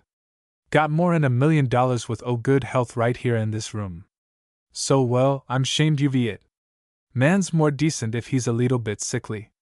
And that there girl Bill's agreed to marry ye. Why? Drew the HEV her and this whole city o' New York. So had I, was my answer. Wall, you am no luckier and she is, not a bit, he added. A good man's better n a go mine every time. Who knows, said Hope. He may be president someday. There's one thing I hate, Uncle L continued. That's the day o' heaven the woodshed and barn and garret full o' them infernal wash bilers. Ye can't take no decent care uv a hoss there in the stable, they're so piled up. One UVM tumbled down top o' me t'other day. Drew the 'twould a been a panther. Made me s mad I took a club and knocked that biler into a cocked hat. 'Tain't right. I'm sick o' the sight UVM. They'll make a good bonfire someday, said Hope. Don't believe they'd burn, he answered sorrowfully, they're tin. Couldn't we bury 'em? I suggested. Be a putty costly funeral, he answered thoughtfully. Ye'd hev to dig a hole deeper and tuppers dingle. Couldn't you give them away? I inquired. Wall, said he, helping himself to a chew of tobacco, we've tried that. Gin empty everybody we know, but there ain't folks enough, there's such a slew o' them bilers. We could give one to every man, woman and child, and far away, and hex enough left to fill an acre lot. Dan Perry druv in t'other day with a double buggy. We gin him one fair his own family.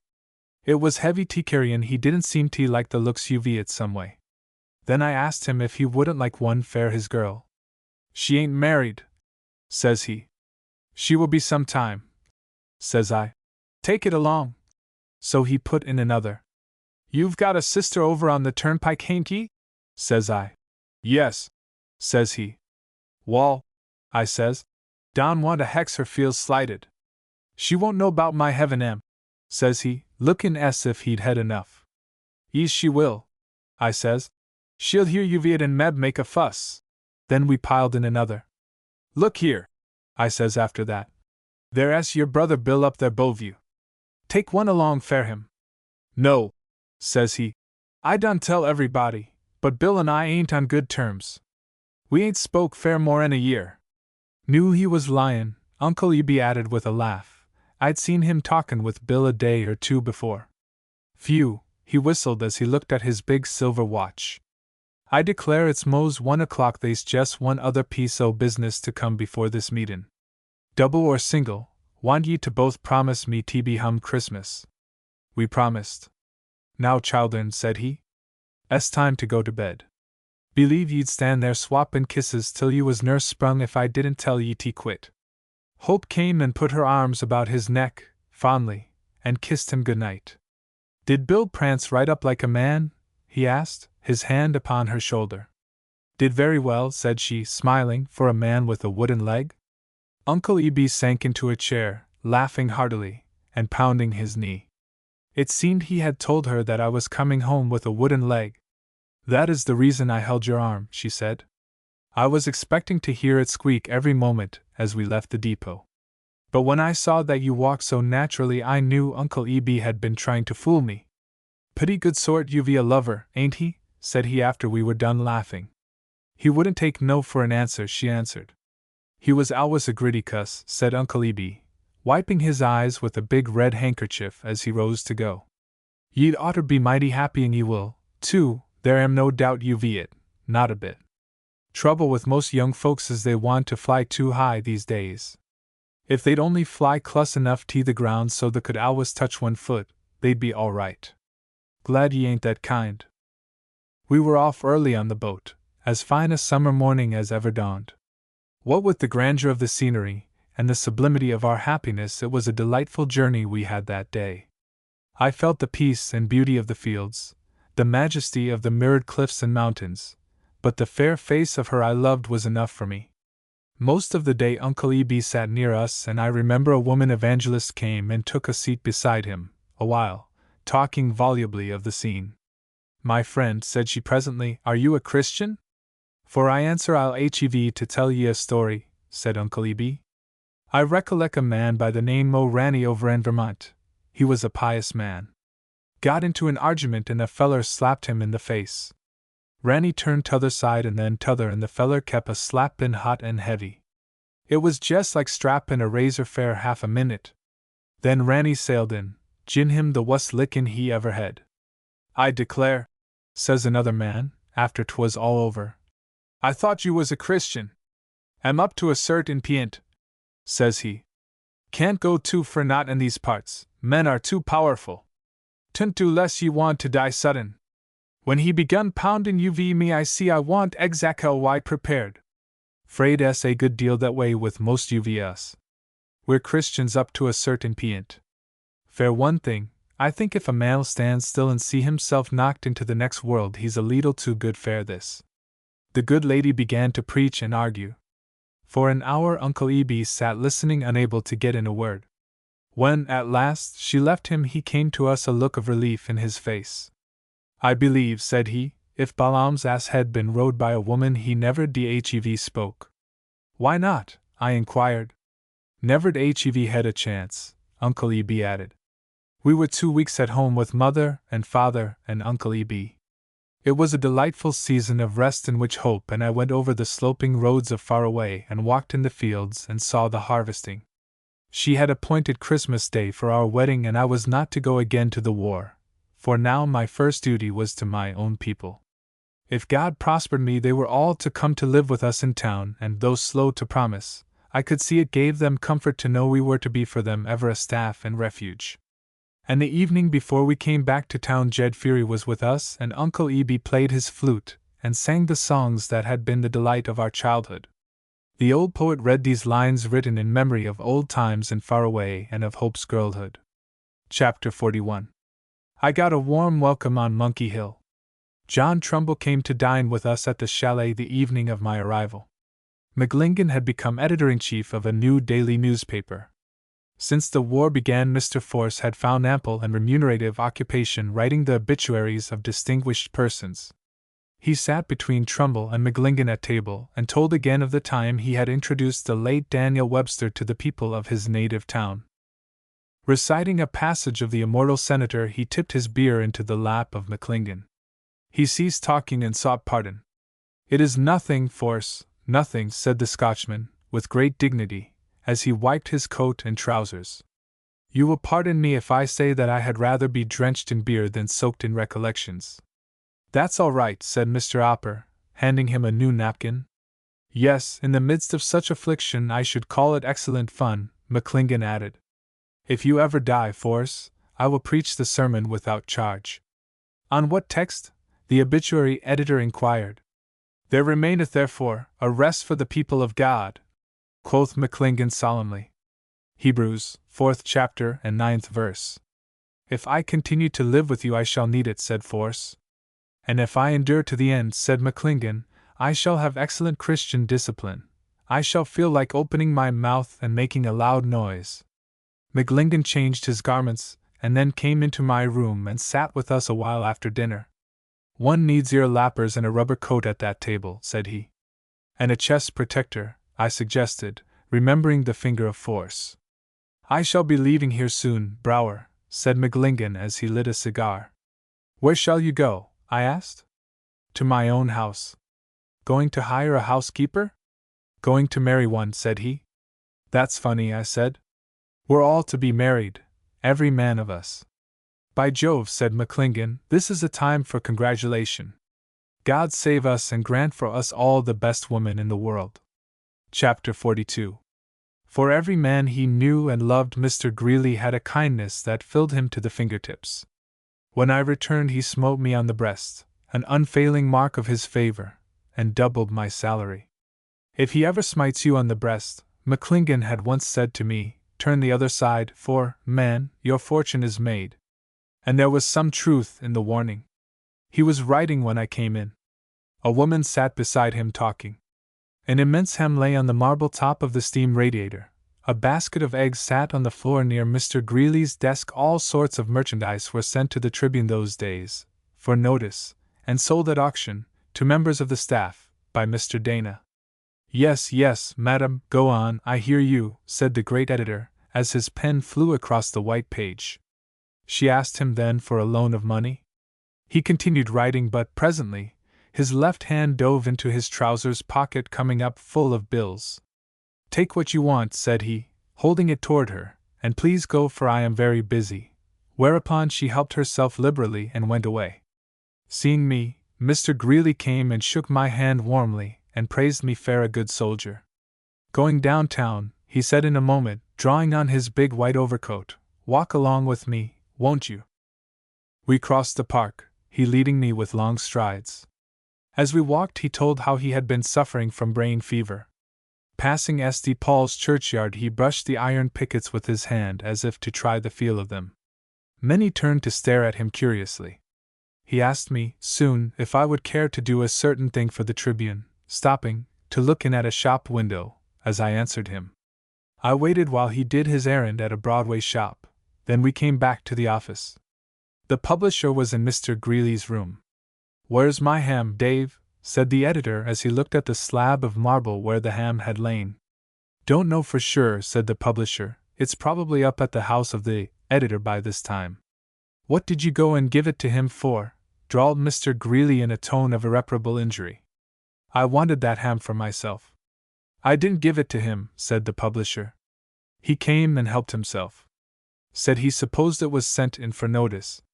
The infernal thief, Mr. Greeley piped with a violent gesture. I'll swear! If I didn't keep my shirt buttoned tight, they'd have that too. The ham was a serious obstacle in the way of my business, and it went over until evening.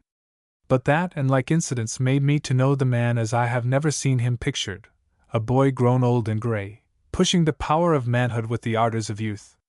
I resumed work on the Tribune that week. My first assignment was a mass meeting in a big temporary structure, then called a wigwam, over in Brooklyn. My political life began that day, and all by an odd chance. The wigwam was crowded to the doors. The audience had been waiting half an hour for the speaker. The chairman had been doing his best to kill time but had run out of ammunition. He had sat down to wait. An awkward silence had begun. The crowd was stamping and whistling and clapping with impatience.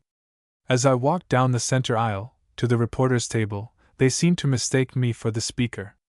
Instantly a great uproar began. It grew louder every step I took. I began to wonder and then to fear the truth. As I neared the stage, the chairman came forward beckoning to me. I went to the flight of steps leading up to that higher level of distinguished citizens and halted, not knowing just what to do. He came and leaned over and whispered down at me. I remember he was red in the face and damp with perspiration. What is your name? He inquired. Brower, said I in a whisper.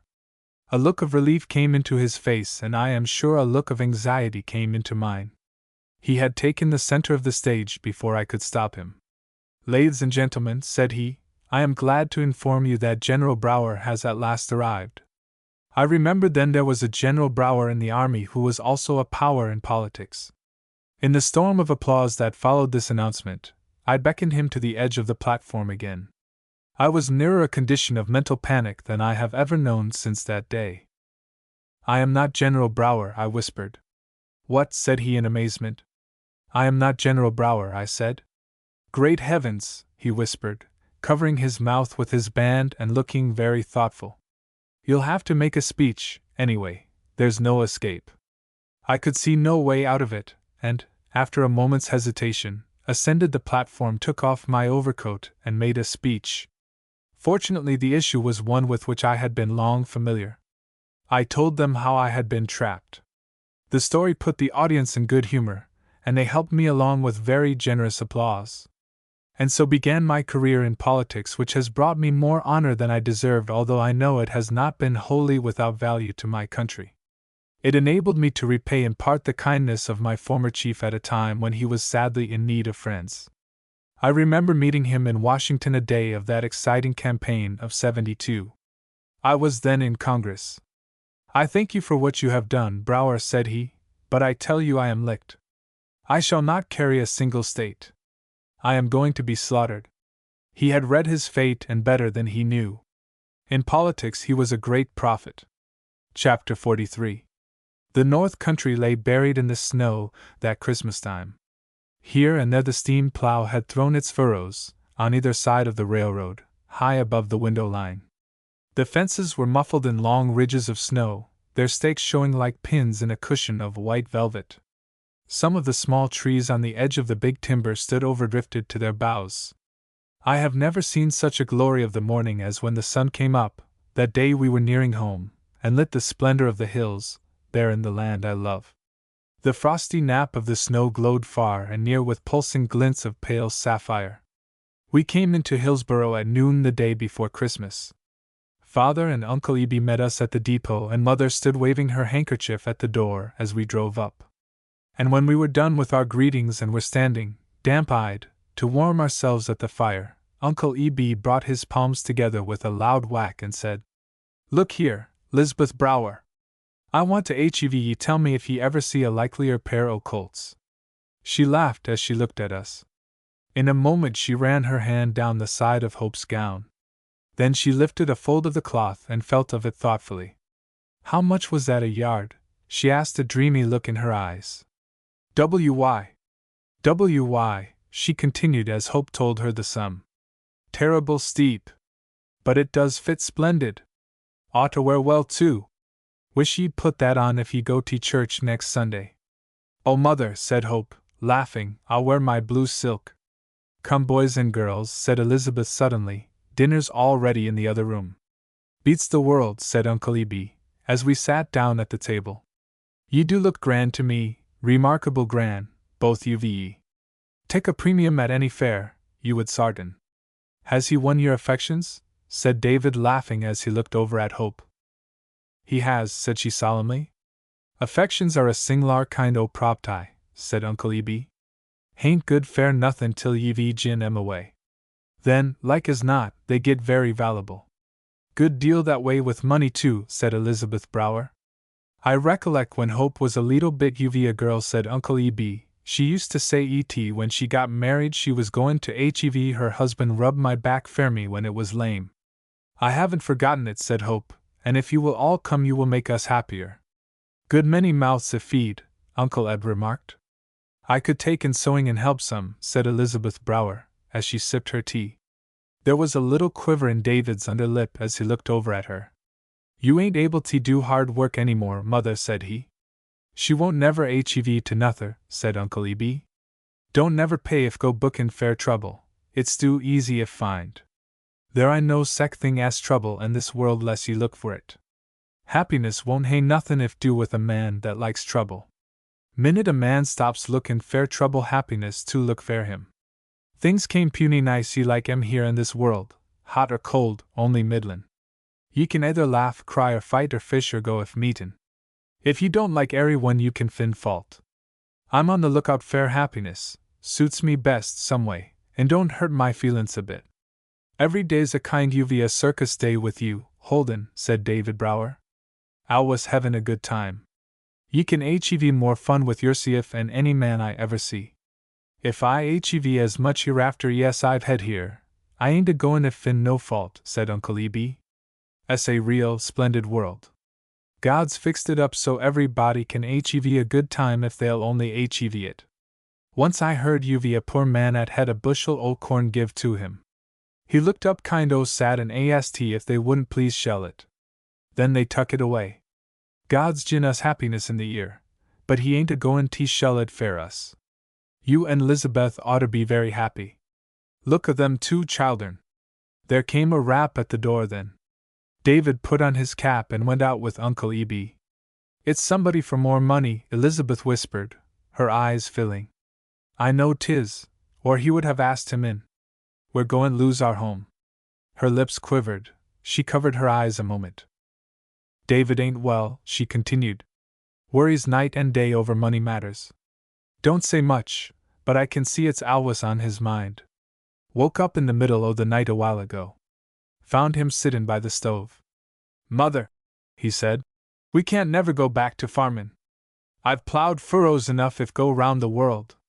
Couldn't never go through it agin. Well, said I, if you think best we could start over see how we get along. I'm willin' if try it.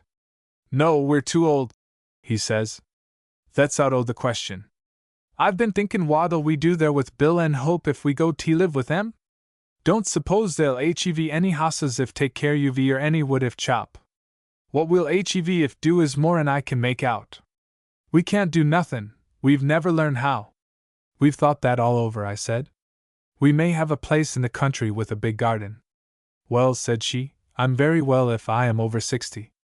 I can cook and wash and mend and iron just as well as I ever could. Uncle Eby came to the door then. Bill, he said, I want you and Hope if come out here and look at this young colt o' mine. He's playful as a kitten. We put on our wraps and went to the stable. Uncle Eby was there alone. If ye brought any Christmas presents, he whispered, slip 'em into my hands. I'm goin' if run the circus tomorrow and if we don't hev fun a plenty I'll miss my guess. I'll lay them out in my room, said Hope. Be sure and put the names on 'em, Uncle Eby whispered, as Hope went away. What have ye done with the Bachelors? I inquired. Sold them, said he, laughing. Barker never kept his promise. Heard they'd gone over to the Berg and was trying to sell more territory. I says, if Dave, you let me manage 'em and I'll put 'em out o' business here in this part o' the country. So I writ out an advertisement fair the paper. Read about this way. Fair sale. 1,200 patented suction wash bilers. Anyone 'at can't stand prosperity and is learnin' if swear I'll find 'em a great help. If he don't he's a bigger fool 'an I am. Nothin' in 'em but tin, that's what's somethin'. Warranted to hold water. Wall ye know how that editor talks? 'Twa'n't a day 'fore the head man o' the biler business come and bought 'em. And the advertisement was never put in. Guess he want Hank Aaron to hev his business spilt. Uncle Eby was not at the supper table that evening. Where's Holden? Said Elizabeth Brower. Dunno, said David. Goin' after Santa Claus, he told me. Never see the beat o' that man, was the remark of Elizabeth, as she poured the tea. Jest like a boy every Christmas time. Been so excited fair a week couldn't hardly contain himself. Ketched him out in the barn t'other day laughin' like a fool, said David. Thought he was crazy. We sat by the fire after the supper dishes were put away, talking of all the Christmas days we could remember. Hope and I thought our last and far away best of all, and no wonder, for we had got then the first promise of the great gift that now made us happy. Elizabeth, sitting in her easy chair, told of Christmas in the olden time when her father had gone to the war with the British. David sat near me, his face in the firelight, the broad brow wrinkled into furrows and framed in locks of iron gray. He was looking thoughtfully at the fire. Uncle Eby came soon, stamping and shaking the snow out of his great fur coat. "Call night," he said, warming his hands. Then he carried his coat and cap away, returning shortly, with a little box in his hand. "Just thought I'd buy this fair fun," said he, holding it down to the firelight. "Dummed if I ever see the like of it. Whoa!" he shouted, as the cover flew open, releasing a jumping jack. "Quicker 'n a grasshopper. D'ye ever see sech a sassy little critter?" Then he handed it to Elizabeth. "Wish ye Merry Christmas, Dave Brower," said he. "Ain't as merry as I might be," said David. "No, what's the matter with ye?" said Uncle Eby. "Searchin' after trouble, that's what ye're doin'. Findin' lots of it right there in the fire. Trouble es goity to get mighty scarce round here this very selfsame night. Ain't goin' to be nobody lookin' fer it, that's why. Fair years ye've been takin' care o' somebody I'll take care o' you, long's ye live, sartin sure. Folks they said you was fools when ye took him in. Man said I was a fool once. I was had a pretty fairy day o' myself since then. When some folks call ye a fool a ruther good sign ye ain't. Ye've waited a long time fair your pay, ain't much longer to wait now." There was a little quaver in his voice. We all looked at him in silence. Uncle Eby drew out his wallet with trembling hands, his fine old face lit with a deep emotion. David looked up at him as he wondered what joke was coming, until he saw his excitement. "Here's $20,000, said Uncle Eby, "a real, genuine bank check. Just as good as gold. Here 'tis. A Christmas present fair you and Elizabeth. And may God bless ye both." David looked up incredulously. Then he took the bit of paper. A big tear rolled down his cheek. "Why, Holden! What does this mean?" he asked. "At the Lord pays his debts," said Uncle Eby. "Read it." Hope had lighted the lamp. David rose and put on his spectacles. One eyebrow had lifted above the level of the other. He held the check to the lamplight. Elizabeth stood at his elbow. "Why, Mother," said he. "Is this from our boy? From Nehemiah? Why, Nehemiah is dead," he added, looking over his spectacles at Uncle Eby. "Nehemiah is not dead," said the latter. "Nehemiah not dead," he repeated, looking down at the draft. They turned it in the light, reading over and over again the happy tidings pinned to one corner of it. Then they looked into each other's eyes. Elizabeth put her arms about David's neck and laid her head upon his shoulder, and not one of us dared trust himself to speak for a little.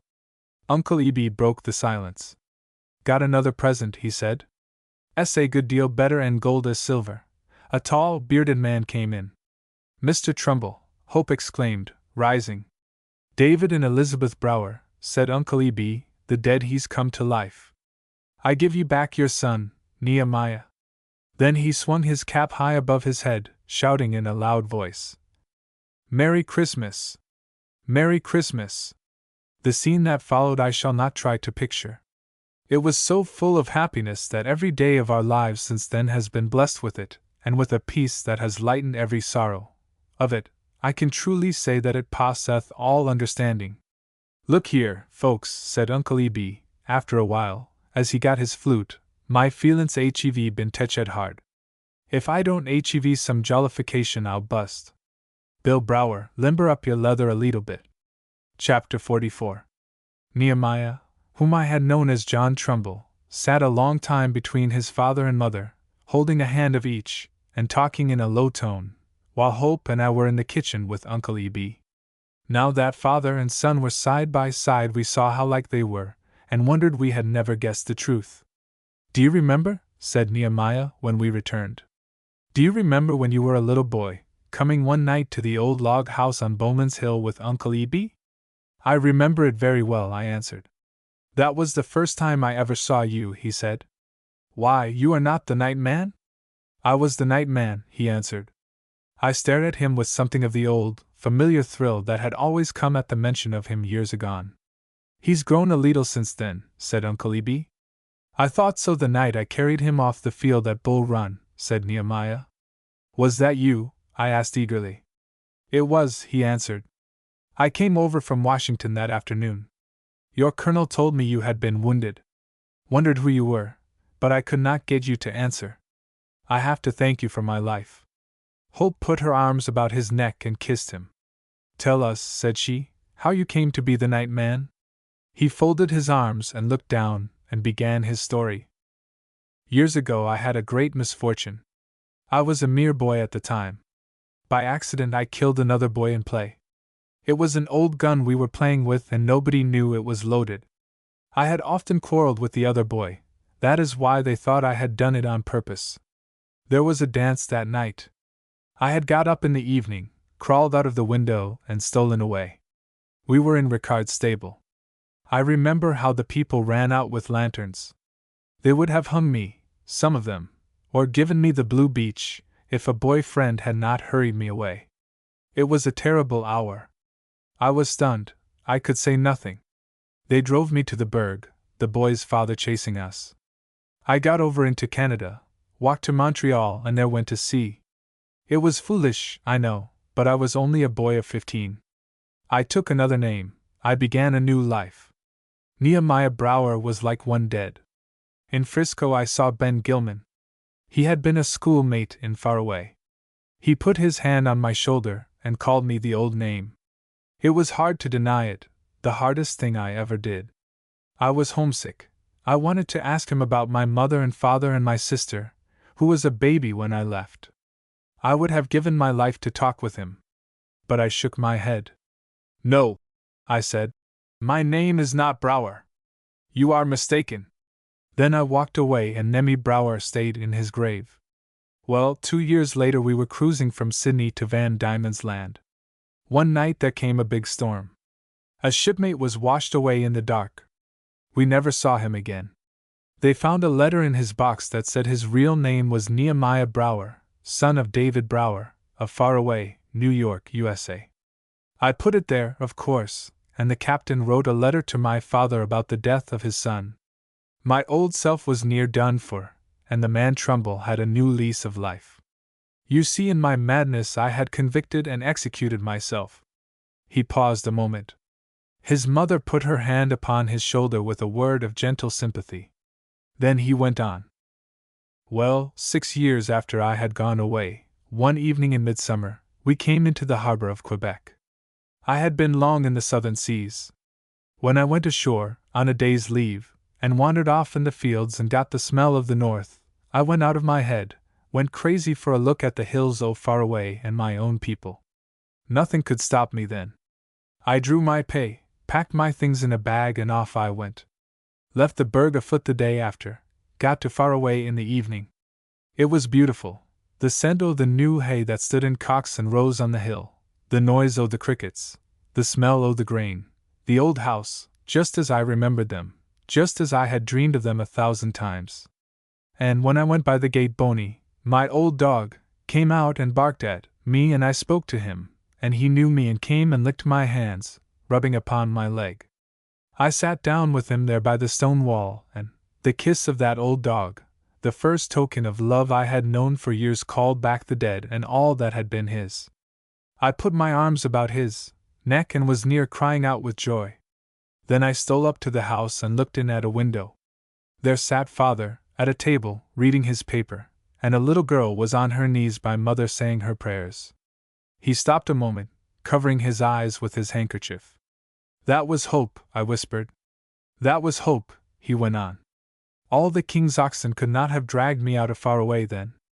Late at night I went off into the woods. The old dog followed to stay with me until he died. If it had not been for him, I should have been hopeless. I had with me enough to eat for a time. We found a cave in a big ledge over back of Bull Pond. Its mouth was covered with briars. It had a big room and a stream of cold water trickling through a crevice. I made it my home, and a fine place it was, cool in summer and warm in winter. I caught a cub panther that fall and a baby coon. They grew up with me there and were the only friends I had after Boney, except Uncle Eby." "Uncle Eby!" I exclaimed. "You know how I met him," he continued. "Well, he won my confidence. I told him my history. I came into the clearing almost every night. Met him often. He tried to persuade me to come back to my people, but I could not do it. I was insane. I feared something, I did not know what. Sometimes I doubted even my own identity. Many a summer night I sat talking for hours, with Uncle Eby, at the foot of Lone Pine. Oh, he was like a father to me. God knows what I should have done without him. Well, I stuck to my life, or rather to my death, there in the woods, getting fish out of the brooks and game out of the forest, and milk out of the cows in the pasture. Sometimes I went through the woods to the store at Tifton for flour and pork. One night Uncle Eby told me if I would go out among men to try my hand at some sort of business, he would start me with $1,000. Well, I did it. I had also $100 of my own. I came through the woods afoot. Bought fashionable clothing at Utica, and came to the big city. You know the rest. Among men my fear has left me, so I wonder at it. I am a debtor to love, the love of Uncle Eby and that of a noble woman I shall soon marry. It has made me whole and brought me back to my own people. And everybody knew he was innocent the day after he left," said David. 3 cheers for Uncle Eby, I demanded. And we gave them. "I declare," said he, "in all my born days never see sec fun. It's tremenjous. I tell ye. Them et takes care uv others'll be took care uv, lest they do it o' purpose." And when the rest of us had gone to bed, Uncle Eby sat a while by the fire with David. Late at night he came upstairs with his candle. He came over to my bed on tiptoe to see if I were awake, holding the candle above my head. I was worn out and did not open my eyes. He sat down snickering. "Tell you one thing, Dave Brower," he whispered to himself as he drew off his boots, "when some folks calls ye a fool, a putty good sign ye ain't." Chapter 45. Since that day I have seen much coming and going. We are now the old folks, Margaret and Nehemiah and Hope and I. Those others, with their rugged strength, their simple ways, their undying youth, are of the past. The young folks, they are a new kind of people. It gives us comfort to think they will never have to sing in choirs or pound the rock for board money, but I know it is the worse luck for them. They are a fine lot of young men and women, comely and well-mannered, but they will not be the pathfinders of the future. What with balls and dinners and clubs and theaters, they find too great a solace in the rear rank. Nearly 20 years after that memorable Christmas, coming from Buffalo to New York one summer morning, my thoughts went astray in the North Country. The familiar faces, the old scenes came trooping by, and that very day I saw the sun set in Hillsborough as I had often those late years. Mother was living in the old home, alone, with the daughter of Grandma Bisnet. It was her wish to live and die under that roof. She cooked me a fine supper, with her own hands, and a great anxiety to please me. "Come, Willie," said she, as if I were a small boy again. You fill the woodbox and I'll get supper ready. Luke, indeed, you clear out, she said to the hired girl, good-naturedly. You dunno how tea cook for him. I filled the woodbox and brought a pail of water, and while she was frying the ham and eggs read to her part of a speech I had made in Congress.